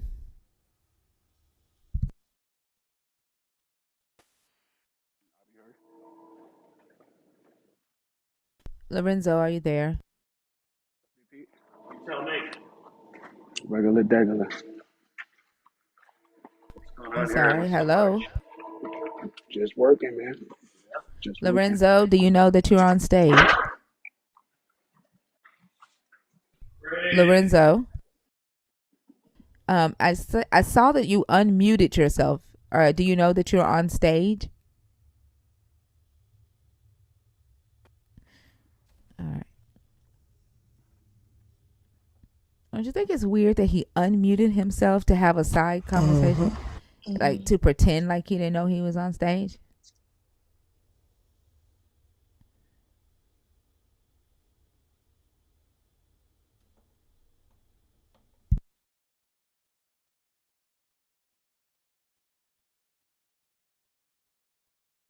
That's weird.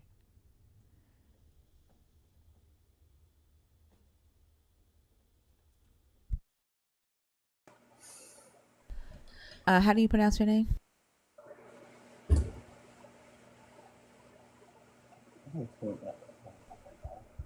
I'm sorry. Are you there? You're whispering. I can't hear you.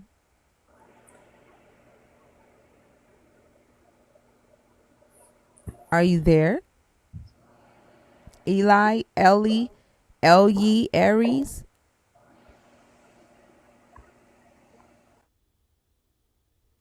Goodness. Is something wrong with the microphones or something? Might be because I I could hear him talk a little bit. I don't know.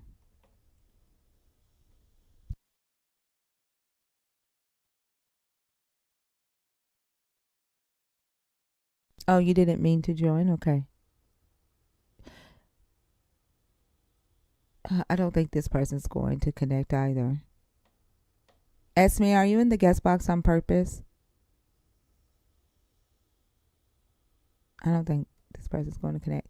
If you are a believer, if you are deconstructing, or if you're an atheist, the guest box is open. For those of you on YouTube that are asking how can you join, you would have to come to YouTube. I don't have the Discord opened simply because we have a stalker who has not been taken care of yet.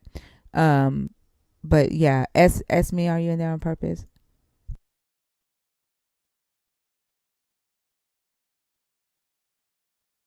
We have a subwave going. So anyone that wants to be a part of the nerds, please hit that go button on your bottom left-hand corner. Hi, everybody. Hey, how are you? Hi, good morning. Good I Hey, just wanted Carla. to address the why do you feel atheists need to repent for not believing? And I did a little bit of a deep dive into how atheists are doing in the world on Sunday. And I found out that many of us, especially here in America, are actually being oppressed. Um, the the believers are, I want to say, about 40% less likely to hire us for employment, and they are less likely to um, allow us into their family or their community gatherings. So I think that might be part of it for, why they think that we need to repent is because they know that they are ostracizing us and oppressing us. And I just wanted to get the panel's thoughts on that. I don't think that that's why they think that we need to repent. I think that's a consequence of their, you know, superiority complex. But also, like I've not really been to a job interview where my religious beliefs ever came up. So I'm wondering how they're finding out about religious beliefs during a job interview. That's interesting.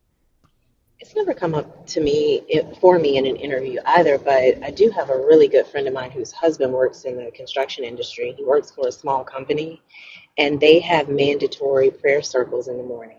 So this particular owner of this company will hire people, even based on their credentials, but he will figure out a way to get rid of them if there's any pushback given about attending these prayer circles. He is extremely religious, like fanatically, damn near a Christian nationalist.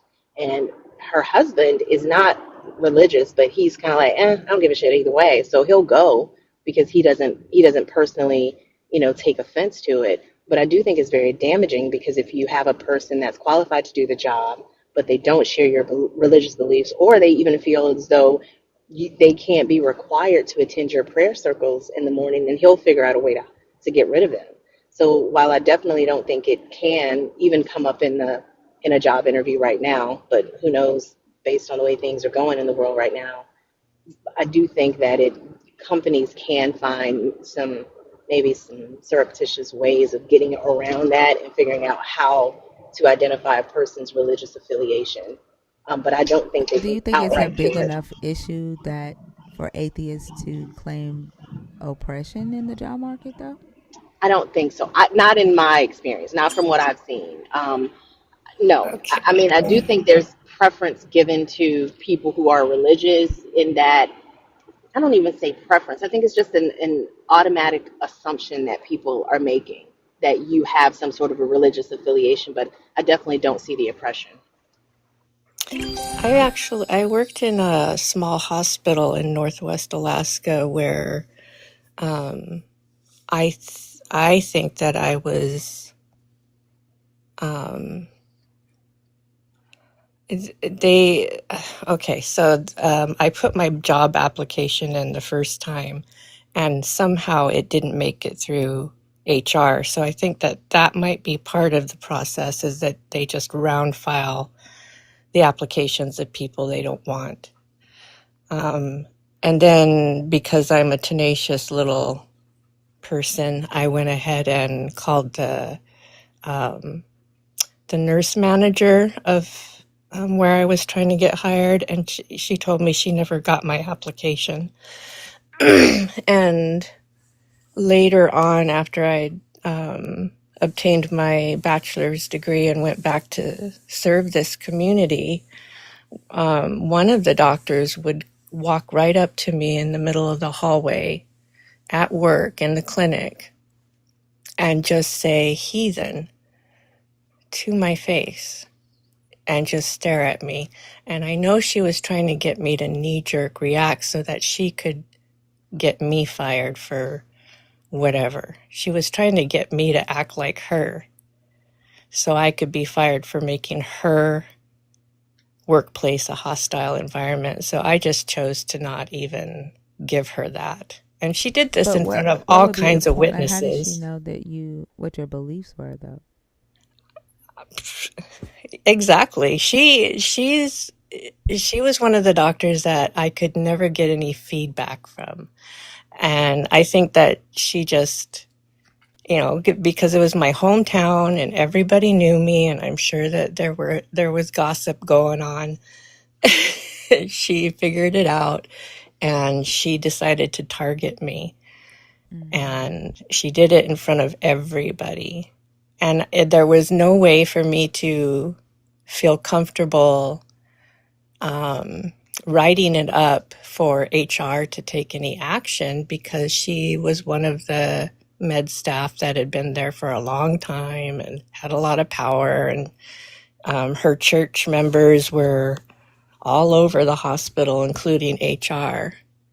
So I think that this article that I read might be onto something. They may be figuring out how to do these things under the radar and legally, quote unquote.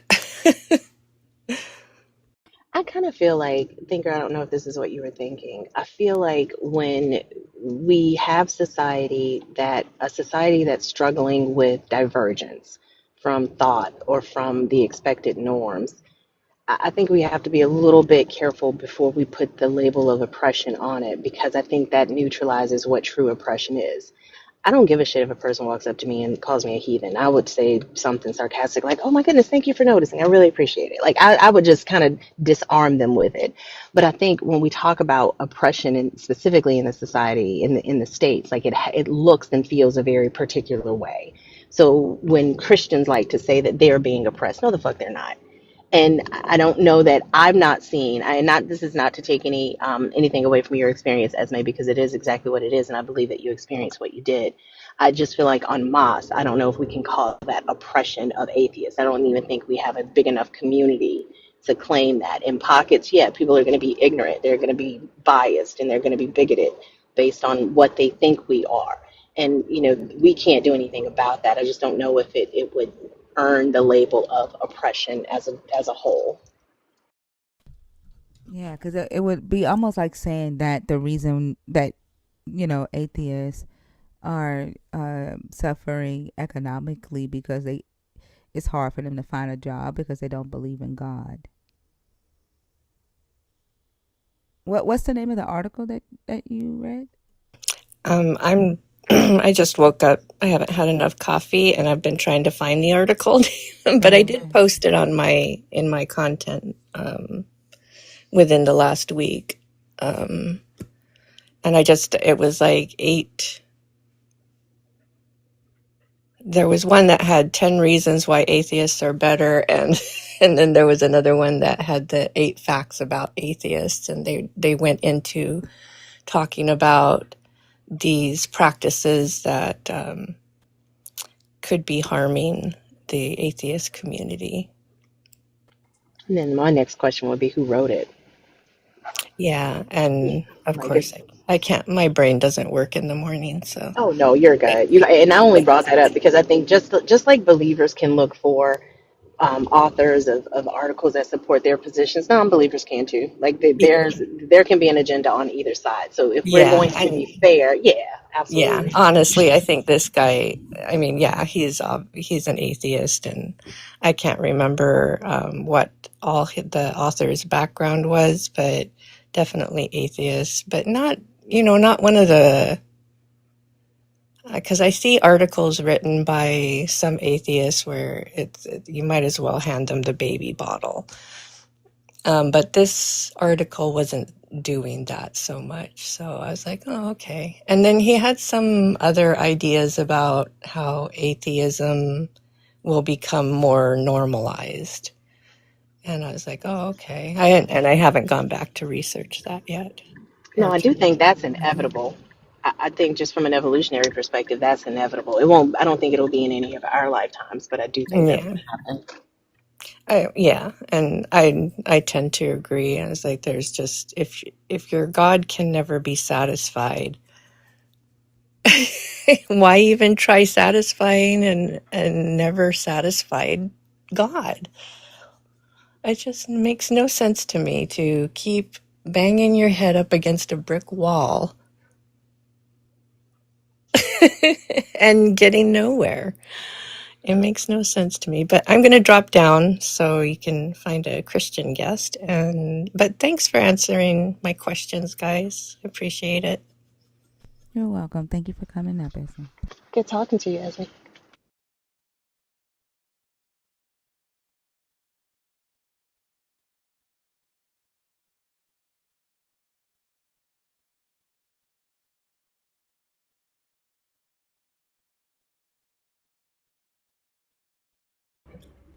Dana. Hi, Hi. How are hello you? everybody. So I actually wanted to piggyback off her experience. I'm not going to say I was oppressed or anything, but I definitely had that happen to me at a job.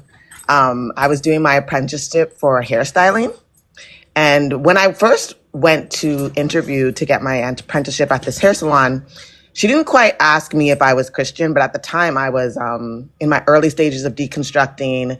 I wasn't religious for sure, but I would say I was more of like on the agnostic tip of like, I had just left church, but I wasn't like, I wasn't okay with like church politics, but I still had some form of belief in God somewhat. And she had asked me if her question wasn't like, are you Christian? It was more like, I play gospel music in the salon and things like, is that something that would bother you? And I remember saying like, no, that doesn't bother me. I grew up in church, I'm not religious per se, but, I don't have a problem with that. I enjoy gospel music still and things like that. So she had ended up hiring me. But as I continued working there, she she would continuously ask me to come to church and I would refuse, like, no, like, again, like church, I'm I'm not interested, like I don't like the church politics. And as I was deconstructing religion, I just wasn't for me. But she started getting aggravated with me. It was almost like she was getting angry with me because I wasn't like accepting her trying to save my soul or something. It got to the point that it got so bad that by almost the end of my apprenticeship, like I remember she had been treating me so badly that I would go in the bathroom and cry sometimes because it was just so like off-putting. And because I was so close to finishing my apprenticeship hours, I didn't want to like leave and quit. So I kind of just suffered through it. She did end up letting me go at the end of my apprenticeship, and somewhat apologetic because she knew that her treatment of me was kind of like off base. And you could tell that she was like trying to make me feel uncomfortable, trying to get me to leave because she had no reason to fire me. Right. So I just wanted to say that up. That's like, what's funny? Like that actually does kind of happen. I wouldn't say like Christians are oppressed though. I wouldn't say that, but definitely something that I've seen and experienced for myself, which was, I mean, I've never experienced that before or afterwards, but yeah, it was different. It was different, and it was always funny to me. It's like you want me to come back to Christ, but your actions aren't really um, leading me there, you know? If anything, you're emboldening me to like not want to come back. Like, this is why I don't like, the hypocrisy and the fakeness that I find in Christians and Christianity itself was just more so emboldened by my experience with her. But I just wanted to piggyback off that because I was like, you know what? That actually does kind of happen. I actually had that happen to me. Well, thank you so much for coming up and sharing that. And I hope you have a great rest of the day. Okay, guys. I'll continue listening. I actually listen to you guys quite often. You guys are like my morning Bible study in the sense of learning from you guys and things like that. So I want to thank you guys too for like all the great information because you guys have given me a lot to like think on and research, and I appreciate that. You're so welcome. I love your picture. That's a beautiful picture. Oh, thank you. You're welcome. Have a great day. You too, guys.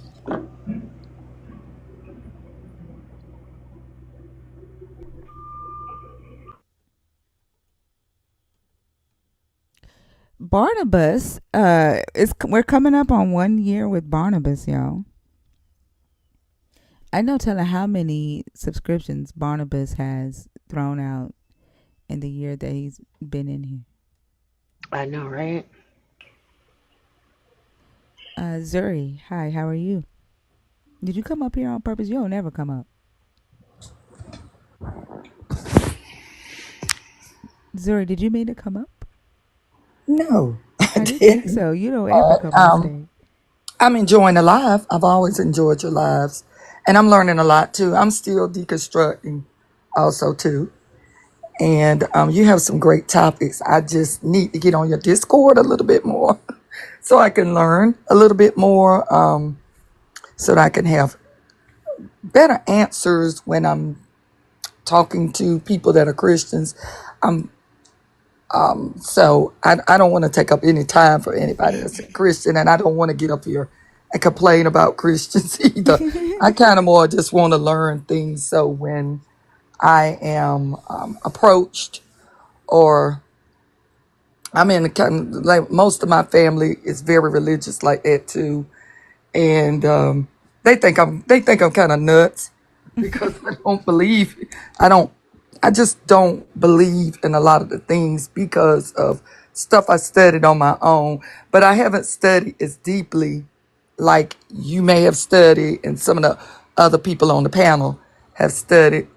But I knew some things prior because I've always questioned things too. But I really do enjoy your live. Thinker, I learn a lot, and I do listen. But I was laying over there asleep, and I heard you call my name. So you know what? You've never come on stage, but I feel like I know you. Like you've been in the comments and been a part of the community for quite some time. Yes, Yeah. yes, and I can go off, and that's what I don't want to do because I get Hey, really you know that's pissed okay. You off. see how we be.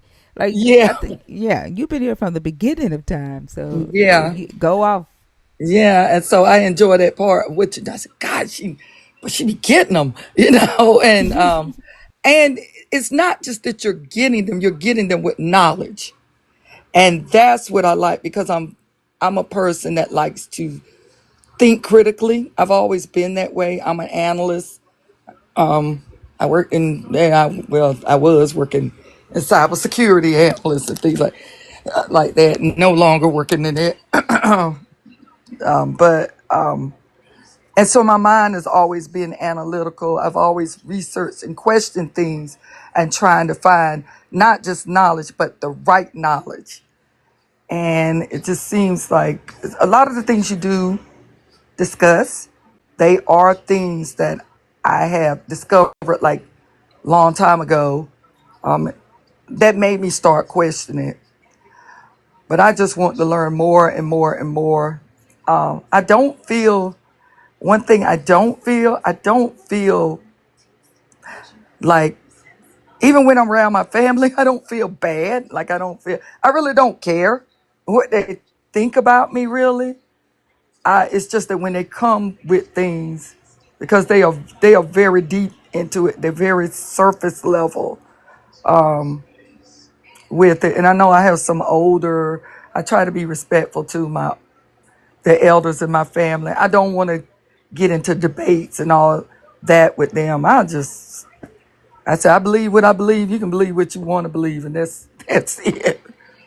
But I just want to continue to grow and learn as much as I can. So I do appreciate you. Like I said, I do appreciate it, and I'm gonna stay a nerd. And I'll back you up from the comments. I be reading your comments. I Yeah, appreciate you being a part of the community, yeah. and Oh, we love yeah. having you here. Yeah, I did enjoy what you were talking about early. I kind of got in on the end of it when you were talking a lot about how his impacted Black people, and I think that's one of the main things with me because, particularly with seeing the women in my family and how they were indoctrinated, with this, they gotta stay in the stuff and they gotta go through these things. And then I noticed a lot of the older women in my family, including my mother, they never wanted to remarry. Jesus was their husband. And they just had these ideas that they were never supposed, you know, even if their spouse passed away, they can't marry, they can't do things like that. But one thing with my mom, though, my mom didn't remarry, but she went out and she did a lot of things in her life. She traveled and did some things, so she wasn't like as closed minded as some of the other individuals in our family, closed minded about everything. So, but again, thank you so much. Thank you. I really appreciate you, and keep up the good work. You're very welcome, and I appreciate you for being a part of the community and supporting us. And like I said, we love having you here. Okay, thank you so much. But I know you see you're having this family thing. Do you all just announce that stuff off and on when you're having different activities or events? It was something that Bash decided to put together last year, and we talked about it in the Discord. You're on the Discord, though, aren't you? Yeah, but Yeah. I'm so busy doing some other things. Sometimes I get on it off and on. Um, so, but We'll I'm gonna do try to get another on it one. more. Yeah, we'll do Okay. another one. We don't talk about it, like give like the details on the live, just because we get a lot of crazy people who Yeah. try to threaten us. But when we Yeah. do another one, we'll announce it on the Discord. And Okay. we had it open for probably about 3 or 4 months to give people time to decide if they wanted to participate, and then we close it just for safety reasons. But we'll, like I said, we'll do another one. We'll announce it on the Discord, and give people ample amount of time to sign up. Okay. Thank you again. You're Enjoy the rest of your welcome. day. Thank you. You too. You're welcome. Bye.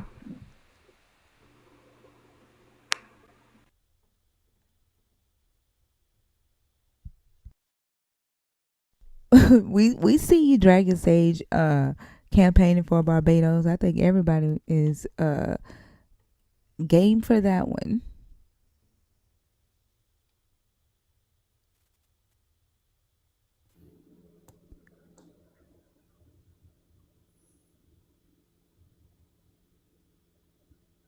Uh, feed my sheep. Feed my sheep. Are you there? What is wrong with the microphones today? You can't hear? I mean, are you there?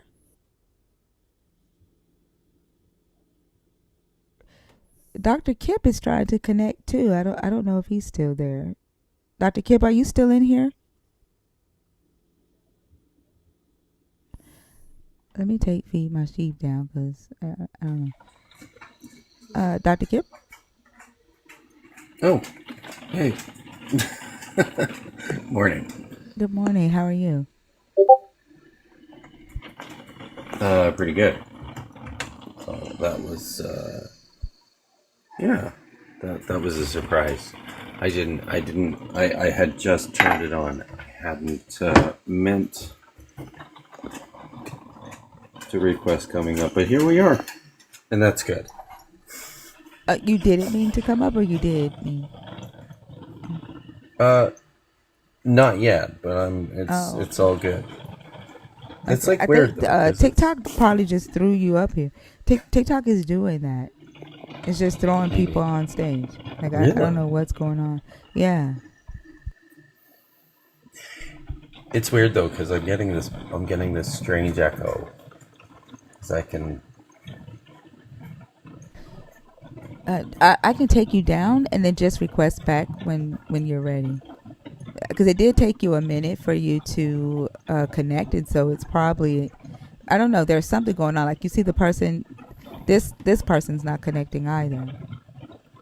Lulu. Okay. People are Yeah, getting stuck maybe in the in just drop me down. between. I'll come back up in a few minutes.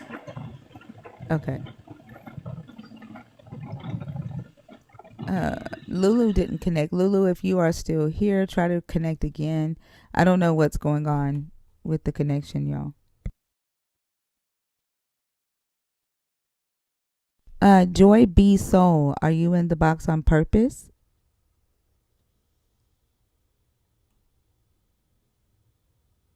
I mean, Joy Boy Soul, are you in the box on purpose? Miss Moore?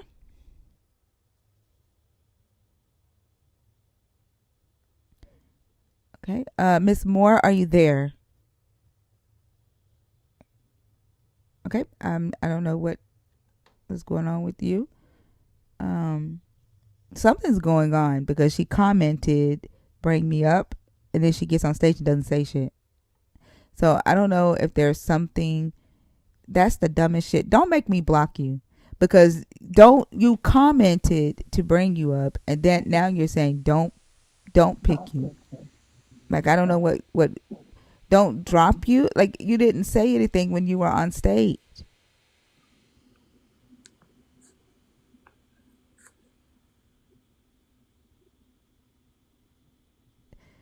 Uh,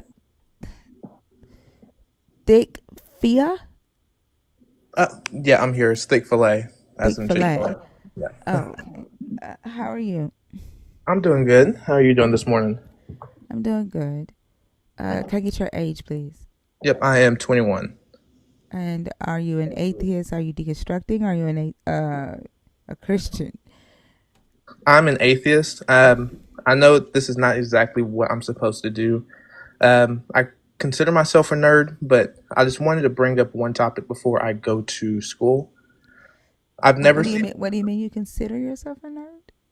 Uh, I haven't been here for long. I've only been here for like a week, so I don't exactly know what you guys mean by nerd. I just Oh, do assumed you this see was like the a people in the form. comments with a badge next to their name that says nerd? Oh, okay. Yeah, they actually pay for the benefit to come up here and talk about what they want to talk about. Um, well, I'm sorry then. It was just going to be one topic, something I haven't seen any deconstructing lives. The You can post it in the comments. Like, unfortunately, I don't allow people to come up here Yeah. and do that. But if you want, you can post it in the comments. Oh, that's perfectly fine. You have a great rest of your Okay. day. Thank you. You too.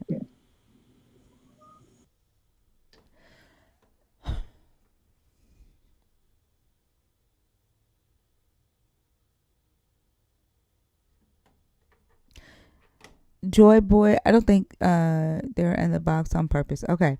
If you are a believer, if you are deconstructing, if you are an atheist, the guest box is open. You don't have to be a Christian.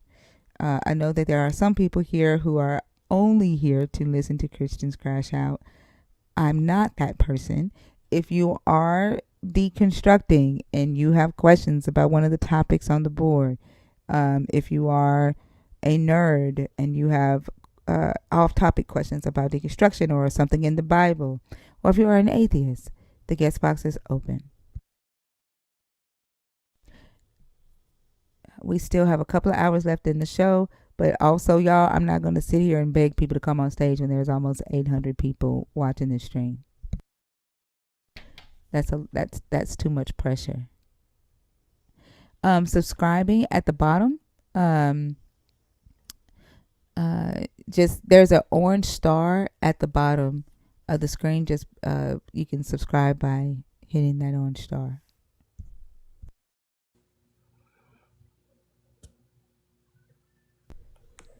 Hey, Joker, how are you? Hey, how you guys doing? I'm doing good. What's your question? Um, yeah, I just had a quick question. Because I know that a lot of the people, like in my circle, that believe, anytime I try to bring up, like the different travesties or the different things that God does in the Bible or that Jesus commands or whatever, like they're always like, oh yeah, that was back in the day. That was just showing, historically what could happen, the good and the bad and all that. Like what would you say is a good like a good thing to like kind of dismantle that thought, like that is just some historical travesty that happened? Can you clarify for me? Like, what do you say that Okay, again? so I guess to clarify, like the way that and some people even come in here and y'all will be going over slavery and they'll be like, oh well, slavery was happening back then, and God just put instructions on it because they were going to do it anyway, like type of thing. Like what's, I guess, a good dismantling for that? So, like, if they think that their God is an all powerful, all knowing God, like, my question to them would be, why would he need to do that? Like, he didn't need to do that for stopping them from worshiping other gods, right? Like, he, in his commandments and his law, four of them are about putting him first and not worshiping any god before him. And so if he actually didn't want the humans to enslave other people, he would have put it in his law. So like when they come to me with that argument, like it's illogical to me for that to be the excuse of an all-powerful God. That sounds like more of an excuse for a finite human with limited perception and limited power and limited knowledge. Yeah, and you know how they then will be like, oh well, he is all powerful and all of this, but we don't know what his plan is, but he has a plan. Like they always go into like he has a plan that we don't know about. Yeah, but he didn't explicitly say not to do it in his law, like he explicitly said, "Don't worship any god before me." Like it doesn't, like logically, it just doesn't track, right? Like Right, it just sounds like an excuse, and like I said, to me, it sounds like an excuse that a human would need to make about human capability. right. And if the God uh, communicated to humans what he wanted and what he didn't want, slavery, the message that he communicated to the humans about slavery was, you can do it, but here's how to do it. He not once said don't do this thing. Like he said don't eat shrimp, right? Like he said don't have mixed metals in your house, right? Mm-hmm. Don't pick up sticks on the Sabbath. Like it just sounds like a very bad apologetic to me. Yeah, you're right. And that actually is kind of what I was looking for an answer. Because I mean, it just didn't make sense to me. I just wanted a little clarification. And I love the live. Like you guys are always bringing great content. I appreciate you guys for continuing to just inform. Like even if y'all not trying to convert people, I appreciate the information. I also think that that with just a little bit of critical thinking, they can realize how that statement makes no sense. So, say there was a fire chief that arrived at a burning building where people were trapped inside, and instead of like putting the fire out, the fire chief was like, "Well, the fire's already here. Let's just get some guidelines on how to breathe smoke or how to avoid getting burned." To it just doesn't make sense. Any logical person that sees a problem would try to eliminate that problem or eradicate that problem, not regulate the problem. And then when you look at it through the lens of being an all-powerful, all-knowing God that, like Thinker said, clearly knew how to tell his people what not to do when he didn't want them to do it, such as worshiping other gods or committing adultery or all of these other things, he could have done that with slavery as well if slavery was problematic to him. Yeah, that makes sense. I didn't really, I wasn't really going to go too deep into the topic. I don't like talking to people much, but I do ask questions all the time. But it is a pleasure to come up and talk to you guys. I won't hold up the panel too much longer. That was the only question I had. I appreciate y'all. You're welcome. Thank you for coming up. All right, thank you. Who changed their name to Ballsy Bub? Who is that? I don't know, but I think it happened yesterday. Who is it? You know, if I don't recognize a picture, I cannot keep up with these names. I'm trying to see. Hold Selena, on. that's not That's Lawrence. Is not that Selena. Lawrence? Is Is it that Lawrence? Lawrence? It I'm was trying to after see. Hugo. Huh? I said it was after Hugo that somebody changed it, but I didn't know that was Lawrence. Is it Lawrence? It's not Lawrence. Lawrence was in G Spots Yeah. last night. Yeah. Lawrence was, her name was still whole number last night. Dude is saying it's Lawrence. I don't think so.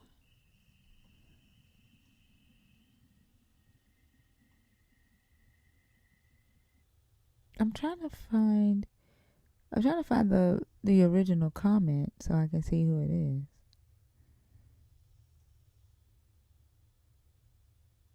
Because I see everybody laughing at a comment they made, but I can't find the original comment.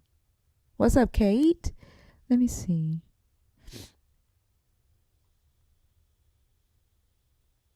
I can't. I don't. I can't see it. I don't know.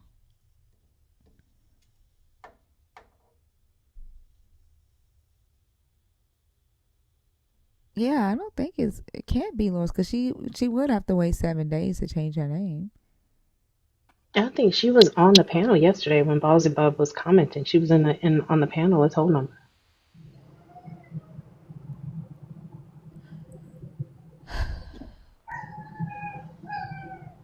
What's your name? Yeah, I didn't think so. All right, y'all. I'm gonna wait 5 minutes to see if we get any conversations. If not, we're gonna call it a morning. It's been a night of begging people to come up, and that's too much.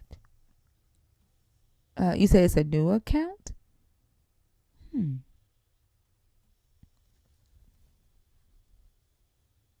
Oh, she said that she was gonna do it on a backup.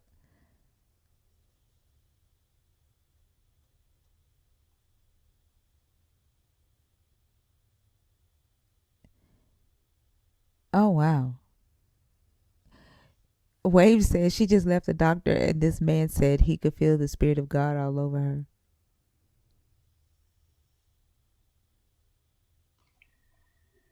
That's not creepy at all. Like, what the fuck is wrong with people? They are weird.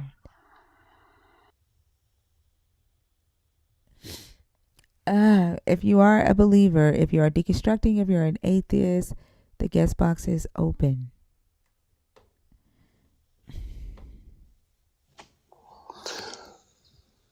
Hey guys. Hey, Degon. I just want to tell you that's just what she told me yesterday she was going to change either her main or a backup to. And whether she did it or not, I don't know. That's just what she told me. That was all I was came up to tell you. I didn't want it to be more confusion. All right. Love y'all. Bye. All right. I do. Bye, Degon.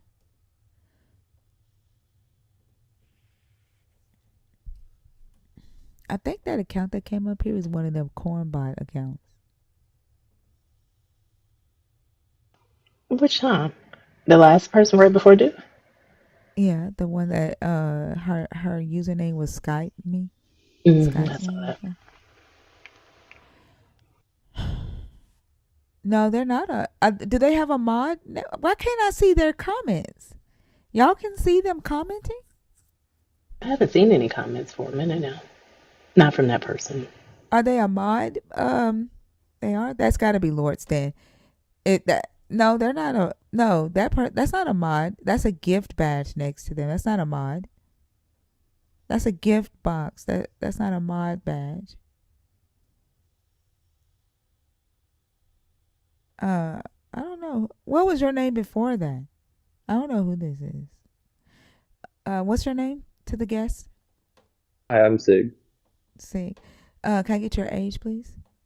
Yeah, I'm 21. And then you said like deconstructionists are cool to come up, right? Yes. Mm-hmm.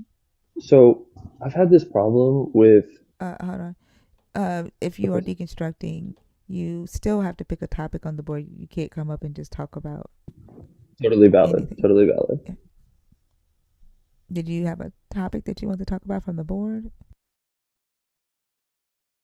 Uh, A God's munch plan was supremacy and capitalism. How does capitalism come into this? into God's plan. Yeah. It's throughout the whole entire Bible. Like literally the God militarized the Israelites to capture land, right? And then they started renting their land out to foreigners. They when they would sell products to people, they would only charge like markups and make a profit off of foreigners and not each other. You have the plan in Egypt where this God helped Joseph set up the economic takeover of Egypt and force all of Egypt into slavery to the Pharaoh and help the Pharaoh control all of the. He had Pharaoh control all the land, the animals, the money, the food, and the people. When he got the Israelites out of Egypt, he charged them a half a shekel for setting them free. What? Yes. He charged them money to set them free even though they believed in him? Yes. He charged them a half a shekel for every working age. Can somebody block Sky May? I think that's one of those corn bots. Yeah, he charged them a half a shekel for every man 21 years age and up. And then they took that. Oh, you're not? Don't block her. Okay. I'm sorry. Your profile picture kind of looks like like a fake picture, so I apologize. To explain, give me just a second, okay? Yeah, he charged them a half a shekel, and then they used that money to for the temple. The money that went to the priest, the sons of Aaron, all the tithes went to them for them to live off of. The gold, the diamonds, like all of that, whatever jewels they got went to the priest. Like there's a whole lot. And then like the parables that Jesus does, right? When he does the parables of the 10 talents, in the parables, it's all about making a profit when the master comes back, right? Yeah. Like, is your argument that feudalism is the leader to capitalism, and because they were practicing feudalism under God's rule, that led to capitalism? No, my argument is that your God created that system. That your God, that was your God's plan, is capitalism and supremacy. I don't disagree, but I'm just, damn, it's kind of crazy. Okay. Thanks for answering that. I appreciate it. You're welcome. You can drop me for the algo. I know it's better that way. Oh, you don't know how to get down? No, I do. I know it's better for the algorithm if one of your mods drops me or something. So if y'all want to drop me, I do appreciate you guys. You guys do really good work up here. Oh, thank you. I didn't know about the algorithm thing, but have a good day. Yeah. Why would it be better for the algorithm to drop You know, somebody that's instead of like the third time I've heard that. I have no I don't idea. think that makes sense. Like why would that matter?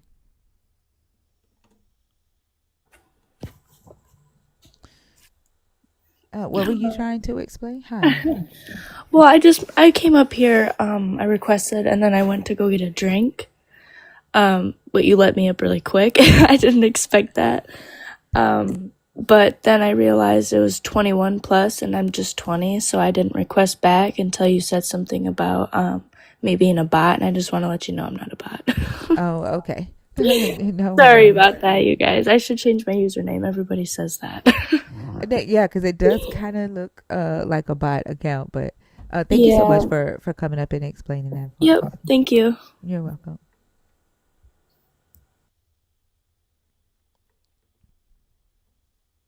It depends on the lives. That's more so for racial debate lives and political lives. Mm. All right, y'all. It is 7:32. If we're gonna stay on live, we need to have some conversations going. The guest box shouldn't be this dry with 700 people in the room and another 80 on YouTube.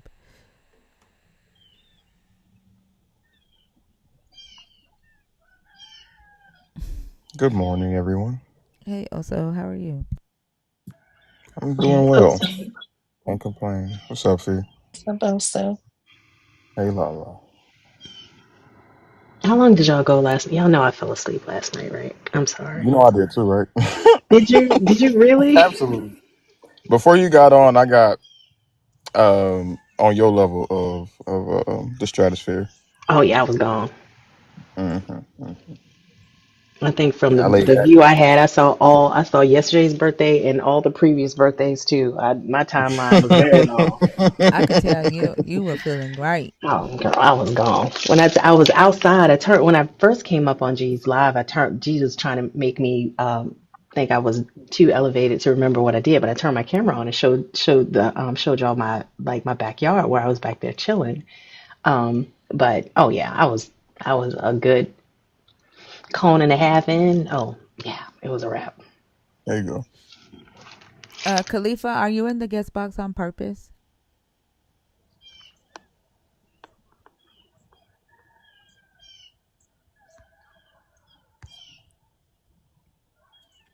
Okay.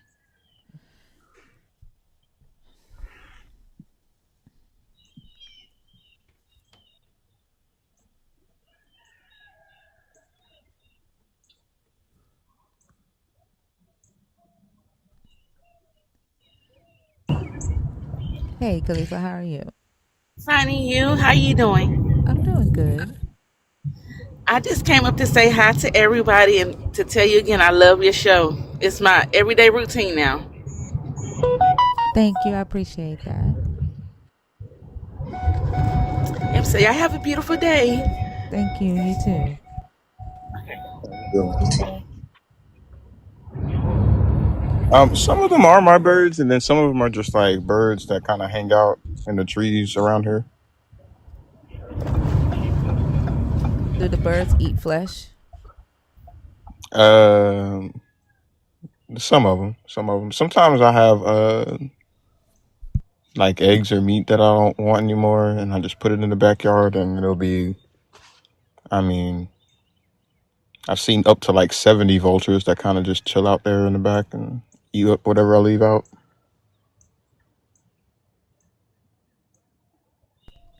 And those jokers are huge. I ain't gonna lie to you.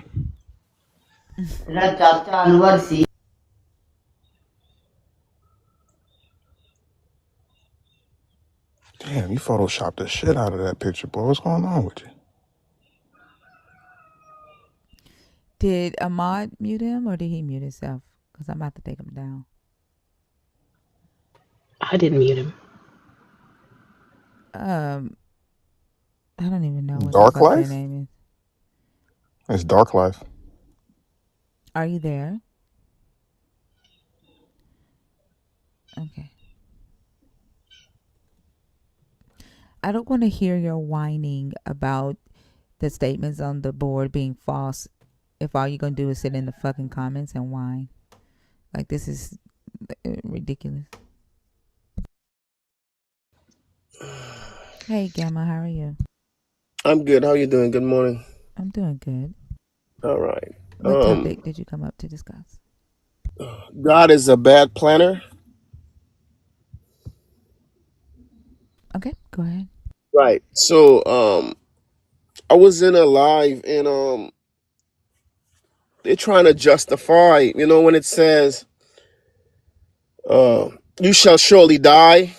Um, the apologist is saying that it don't mean they should show he like Adam should when it says you should surely die in that day, uh they're trying to use oh well, 1 day is 1,000 years, 1,000 years is like a day, but he died at 935 years, so do the math. I mean, so they could justify the 1,000 years as a day, so he died within 1,000 years. You know what I'm saying? And so it's like, what are you guys? So they're trying to say the Hebrew word for surely die doesn't mean surely die. So it's like it's always some type of justification and for the apologists about dealing with the Bible, and it's like really to the extreme. So for example, Matthew 20:17 in the King James version say um Mary Magdalene, I think, tell him like he said, don't cling to me. Um I'm ascending to the Father. I have not yet ascended, but go tell the disciples I have ascended. And that's like a lie.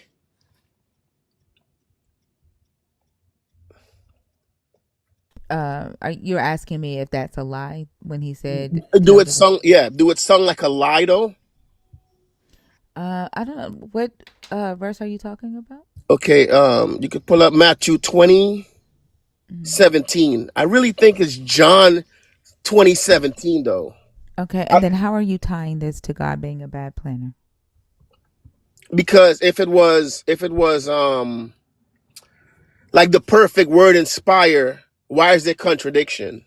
So the whole thing is just planned. You know what I'm saying? It's not planned right, because I'm seeing contradictions. They justifying a day like 1,000 years. It's like it's always something. Let me see here. It's either John 20:17 or Matthew 20:17, where he said, but in the King James version, because it seemed like they try to polish it up in the New International versions and the other versions. They try to like they caught the mistake and try to polish it. I need to see exactly what it is that you're talking about, but the text does have uh contradictory accounts and contradictory statements, and I agree with you that if this was his plan for communicating with mankind, then that indeed it would be another um a case of how he's not a good planner. Right, right, Um, right. That's basically, so he says so it's yeah. John 20:17. Let me look and see what it says in the King James.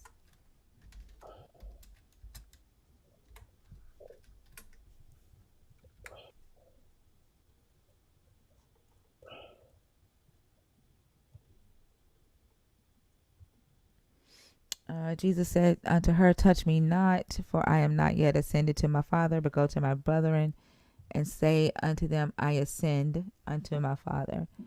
So he says I have not ascended. Hmm. And then he says, go and tell them that I ascend. Which means that that's not past tense when he says it in the King James. So when they translate it in the NSRV, it Hmm. says, I have not ascended to my Father, but go and tell my brothers that I am ascending to my Father. So it wouldn't really be him lying. It's just the way the King James used the past tense and the present tense Oh, of okay. the I see Middle what you're English. saying. Yeah. Okay, okay. I see what you're saying, because I was like confused. Like, how you gonna tell her I'm you know what I'm saying? Go tell them I'm ascending, but you're still here. Like you haven't been ascended. I'd probably interpret it, yeah, bad. Yeah, I could see how uh, that could be confusing, though. Right, right. Yeah. So that's all I had to say. I feel like the whole Bible is just like bad planning to me, because if you're gonna say 1,000 years is like a day when it's telling you he's gonna die in a day, it's like how am I except to just decipher that, and then they will tell you, well, oh well, the Holy Spirit it'll give you clarity on it or whatever, and it's like it's just confusing sometimes. Yeah, I agree. Right. So thank you so much. Have a good day. I appreciate you guys. You're very welcome. Thank you for coming up. All right. All right, y'all. I think we have reached the end because I'm at my wits' end, begging people to come up on stage, and it's uncomfortable for me to sit here with 700 people watching, and there be no reason to be on live. But Christina goes live at 10:30. Is Christina going live today? Yes, in 2 hours or Okay. 3 hours. Christina, 3 hours. So Christina will be live today at 10:30. I'm gonna sit here and chill. I may hop on Christina's live if she has some room. But we'll be back on Thursday, and then next week, it'll be Sunday, Monday. I may do Tuesday, but I am traveling early Wednesday morning. So I'm not sure if I'll be live Tuesday, but I'll see y'all on Thursday, and I hope y'all have a good rest of the day. Absolutely. You as Bye, well. I'll y'all. send you the food on Christina's. Good day. This is bittersweet. Good Bye, day. y'all. Get some rest. All right.